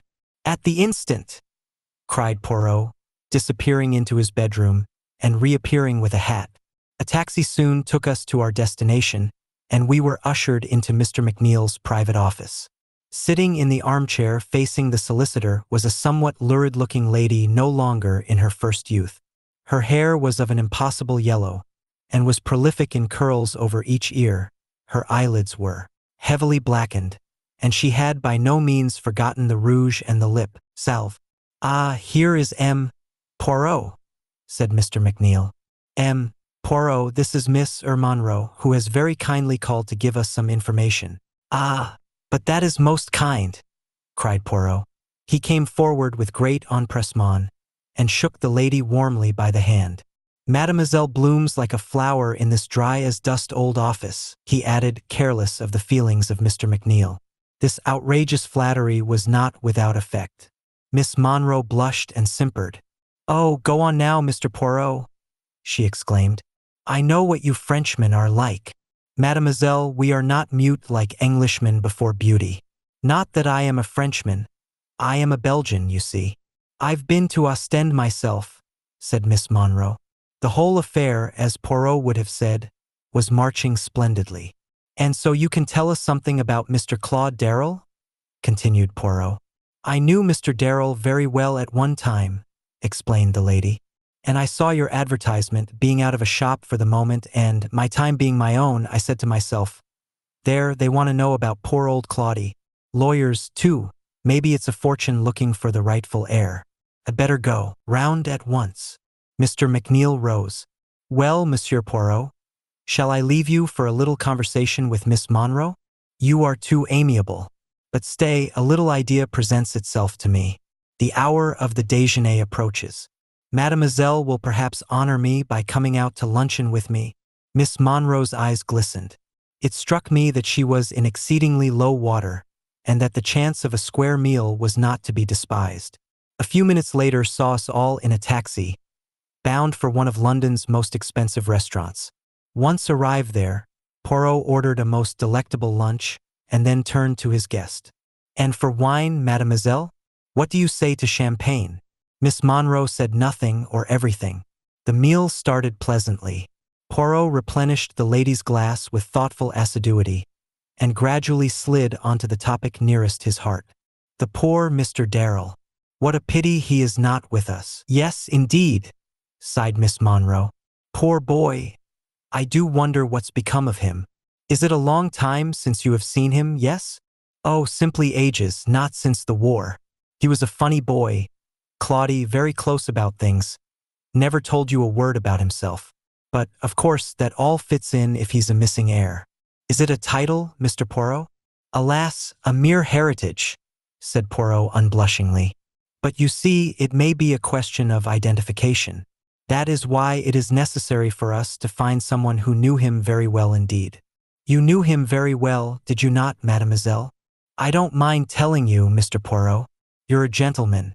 You know how to order a lunch for a lady, which is more than some of these young whippersnappers do nowadays. Downright mean, I call it. As I was saying, you being a Frenchman won't be shocked. Ah, you Frenchman. Naughty, naughty.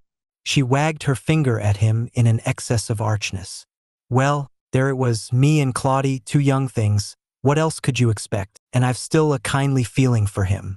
Though, mind you, he didn't treat me well. No, he didn't treat me well at all. Not as a lady should be treated.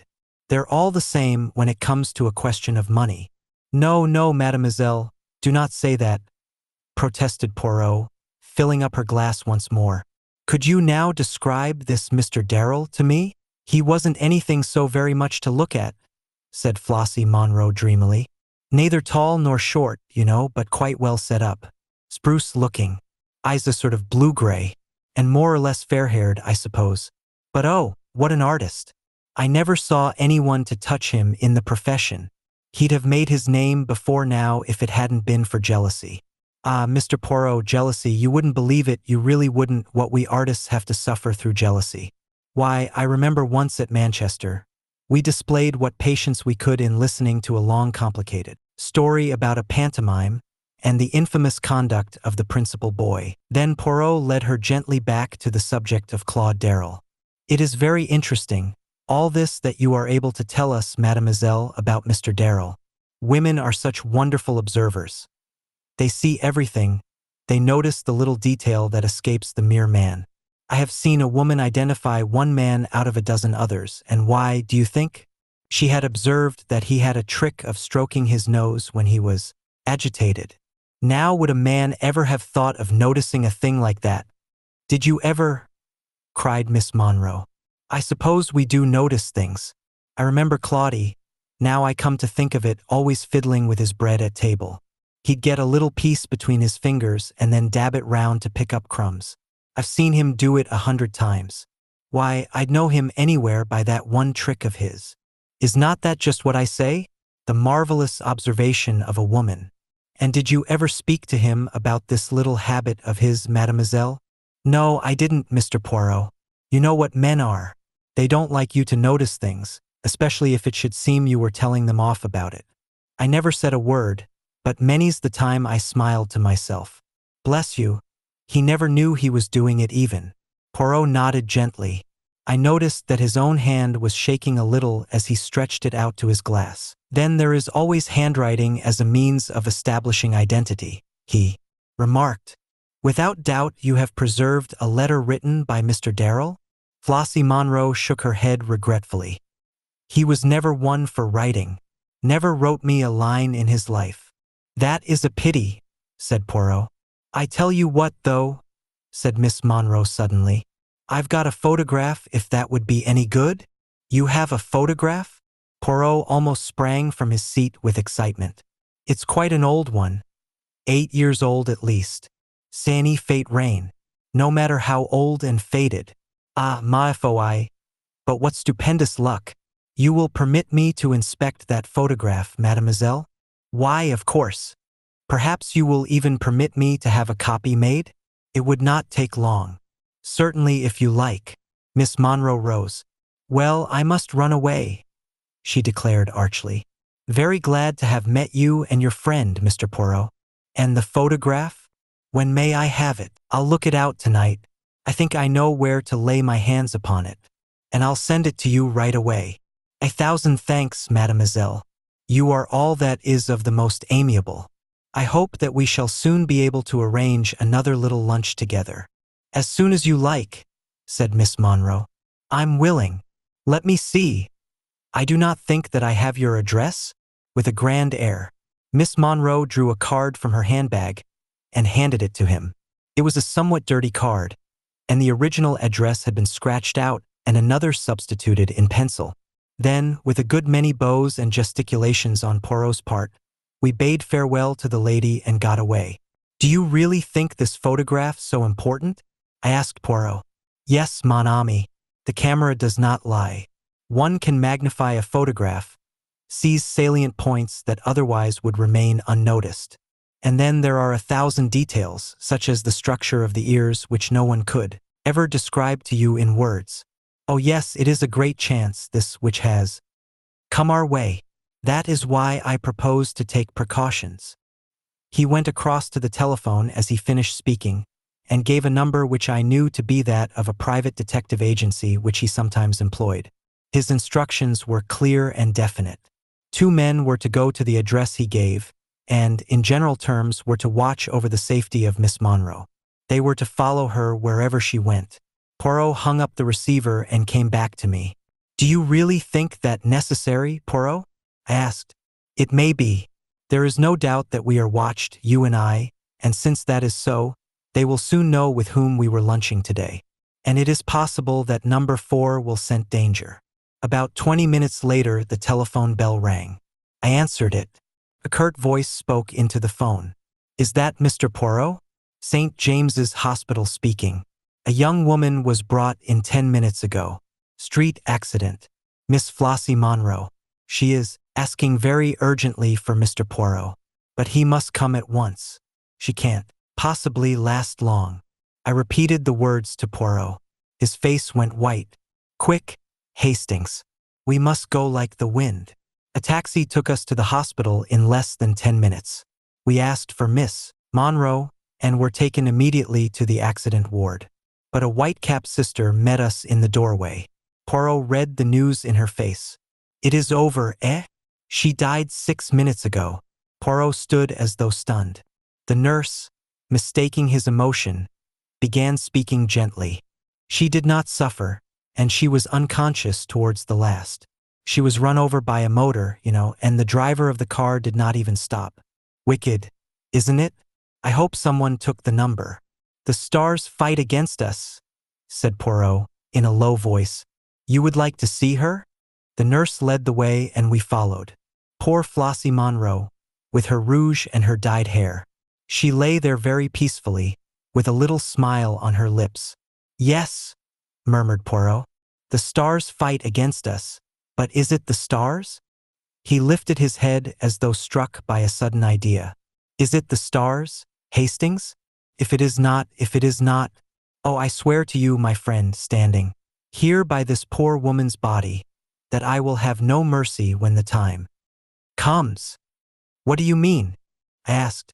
But Poirot had turned to the nurse and was eagerly demanding information. A list of the articles found in her handbag was finally obtained. Poirot gave a suppressed cry as he read it over. "You see, Hastings, you see?" "See what?" "There is no mention of a latchkey. But she must have had a latchkey with her. No, she was run down in cold blood, and the first person who bent over her took the key from her bag. But we may yet be in time. He may not have been able to find at once what he sought." Another taxi took us to the address Flossie Monroe had given us, a squalid block of mansions in an unsavory neighborhood. It was some time before we could gain admission to Miss Monroe's flat, but we had at least the satisfaction of knowing that no one could leave it whilst we were on guard outside. Eventually we got in. It was plain that someone had been before us. Contents of drawers and cupboards were strewn all over the floor. Locks had been forced, and small tables had even been overthrown. So violent had been the searchers' haste. Poirot began to hunt through the debris. Suddenly he stood erect with a cry, holding out something. It was an old-fashioned photograph frame, empty. He turned it slowly over. Affixed to the back was a small round label, a price label. "It cost 4 shillings, I commented. "Mon Dieu, Hastings, use your eyes. That is a new clean label." It was stuck there by the man who took out the photograph, the man who was here before us, but knew that we should come, and so left this for us, Claude Darrell, alias number 415. The terrible catastrophe. It was after the tragic death of Miss Flossie Monroe that I began to be aware of a change in Poirot. Up to now, his invincible confidence in himself had stood the test. But it seemed as though, at last, the long strain was beginning to tell. His manner was grave and brooding, and his nerves were on edge. In these days he was as jumpy as a cat. He avoided all discussion of the Big Four as far as possible, and seemed to throw himself into his ordinary work with almost his old ardor. Nevertheless, I knew that he was secretly active in the big matter. Extraordinary-looking Slavs were constantly calling to see him, and though he vouchsafed no explanation as to these mysterious activities, I realized that he was building some new defense or weapon of opposition with the help of these somewhat repulsive-looking foreigners.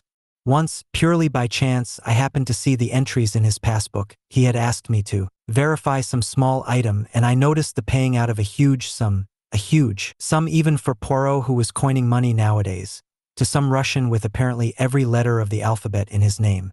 But he gave no clue as to the line on which he proposed to operate. Only over and over again he gave utterance to one phrase.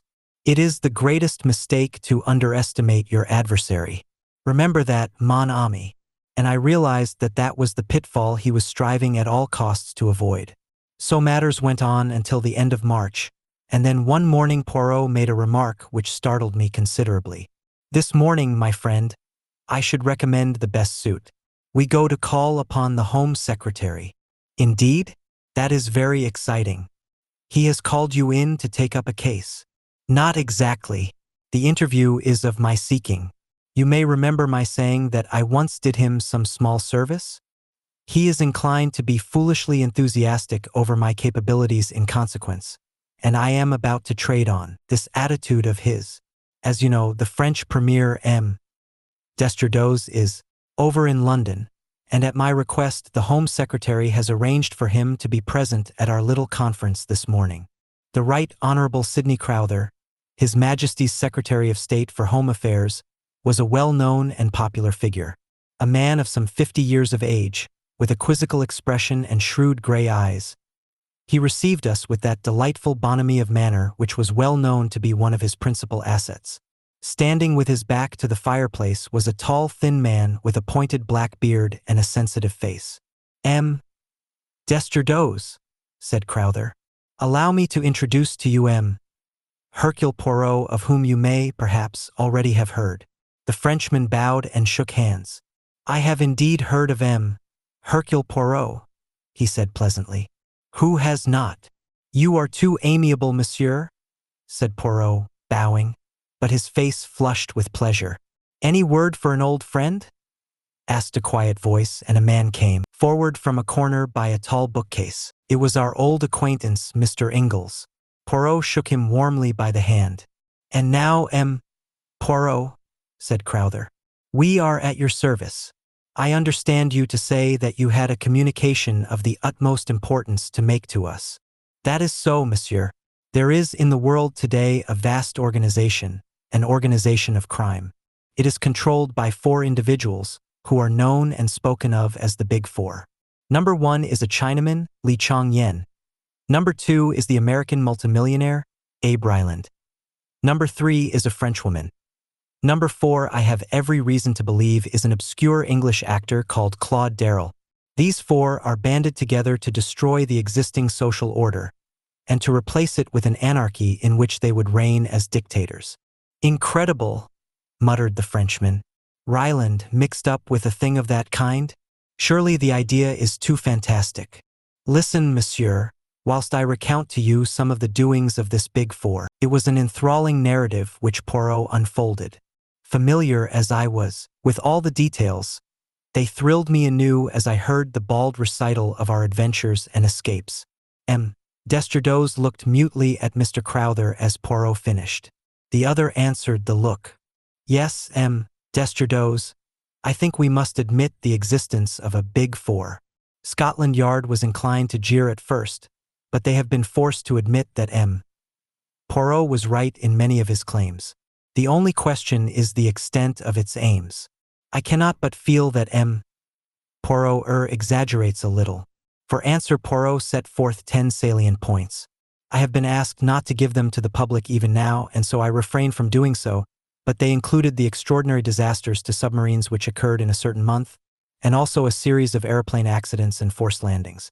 According to Poirot, these were all the work of the Big Four, and bore witness to the fact that they were in possession of various scientific secrets unknown to the world at large. This brought us straight to the question which I had been waiting for the French Premier to ask. You say that the 3rd member of this organization is a Frenchwoman. Have you any idea of her name? It is a well-known name, monsieur, an honored name. Number 3 is no less than the famous Madame Olivier. At the mention of the world-famous scientist, successor to the Curies, M. Desturdos positively bounded from his chair, his face purple with emotion. Madame Olivier, impossible, absurd. It is an insult what you say there. Poirot shook his head gently, but made no answer.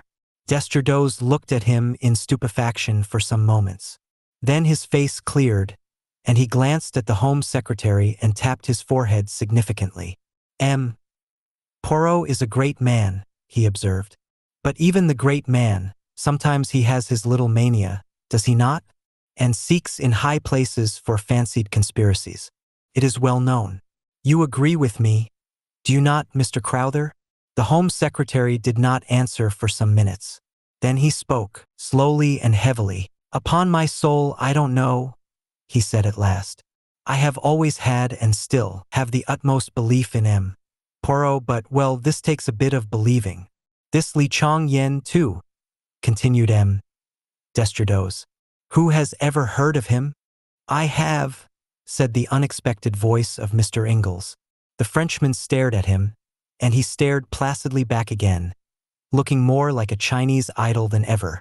Mr. Ingalls, explained the Home Secretary, is the greatest authority we have on the interior of China. And you have heard of this Li Chong Yen? Until Poirot here came to me, I imagined that I was the only man in England who had. Make no mistake, Desturdos, there is only one man in China who counts today, Li Chong Yen. He has, perhaps, I only say perhaps, the finest brain in the world at the present time. Desturdos sat as though stunned. Presently, however, he rallied. There may be something in what you say, Poirot, he said coldly. But as regards Madame Olivier, you are most certainly mistaken. She is a true daughter of France, and devoted solely to the cause of science. Poirot shrugged his shoulders and did not answer. There was a minute or two's pause, and then my little friend rose to his feet, with an air of dignity that sat rather oddly upon his quaint personality. That is all I have to say, messrs, to warn you. I thought it likely that I should not be believed, but at least you will be on your guard. My words will sink in, and each fresh event that comes along will confirm your wavering faith. It was necessary for me to speak now. Later I might not have been able to do so. You mean? Asked Crowther, impressed in spite of himself by the gravity of Poirot's tone. I mean, monsieur, that since I have penetrated the identity of number 4, my life is not worth an hour's purchase. He will seek to destroy me at all costs, and not for nothing is he named the Destroyer. Messrs, I salute you.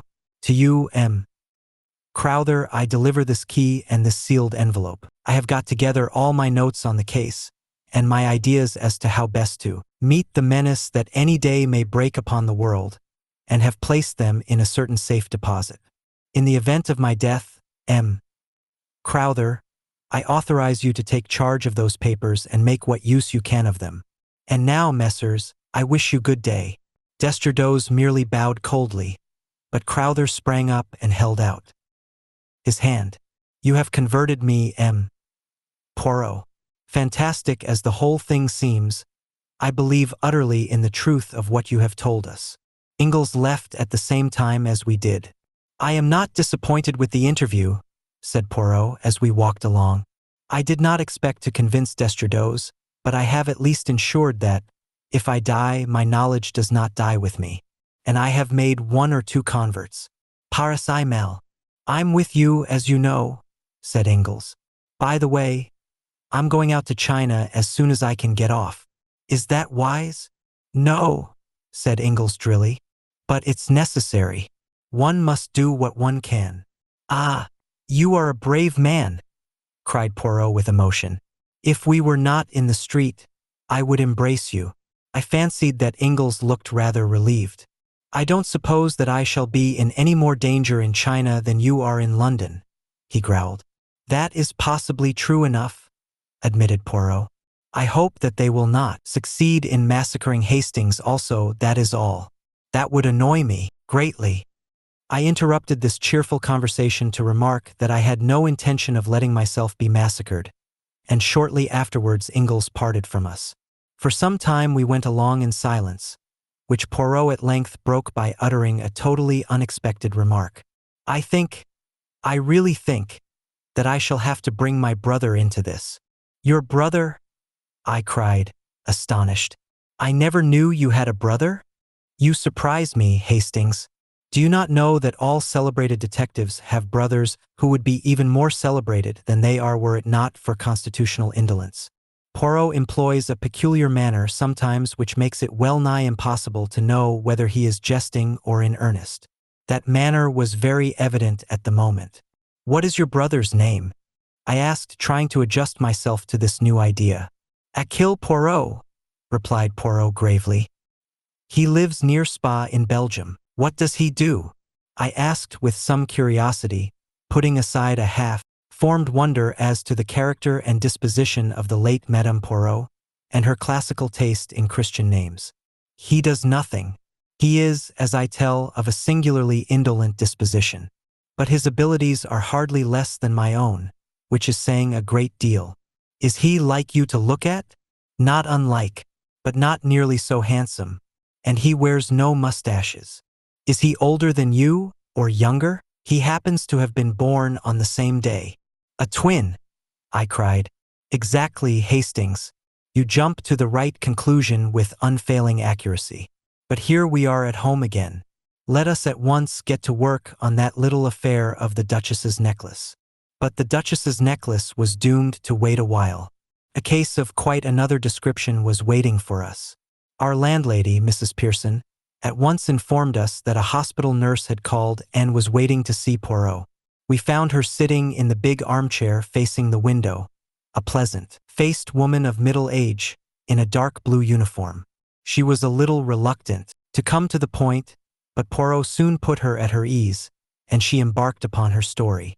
"You see, Poirot, I've never come across anything of the kind before.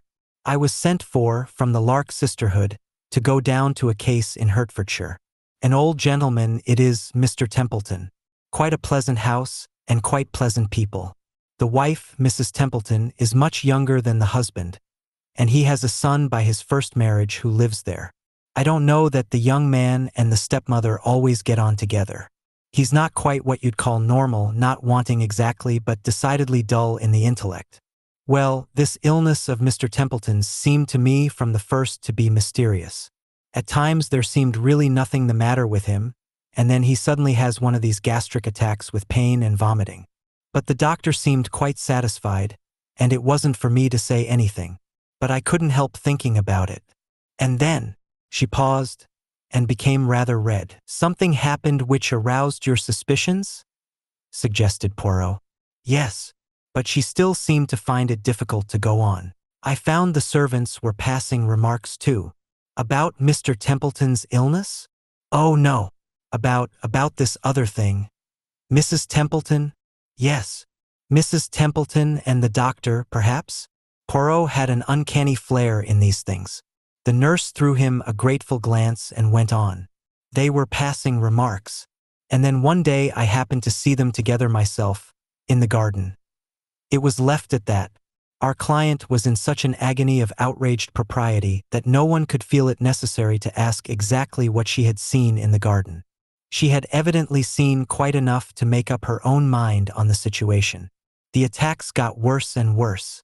Dr. Treves said it was all perfectly natural and to be expected, and that Mr. Templeton could not possibly live long, but I've never seen anything like it before myself, not in all my long experience of nursing. It seemed to me much more like some form of— She paused, hesitating. "Arsenical poisoning?" said Poirot helpfully. She nodded.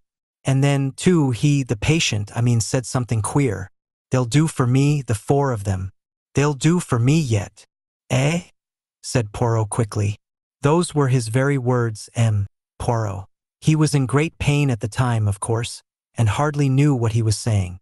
'They'll do for me, the four of them,'" repeated Poirot thoughtfully. "What did he mean by the four of them, do you think?" "That I can't say, Poirot. I thought perhaps he meant his wife and son, and the doctor, and perhaps Miss Clark, Mrs. Templeton's companion. That would make for, wouldn't it? He might think they were all in league against him." Quite so," said Poirot in a preoccupied voice. "What about food? Could you take no precautions about that?" "I'm always doing what I can. But, of course, sometimes Mrs. Templeton insists on bringing him his food herself, and then there are the times when I am off duty. Exactly. And you are not sure enough of your ground to go to the police. The nurse's face showed her horror at the mere idea. What I have done, M. Poirot, is this.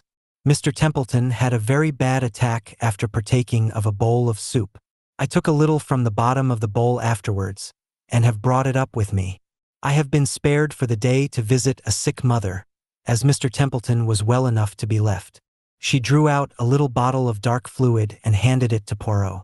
Excellent, mademoiselle. We will have this analyzed immediately.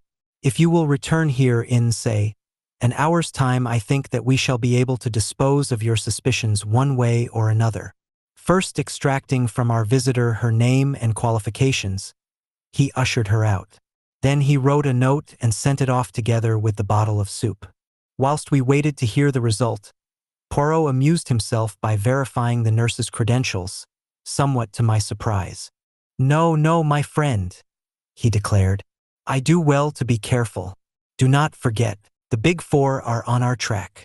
However, he soon elicited the information that a nurse of the name of Mabel Palmer was a member of the Lark Institute and had been sent to the case in question.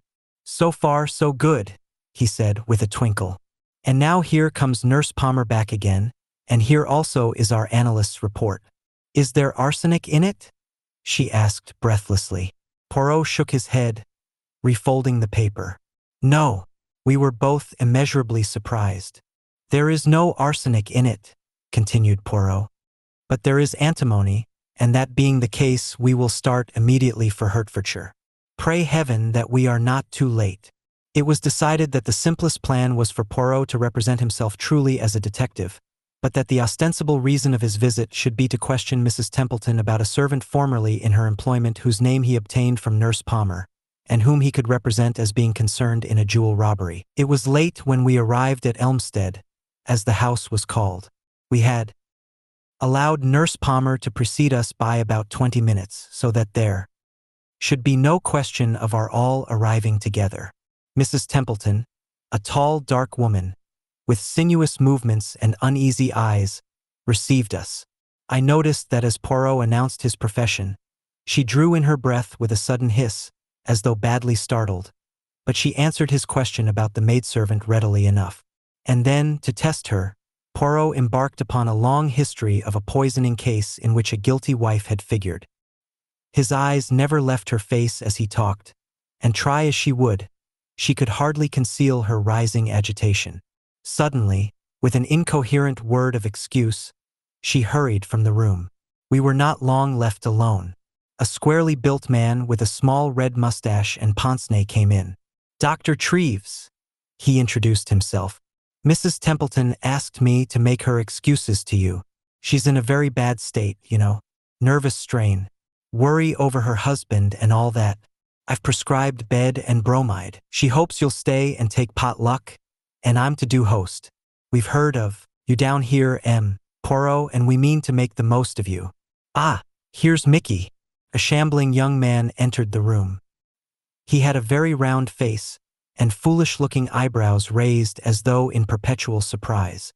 He grinned awkwardly as he shook hands. This was clearly the wanting son. Presently we all went in to dinner. Dr. Treves left the room, to open some wine, I think, and suddenly the boy's physiognomy underwent a startling change. He leant forward, staring at Poirot. You've come about father, he said, nodding his head. I know lots of things, but nobody thinks I do. Mother will be glad when father's dead and she can marry Dr. Treves. She isn't my own mother, you know. I don't like her. She wants father to die. It was all rather horrible. Luckily, before Poirot had time to reply, the doctor came back, and we had to carry on a forced conversation. And then suddenly Poirot lay back in his chair with a hollow groan. His face was contorted with pain. My dear sir, what's the matter? Cried the doctor. A sudden spasm. I am used to them. No, I require no assistance from you, doctor. If I might lie down upstairs. His request was instantly acceded to, and I accompanied him upstairs, where he collapsed on the bed, groaning heavily. For the first minute or two I had been taken in, but I had quickly realized that Poirot was, as he would have put it, playing the comedy, and that his object was to be left alone upstairs near the patient's room. Hence I was quite prepared when, the instant we were alone, he sprang up. "Quick! Hastings, the window. There is ivy outside. We can climb down before they begin to suspect." "Climb down?" "Yes, we must get out of this house at once." "You saw him at dinner?" "The doctor?" "No, young Templeton. His trick with his bread." "Do you remember what Flossie Monroe told us before she died? That Claude Darrell had a habit of dabbing his bread on the table to pick up crumbs." "Hastings, this is a vast plot, and that vacant-looking young man is our archenemy. Number 4. Hurry." I did not wait to argue. Incredible as the whole thing seemed, it was wiser not to delay. We scrambled down the ivy as quietly as we could and made a beeline for the small town and the railway station. We were just able to catch the last train, the 8:34, which would land us in town about 11 o'clock. "A plot," said Poirot thoughtfully. "How many of them were in it, I wonder? I suspect that the whole Templeton family are just so many agents of the Big Four. Did they simply want to decoy us down there? Or was it more subtle than that? Did they intend to play the comedy down there and keep me interested until they had had time to do what? I wonder now." He remained very thoughtful. Arrived at our lodgings, he restrained me at the door of the sitting room. "Attention, Hastings. I have my suspicions. Let me enter first." He did so, and, to my slight amusement, took the precaution to press on the electric switch with an old galoche. Then he went round the room like a strange cat, cautiously, delicately, on the alert for danger. I watched him for some time, remaining obediently where I had been put by the wall. "It seems all right, Poirot," I said impatiently. "It seems so, mon ami, it seems so, but let us make sure." "Rot," I said. "I shall light the fire anyway, and have a pipe. I've caught you out for once. You had the matches last, and you didn't put them back in the holder as usual, the very thing you're always cursing me for doing." I stretched out my hand. I heard Poirot's warning cry, saw him leaping towards me. My hand touched the matchbox. Then, a flash of blue flame, an ear-rending crash and darkness. I came to myself to find the familiar face of our old friend Dr. Ridgway bending over me. An expression of relief passed over his features. "Keep still," he said soothingly. "You're all right. There's been an accident, you know." "Poirot," I murmured. "You're in my digs. Everything's quite all right." A cold fear clutched at my heart. His evasion woke a horrible fear. "Poirot," I reiterated. "What of Poirot?" He saw that I had to know and that further evasions were useless. "By a miracle you escaped." "Poirot did not." A cry burst from my lips. "Not dead? Not dead." Ridgway bowed his head, his features working with emotion. With desperate energy, I pulled myself to a sitting position. "Poirot may be dead," I said weakly, "but his spirit lives on. I will carry on his work. Death to the Big Four." Then I fell back, fainting. 16. The Dying Chinaman. Even now I can hardly bear to write of those days in March. Poirot, the unique, the inimitable Hercule Poirot, dead. There was a particularly diabolical touch in the disarranged matchbox, which was certain to catch his eye, and which he would hasten to rearrange, and thereby touch off the explosion. That, as a matter of fact, it was I who actually precipitated the catastrophe never ceased to fill me with unavailing remorse. It was, Dr. Ridgway said, a perfect miracle that I had not been killed, but had escaped with a slight concussion. Although it had seemed to me as though I regained consciousness almost immediately, it was in reality over 24 hours before I came back to life.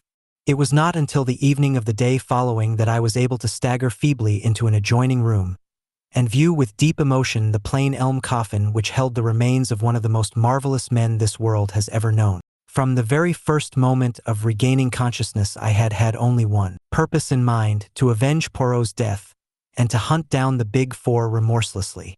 I had thought that Ridgway would have been of one mind with me about this, but to my surprise the good doctor seemed unaccountably lukewarm. Get back to South America was his advice, tendered on every occasion. Why attempt the impossible? Put as delicately as possible, his opinion amounted to this: if Poirot, the unique Poirot, had failed, was it likely that I should succeed? But I was obstinate. Putting aside any question as to whether I had the necessary qualifications for the task, and I may say in passing that I did not entirely agree with his views on this point, I had worked so long with Poirot that I knew his methods by heart and felt fully capable of taking up the work where he had laid it down. It was, with me, a question of feeling. My friend had been foully murdered. Was I to go tamely back to South America without an effort to bring his murderers to justice? I said all this and more to Ridgway, who listened attentively enough. "All the same," he said when I had finished, "my advice does not vary. I am earnestly convinced that Poirot himself, if he were here, would urge you to return. In his name, I beg of you, Hastings, abandon these wild ideas and go back to your ranch." To that only one answer was possible, and, shaking his head sadly, he said no more. It was a month before I was fully restored to health. Towards the end of April, I sought and obtained an interview with the Home Secretary. Mr. Crowther's manner was reminiscent of that of Dr. Ridgway. It was soothing and negative. Whilst appreciating the offer of my services, he gently and considerately declined them. The papers referred to by Poirot had passed into his keeping, and he assured me that all possible steps were being taken to deal with the approaching menace. With that cold comfort, I was forced to be satisfied. Mr. Crowther ended the interview by urging me to return to South America. I found the whole thing profoundly unsatisfactory. I should, I suppose, in its proper place, have described Poirot's funeral. It was a solemn and moving ceremony, and the extraordinary number of floral tributes passed belief. They came from high and low alike, and bore striking testimony to the place my friend had made for himself in the country of his adoption. For myself, I was frankly overcome by emotion as I stood by the graveside and thought of all our varied experiences and the happy days we had passed together. By the beginning of May, I had mapped out a plan of campaign. I felt that I could not do better than keep to Poirot's scheme of advertising for any information respecting Claude Darrell. I had an advertisement to this effect inserted in a number of morning newspapers, and I was sitting in a small restaurant in Soho and judging of the effect of the advertisement when a small paragraph in another part of the paper gave me a nasty shock. Very briefly, it reported the mysterious disappearance of Mr. John Ingalls from the SS Shanghai shortly after the latter had left Marseilles. Although the weather was perfectly smooth, it was feared that the unfortunate gentleman must have fallen overboard. The paragraph ended with a brief reference to Mr. Ingles's long and distinguished service in China. The news was unpleasant. I read into Ingles's death a sinister motive. Not for one moment did I believe the theory of an accident. Ingalls had been murdered, and his death was only too clearly the handiwork of that accursed Big Four. As I sat there, stunned by the blow, and turning the whole matter over in my mind, I was startled by the remarkable behavior of the man sitting opposite me. So far I had not paid much attention to him. He was a thin, dark man of middle age, sallow of complexion, with a small pointed beard. He had sat down opposite me so quietly that I had hardly noticed his arrival. But his actions now were decidedly peculiar, to say the least of them. Leaning forward, he deliberately helped me to salt, putting it in 4 little heaps round the edge of my plate. "You will excuse me," he said in a melancholy voice. "To help a stranger, to salt is to help them to sorrow, they say. That may be an unavoidable necessity. I hope not, though. I hope that you will be reasonable." Then, with a certain significance, he repeated his operations with the salt on his own plate. The symbol 4 was too plain to be missed. I looked at him searchingly. In no way that I could see did he resemble the young Templeton, or James the footman, or any other of the various personalities we had come across. Nevertheless, I was convinced that I had to do with no less than the redoubtable number 4 himself. In his voice there was certainly a faint resemblance to the buttoned-up stranger who had called upon us in Paris. I looked round, undecided as to my course of action. Reading my thoughts, he smiled and gently shook his head. "I should not advise it," he remarked. "Remember what came of your hasty action in Paris. Let me assure you that my way of retreat is well assured. Your ideas are inclined to be a little crude, Captain Hastings, if I may say so. You devil, I said, choking with rage. You incarnate devil. Heated, just a trifle heated. Your late lamented friend would have told you that a man who keeps calm has always a great advantage. You dare to speak of him, I cried. The man you murdered so foully. And you come here. He interrupted me. I came here for an excellent and peaceful purpose. To advise you to return. At once to South America. If you do so, that is the end of the matter as far as the Big Four are concerned. You and yours will not be molested in any way. I give you my word as to that. I laughed scornfully. And if I refuse to obey your autocratic command? It is hardly a command. Shall we say that it is a warning? There was a cold menace in his tone. The first warning, he said softly. You will be well advised not to disregard it. Then, before I had any hint of his intention, he rose and slipped quickly away towards the door. I sprang to my feet and was after him in a second, but by bad luck I cannonied straight into an enormously fat man who blocked the way between me and the next table. By the time I had disentangled myself, my quarry was just passing through the doorway, and the next delay was from a waiter carrying a huge pile of plates who crashed into me without the least warning. By the time I got to the door, there was no sign of the thin man with the dark beard. The waiter was fulsome in apologies. The fat man was sitting placidly at a table ordering his lunch. There was nothing to show that both occurrences had not been a pure accident. Nevertheless, I had my own opinion as to that. I knew well enough that the agents of the Big Four were everywhere. Needless to say, I paid no heed to the warning given me. I would do or die in the good cause. I received in all only 2 answers to the advertisements. Neither of them gave me any information of value. They were both from actors who had played with Claude Darrell at one time or another. Neither of them knew him at all intimately, and no new light was thrown upon the problem of his identity and present whereabouts. No further sign came from the Big Four until about 10 days later. I was crossing Hyde Park, lost in thought, when a voice, rich with a persuasive foreign inflection, hailed me. Captain Hastings, is it not? A big limousine had just drawn up by the pavement. A woman was leaning, exquisitely dressed in black with wonderful pearls. I recognized the lady first known to us as Countess Vera Rosikoff, and afterwards under a different alias as an agent of the Big Four. Poirot, for some reason or other, had always had a sneaking fondness for the Countess. Something in her very flamboyance attracted the little man.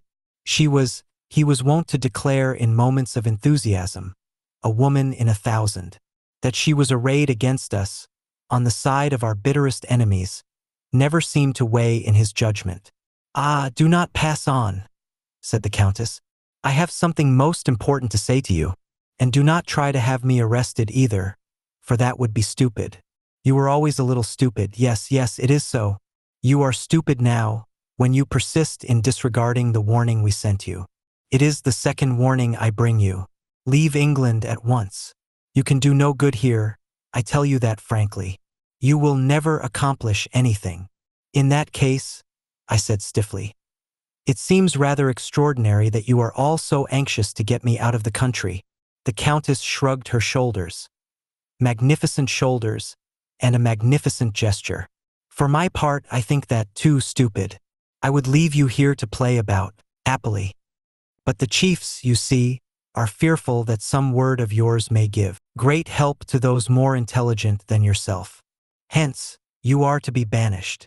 The Countess appeared to have a flattering idea of my abilities. I concealed my annoyance. Doubtless this attitude of hers was assumed expressly to annoy me and to give me the idea that I was unimportant. It would, of course, be quite easy to remove you, she continued. But I am quite sentimental sometimes. I pleaded for you. You have a nice little wife somewhere, have you not? And it would please the poor little man who is dead to know that you were not to be killed. I always liked him, you know. He was clever. But clever. Had it not been a case of 4 against 1, I honestly believe he might have been too much for us. I confess it frankly, he was my master. I sent a wreath to the funeral as a token of my admiration, an enormous one of crimson roses. Crimson roses express my temperament.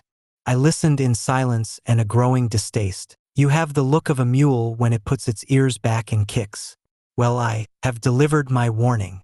Remember this, the third warning will come by the hand of the destroyer. She made a sign, and the car whirled away rapidly. I noted the number mechanically, but without the hope that it would lead to anything. The Big Four were not apt to be careless in details. I went home a little sobered. One fact had emerged from the Countess's flood of volubility. I was in real danger of my life. Though I had no intention of abandoning the struggle, I saw that it behoved me to walk warily and adopt every possible precaution.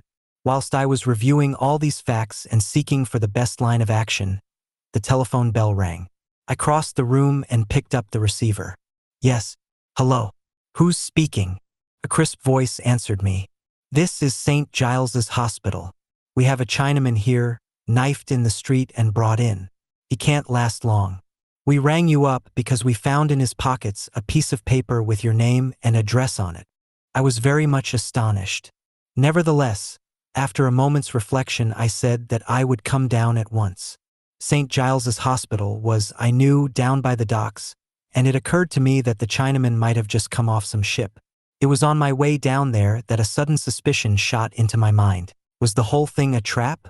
Wherever a Chinaman was, there might be the hand of Li Changyen. I remembered the adventure of the baited trap. Was the whole thing a ruse on the part of my enemies? A little reflection convinced me that at any rate a visit to the hospital would do no harm. It was probable that the thing was not so much a plot as what is vulgarly known as a plant. The dying Chinaman would make some revelation to me upon which I should act, and which would have the result of leading me into the hands of the Big Four. The thing to do was to preserve an open mind, and whilst feigning credulity be secretly on my guard.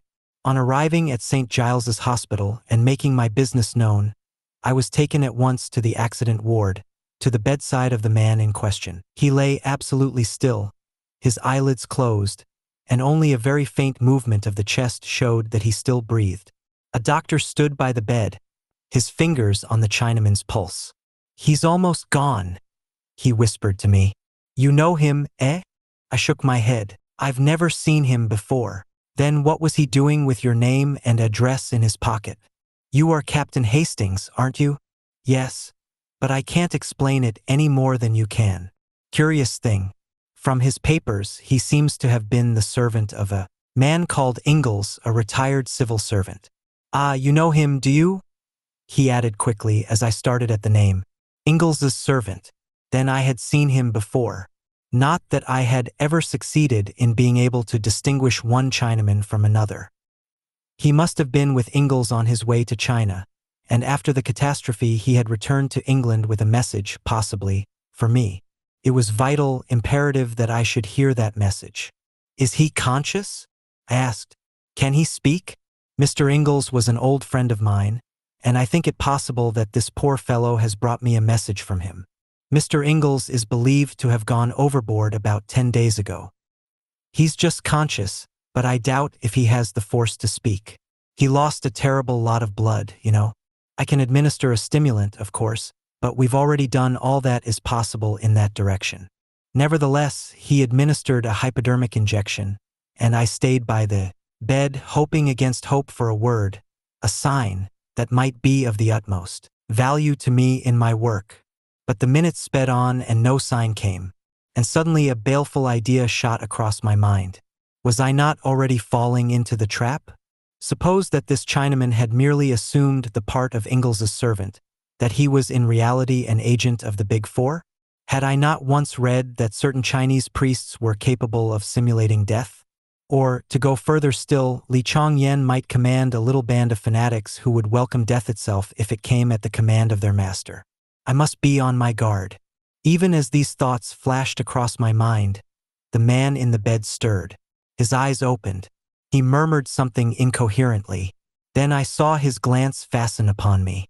He made no sign of recognition, but I was at once aware that he was trying to speak to me. Be he friend or foe, I must hear what he had to say. I leaned over the bed, but the broken sounds conveyed no sort of meaning to me. I thought I caught the word hand, but in what connection it was used, I could not tell. Then it came again, and this time I heard another word, the word Largo. I stared in amazement, as the possible juxtaposition of the two suggested itself to me. Handles Largo? I queried. The Chinaman's eyelids flickered rapidly, as though in assent, and he added another Italian word, the word carrozza. 2 or 3 more words of murmured Italian came to my ears, and then he fell back abruptly. The doctor pushed me aside. It was all over. The man was dead. I went out into the air again, thoroughly bewildered. Handles Largo and a carrozza. If I remembered rightly, a carrozza was a carriage. What possible meaning could lie behind those simple words? The man was a Chinaman, not an Italian. Why should he speak in Italian? Surely, if he were indeed Ingles's servant, he must know English? The whole thing was profoundly mystifying. I puzzled over it all the way home. Oh, if only Poirot had been there to solve the problem with his lightning ingenuity. I let myself in with my latchkey and went slowly up to my room. A letter was lying on the table, and I tore it open carelessly enough. But in a minute I stood rooted to the ground whilst I read. It was a communication from a firm of solicitors. Dear Sir, it ran. As instructed by our late client, M. Hercule Poirot, we forward you the enclosed letter. This letter was placed in our hands a week before his death, with instructions that in the event of his demise, it should be sent to you at a certain date after his death. Yours faithfully, etc. I turned the enclosed missive over and over. It was undoubtedly from Poirot. I knew that familiar writing only too well. With a heavy heart, yet a certain eagerness, I tore it open. Mon cher ami, it began. When you receive this I shall be no more. Do not shed tears about me, but follow my orders. Immediately upon receipt of this, return to South America. Do not be pig-headed about this. It is not for sentimental reasons that I bid you undertake the journey. It is necessary. It is part of the plan of Hercule Poirot. To say more is unnecessary to anyone who has the acute intelligence of my friend Hastings. I ask the Big Four. I salute you, my friend, from beyond the grave. Ever thine, Hercule Poirot. I read and reread this astonishing communication.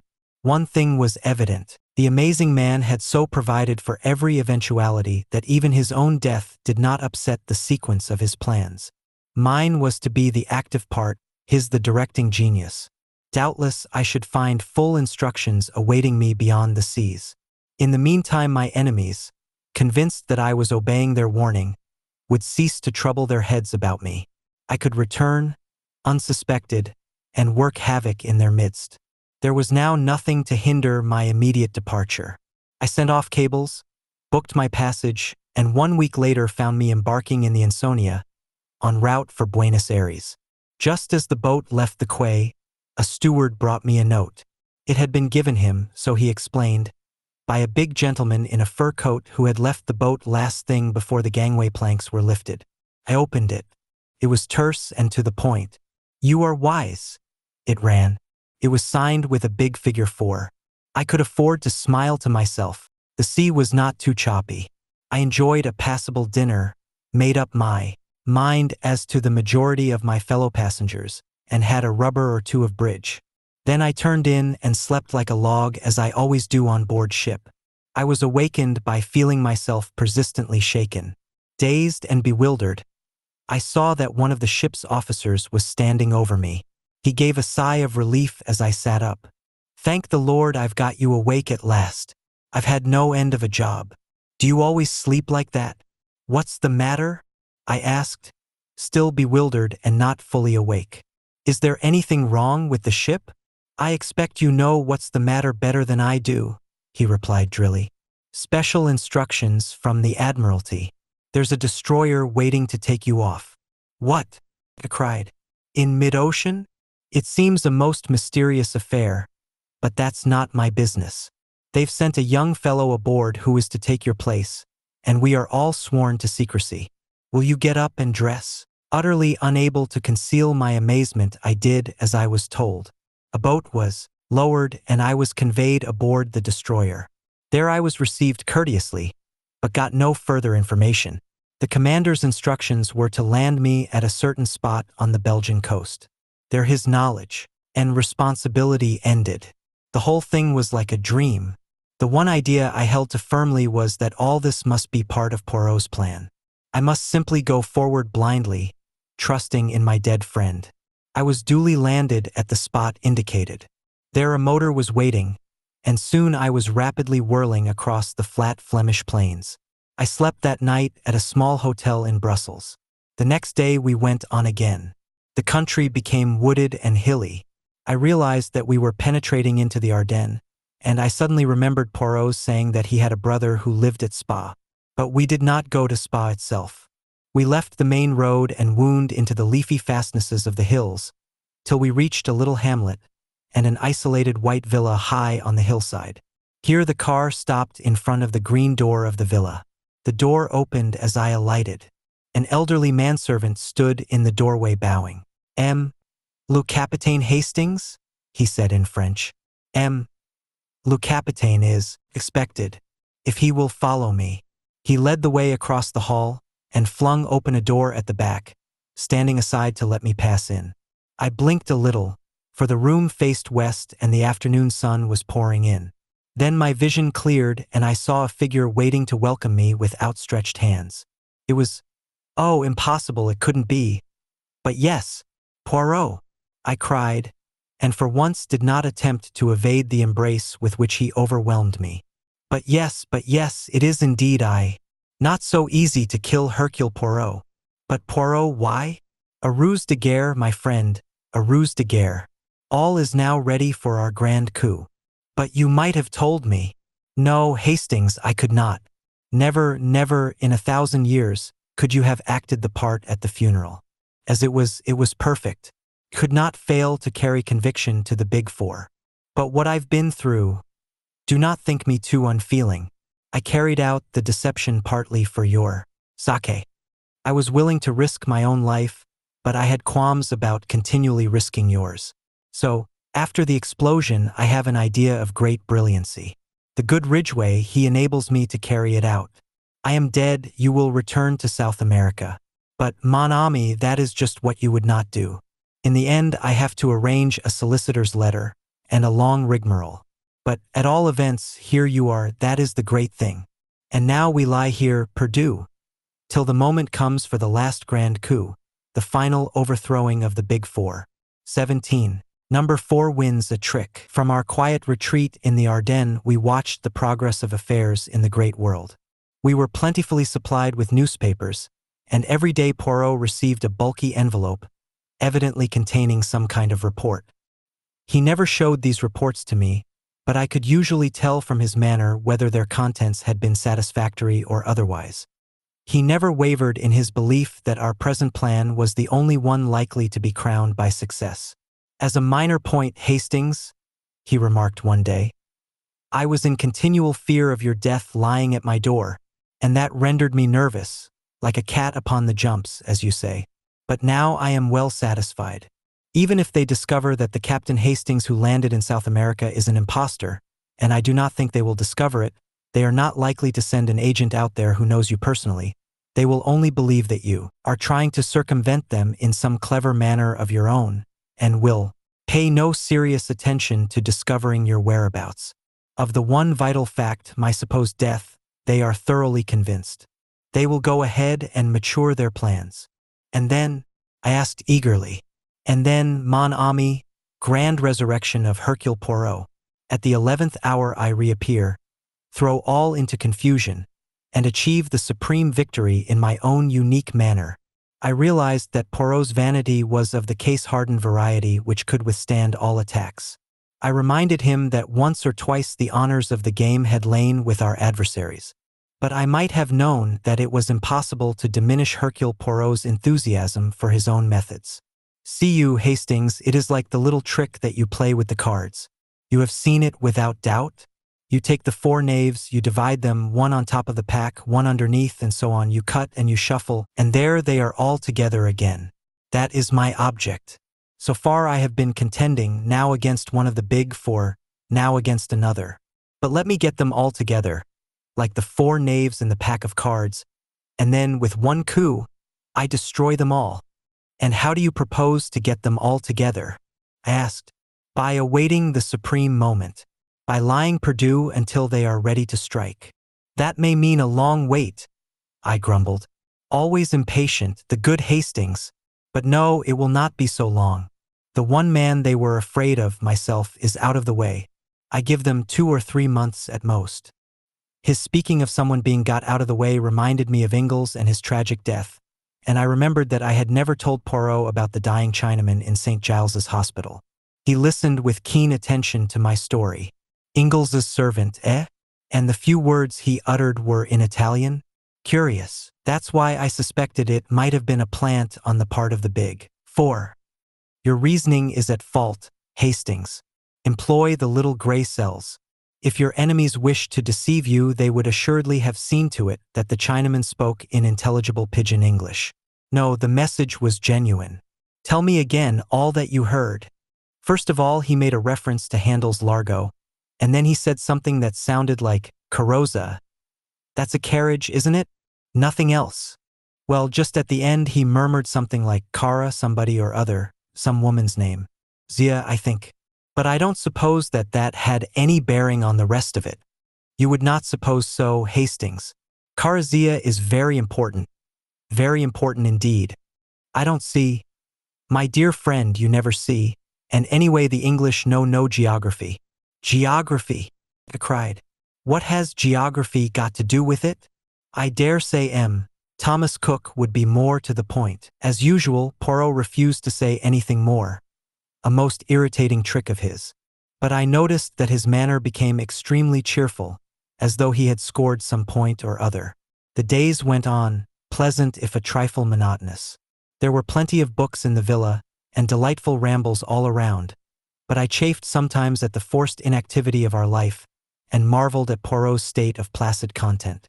Nothing occurred to ruffle our quiet existence, and it was not until the end of June, well within the limit that Poirot had given them, that we had our news of the Big Four.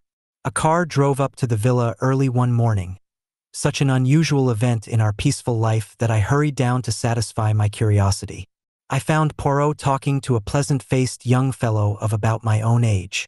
He introduced me. This is Captain Harvey Hastings, one of the most famous members of your intelligence service. Not famous at all, I'm afraid, said the young man, laughing pleasantly. Not famous except to those in the know, I should have said. Most of Captain Harvey's friends and acquaintances consider him an amiable but brainless young man, devoted only to the trot of the fox or whatever the dance is called. We both laughed. Well, to business, said Poirot. You are of opinion the time has come, then? We are sure of it, sir. China was isolated politically yesterday. What is going on out there, nobody knows. No news of any kind, wireless or otherwise, has come through. Just a complete break and silence. Li Chong-yen has shown his hand. And the others. Abe Ryland arrived in England a week ago and left for the continent yesterday. And Madame Olivier? Madame Olivier left Paris last night. For Italy? For Italy, sir. As far as we can judge, they are both making for the resort you indicated, though how you knew that. Ah, that is not the cap with the feather for me. That was the work of Hastings here. He conceals his intelligence, you comprehend, but it is profound for all that. Harvey looked at me with due appreciation, and I felt rather uncomfortable. All is in train, then, said Poirot. He was pale now and completely serious. The time has come. The arrangements are all made. Everything you ordered has been carried out. The governments of Italy, France, and England are behind you, and are all working harmoniously together. It is, in fact, a new entente, observed Poirot drily. I am glad that D'Estrados is convinced at last. Eh bien, then we will start, or rather I will start. You, Hastings, will remain here. Yes, I pray of you. In verity, my friend, I am serious. I believe him, but it was not likely that I should consent to being left behind in that fashion. Our argument was short but decisive. It was not until we were in the train, speeding towards Paris, that he admitted that he was secretly glad of my decision. For you have a part to play, Hastings, an important part. Without you, I might well fail. Nevertheless, I felt that it was my duty to urge you to remain behind. There is danger, then, mon ami. Where there is the big four, there is always danger. On arrival in Paris, we drove across to the Gare de l'Est, and Poirot at last announced our destination. We were bound for Bolzano and Italian Tyrol. During Harvey's absence from our carriage, I took the opportunity of asking Poirot why he had said that the discovery of the rendezvous was my work. Because it was my friend. How Ingalls managed to get hold of the information I do not know, but he did, and he sent it to us by his servant. We are bound, mon ami, for Quercy, the new Italian name for which is Fago di Carezza. You see now where your Carazia comes in, and also your Carrozza and Largo. The handle was supplied by your own imagination, possibly some reference to the information coming from the hand of Mr. Ingalls started the train of association. Quercy? Queried. I never heard of it. I always tell you that the English know no geography, but as a matter of fact, it is a well-known and very beautiful summer resort for 1,000 feet up in the heart of the Dolomites. And it is in this out-of-the-way spot that the Big Four have their rendezvous, say rather their headquarters. The signal has been given, and it is their intention to disappear from the world and issue orders from their mountain fastness. I have made the inquiries. A lot of quarrying of stone and mineral deposits is done there, and the company, apparently a small Italian firm, is in reality controlled by Abe Ryland. I am prepared to swear that a vast subterranean dwelling has been hollowed out in the very heart of the mountain, secret and inaccessible. From there, the leaders of the organization will issue by wireless their orders to their followers, who are numbered by thousands in every country. And from that crag in the Dolomites, the dictators of the world will emerge. That is to say, they would emerge were it not for Hercule Poirot. Do you seriously believe all this, Poirot? What about the armies and general machinery of civilization? What about it in Russia, Hastings? This will be Russia on an infinitely larger scale, and with this additional menace, that Madame Olivier's experiments have proceeded further than she has ever given out. I believe that she has, to a certain extent, succeeded in liberating atomic energy and harnessing it to her purpose. Her experiments with the nitrogen of the air have been very remarkable, and she has also experimented in the concentration of wireless energy, so that a beam of great intensity can be focused upon some given spot. Exactly how far she has progressed, nobody knows, but it is certain that it is much farther than has ever been given out. She is a genius, that woman. The Curies were as nothing to her. Add to her genius the powers of Ryland's almost unlimited wealth, and, with the brain of Li Changyen, the finest criminal brain ever known, to direct and plan, eh bien, it will not be, as you say, all jam for civilization. His words made me very thoughtful. Although Poirot was given at times to exaggeration of language, he was not really an alarmist. For the first time I realized what a desperate struggle it was upon which we were engaged. Harvey soon rejoined us, and the journey went on. We arrived at Bolzano about midday. From there the journey on was by motor. Several big blue motor cars were waiting in the central square of the town, and we three got into one of them. Poirot, notwithstanding the heat of the day, was muffled to the eyes in greatcoat and scarf. His eyes and the tips of his ears were all that could be seen of him. I did not know whether this was due to precaution or merely his exaggerated fear of catching a chill. The motor journey took a couple of hours. It was a really wonderful drive. For the first part of the way we wound in and out of huge cliffs, with a trickling waterfall on one hand. Then we emerged into a fertile valley, which continued for some miles, and then, still winding steadily upwards, the bare rock peaks began to show with dense clustering pine woods at their base. The whole place was wild and lovely. Finally, a series of abrupt curves, with the road running through the pine woods on either side, and we came suddenly upon a big hotel and found we had arrived. Our rooms had been reserved for us, and under Harvey's guidance we went straight up to them. They looked straight out over the rocky peaks and the long slopes of pine woods leading up to them. Poirot made a gesture towards them. "It is there?" he asked in a low voice. "Yes," replied Harvey. "There is a place called the Felsen Labyrinth, all big boulders piled about in a most fantastic way. A path winds through them. The quarrying is to the right of that, but we think that the entrance is probably in the Felsen Labyrinth." Poirot nodded. "Come, mon ami," he said to me. "Let us go down and sit upon the terrace and enjoy the sunlight." "You think that wise?" I asked. He shrugged his shoulders. The sunlight was marvelous. In fact, the glare was almost too great for me. We had some creamy coffee instead of tea, then went upstairs and unpacked our few belongings. Poirot was in his most unapproachable mood, lost in a kind of reverie. Once or twice he shook his head and sighed.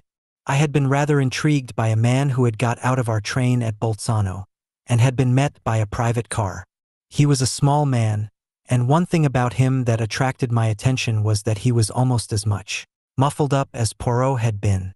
More so, indeed, for in addition to greatcoat and muffler, he was wearing huge blue spectacles.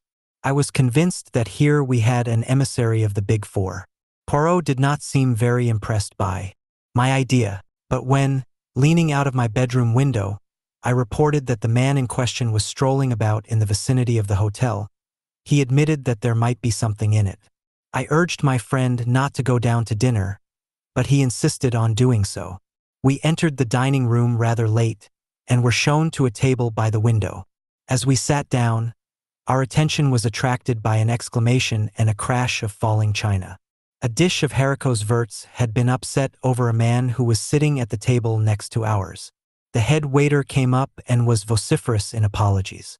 Presently, when the offending waiter was serving us with soup, Poirot spoke to him.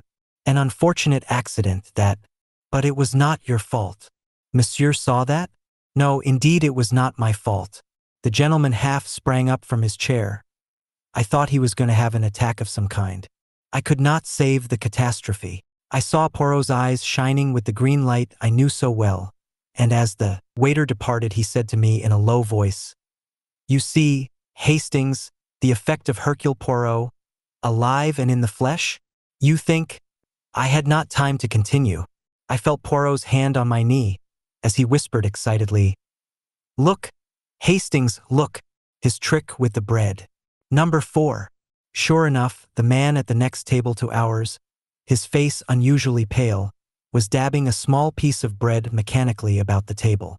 I studied him carefully. His face, clean-shaven and puffily fat, was of a pasty, unhealthy sallowness, with heavy pouches under the eyes and deep lines running from his nose to the corners of his mouth. His age might have been anything from 35 to 45. In no particular did he resemble any one of the characters which Number 4 had previously assumed. Indeed, had it not been for his little trick with the bread, of which he was evidently quite unaware, I would have sworn readily enough that the man sitting there was someone whom I had never seen before. "He has recognized you," I murmured. "You should not have come down. My excellent Hastings, I have feigned death for 3 months for this one purpose. To startle Number 4? To startle him at a moment when he must act quickly or not at all. And we have this great advantage. He does not know that we recognize him. He thinks that he is safe in his new disguise. How I bless Flossie Monroe for telling us of that little habit of his." "What will happen now?" I asked. "What can happen? He recognizes the only man he fears, miraculously resurrected from the dead, at the very minute when the plans of the Big Four are in the balance.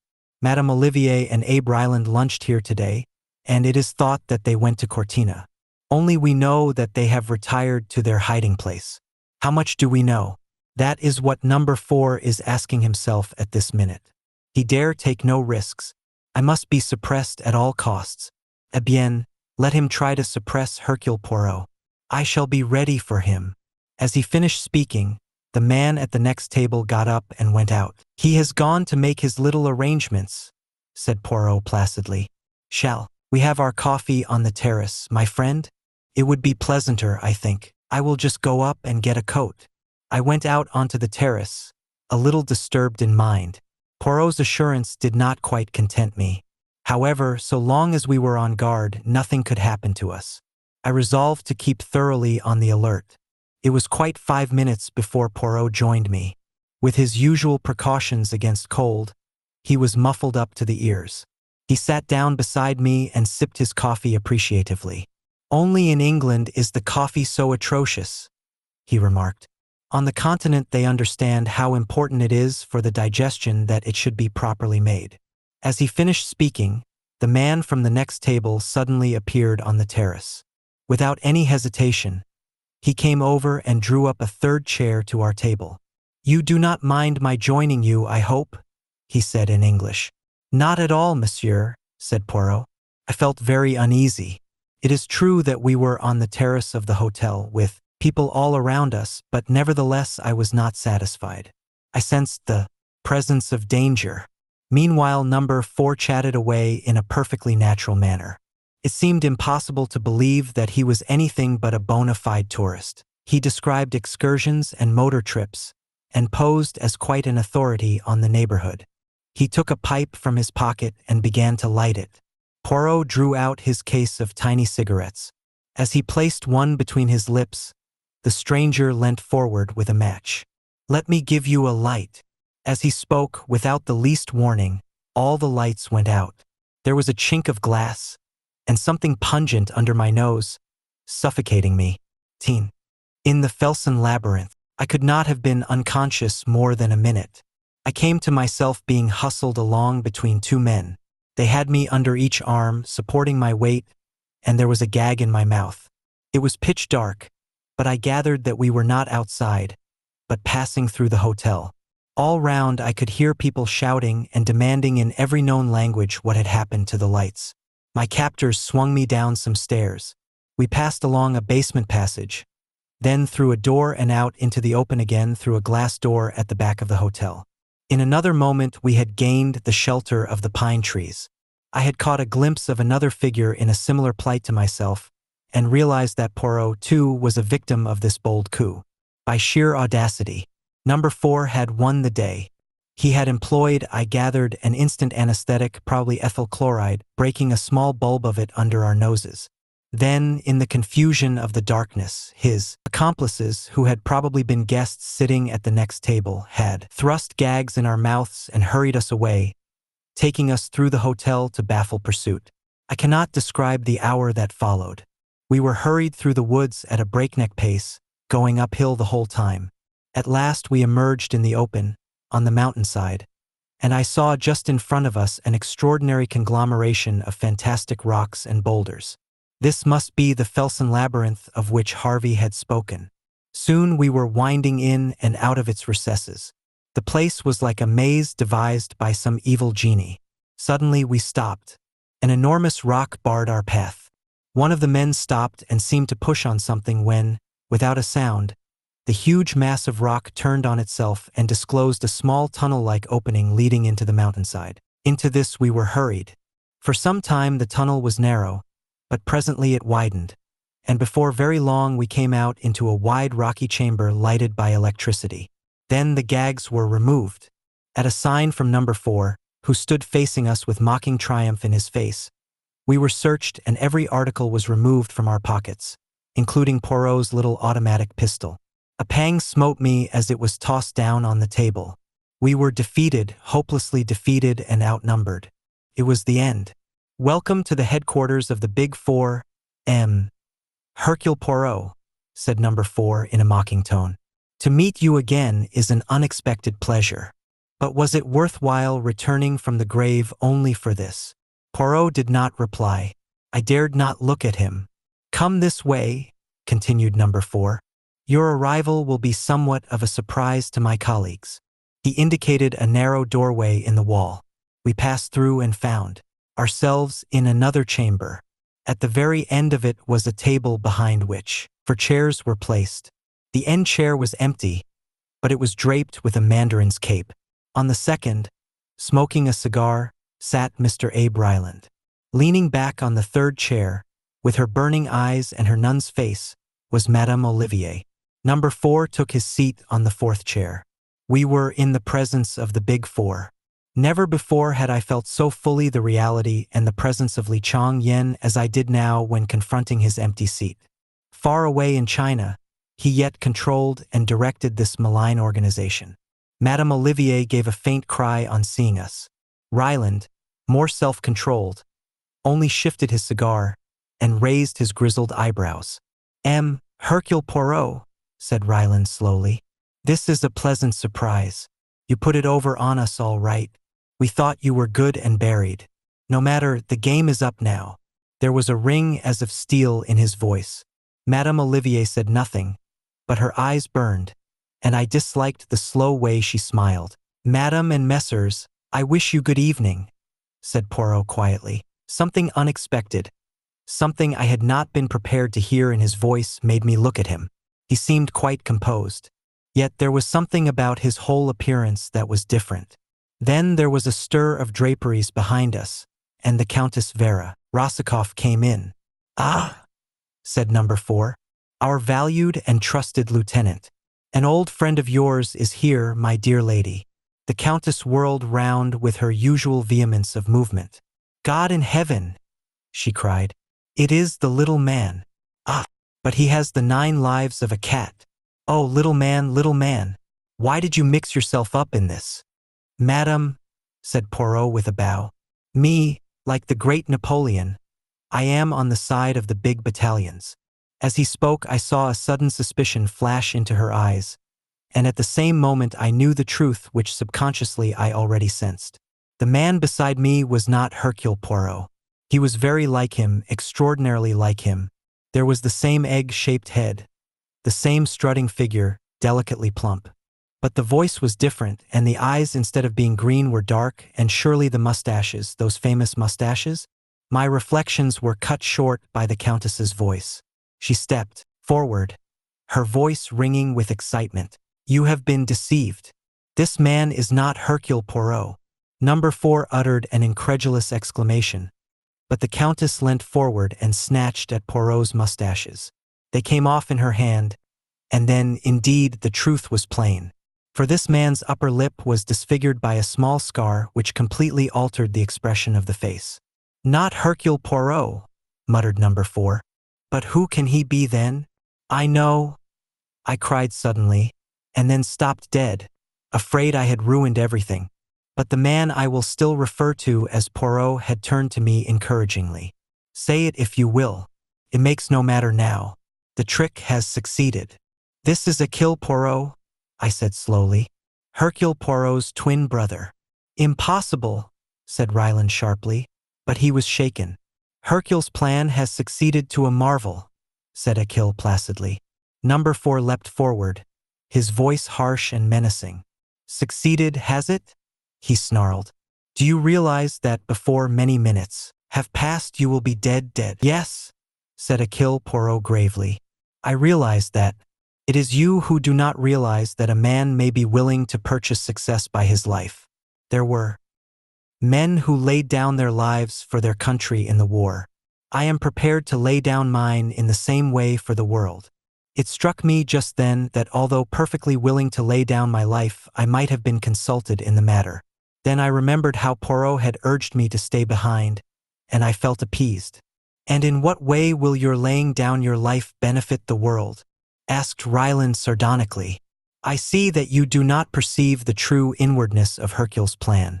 To begin with, your place of retreat was known some months ago, and practically all the visitors, hotel assistants, and others are detectives or secret servicemen. A cordon has been drawn round the mountain. You may have more than one means of egress, but even so you cannot escape. Poirot himself is directing the operations outside. My boots were smeared with a preparation of aniseed tonight, before I came down to the terrace in my brother's place. Hounds are following the trail. It will lead them infallibly to the rock in the Felsen Labyrinth where the entrance is situated. You see, do what you will to us, the net is drawn tightly round you. You cannot escape." Madame Olivier laughed suddenly. "You are wrong. There is one way we can escape and, like Samson of old, destroy our enemies at the same time. What do you say, my friends?" Ryland was staring at Hercule Poirot. "Suppose he's lying," he said hoarsely. The other shrugged his shoulders. "In an hour it will be dawn. Then you can see for yourself the truth of my words. Already they should have traced me to the entrance in the Felsen Labyrinth." Even as he spoke, there was a far-off reverberation, and a man ran in shouting incoherently. Ryland sprang up and went out. Madame Olivier moved to the end of the room and opened a door that I had not noticed. Inside I caught a glimpse of a perfectly equipped laboratory which reminded me of the one in Paris. Number 4 also sprang up and went out. He returned with Poirot's revolver which he gave to the Countess. "There is no danger of their escaping," he said grimly. "But still you had better have this." Then he went out again. The Countess came over to us and surveyed my companion attentively for some time. Suddenly she laughed. "You are very clever, Hercule Poirot," she said mockingly. "Madam, let us talk business. It is fortunate that they have left us alone together. What is your price?" "I do not understand." "What price?" "Madam, you can aid us to escape. You know the secret ways out of this retreat. I ask you, what is your price?" She laughed again. "More than you could pay, little man. Why, all the money in the world would not buy me." "Madam, I did not speak of money. I am a man of intelligence. Nevertheless, this is a true fact. Everyone has his price. In exchange for life and liberty, I offer you your heart's desire." "So you are a magician. You can call me so if you like." The Countess suddenly dropped her jesting manner. She spoke with passionate bitterness. "Fool, my heart's desire. Can you give me revenge upon my enemies? Can you give me back youth and beauty and a gay heart? Can you bring the dead to life again?" Hercule Poirot was watching her very curiously. "Which of the three, madam? Make your choice." She laughed sardonically. "You will send me the elixir of life, perhaps? Come, I will make a bargain with you. Once I had a child. Find my child for me, and you shall go free." "Madam, I agree. It is a bargain. Your child shall be restored to you, on the faith of Hercule Poirot himself." Again that strange woman laughed, this time long and unrestrainedly. "My dear Poirot, I am afraid I laid a little trap for you. It is very kind of you to promise to find my child for me, but, you see, I happen to know that you would not succeed, and so that would be a very one-sided bargain, would it not? Madam, I swear to you by the holy angels that I will restore your child to you. I asked you before, Poirot, could you restore the dead to life? Then the child is dead?" "Yes." He stepped forward and took her wrist. "Madam, I who speak to you swear once more. I will bring the dead back to life." She stared at him as though fascinated. "You do not believe me. I will prove my words. Get my pocketbook which they took from me." She went out of the room and returned with it in her hand. Throughout all she retained her grip on the revolver. I felt that Hercule Poirot's chances of bluffing her were very slight. The Countess Vera Rosikoff was no fool. "Open it, madam. The flap on the left-hand side. That is right. Now take out that photograph and look at it." Wonderingly, she took out what seemed to be a small snapshot. No sooner had she looked at it than she uttered a cry and swayed as though about to fall. Then she almost flew at my companion. Where? You shall tell me. Where? Remember your bargain, madam." Yes, I will trust you. Quick, before they come back." Catching him by the hand, she drew him quickly and silently out of the room. I followed. From the outer room she led us into the tunnel by which we had first entered, but a short way along this forked, and she turned off to the right. Again and again the passage divided, but she led us on, never faltering or seeming to doubt her way, and with increasing speed. "If only we are in time," she panted. "We must be out in the open before the explosion occurs." Still we went on. I understood that this tunnel led right through the mountain and that we should finally emerge on the other side, facing a different valley.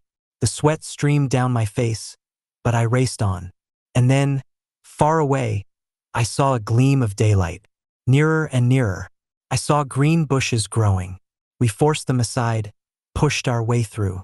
We were in the open again, with the faint light of dawn making everything rosy.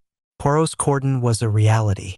Even as we emerged, 3 men fell upon us, but released us again with a cry of astonishment. "Quick!" cried my companion. "Quick! There is no time to lose." But he was not destined to finish. The earth shook and trembled under our feet. There was a terrific roar and the whole mountain seemed to dissolve. We're flung headlong through the air. I came to myself at last. I was in a strange bed and a strange room. Someone was sitting by the window. He turned and came and stood by me.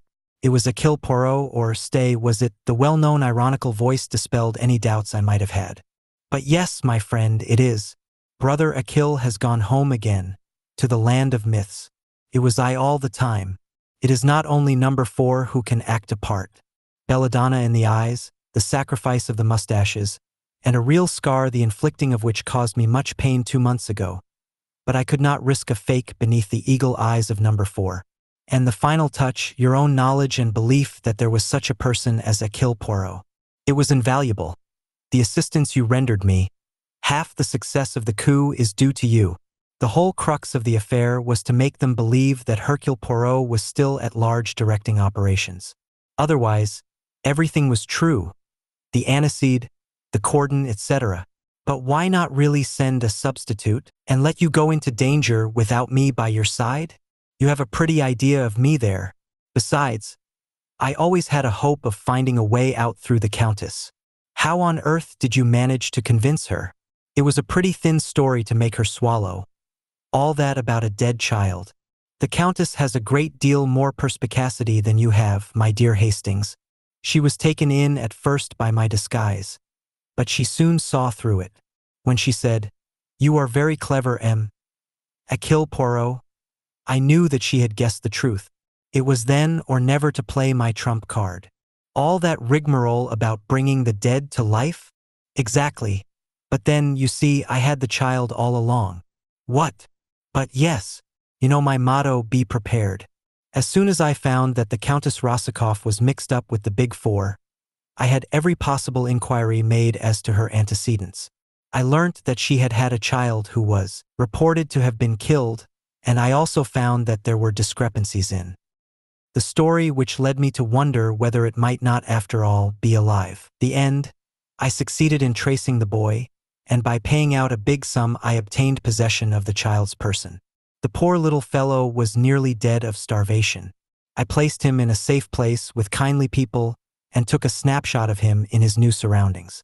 And so, when the time came, I had my little coup de theater all ready. You are wonderful, Poirot. Absolutely wonderful.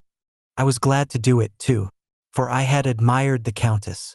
I should have been sorry if she had perished in the explosion. I've been half afraid to ask you, what of the Big Four? All the bodies have now been recovered. That of number 4 was quite unrecognizable, the head blown to pieces. I rather wish it had not been so. I should have liked to be sure, but no more of that. Look at this.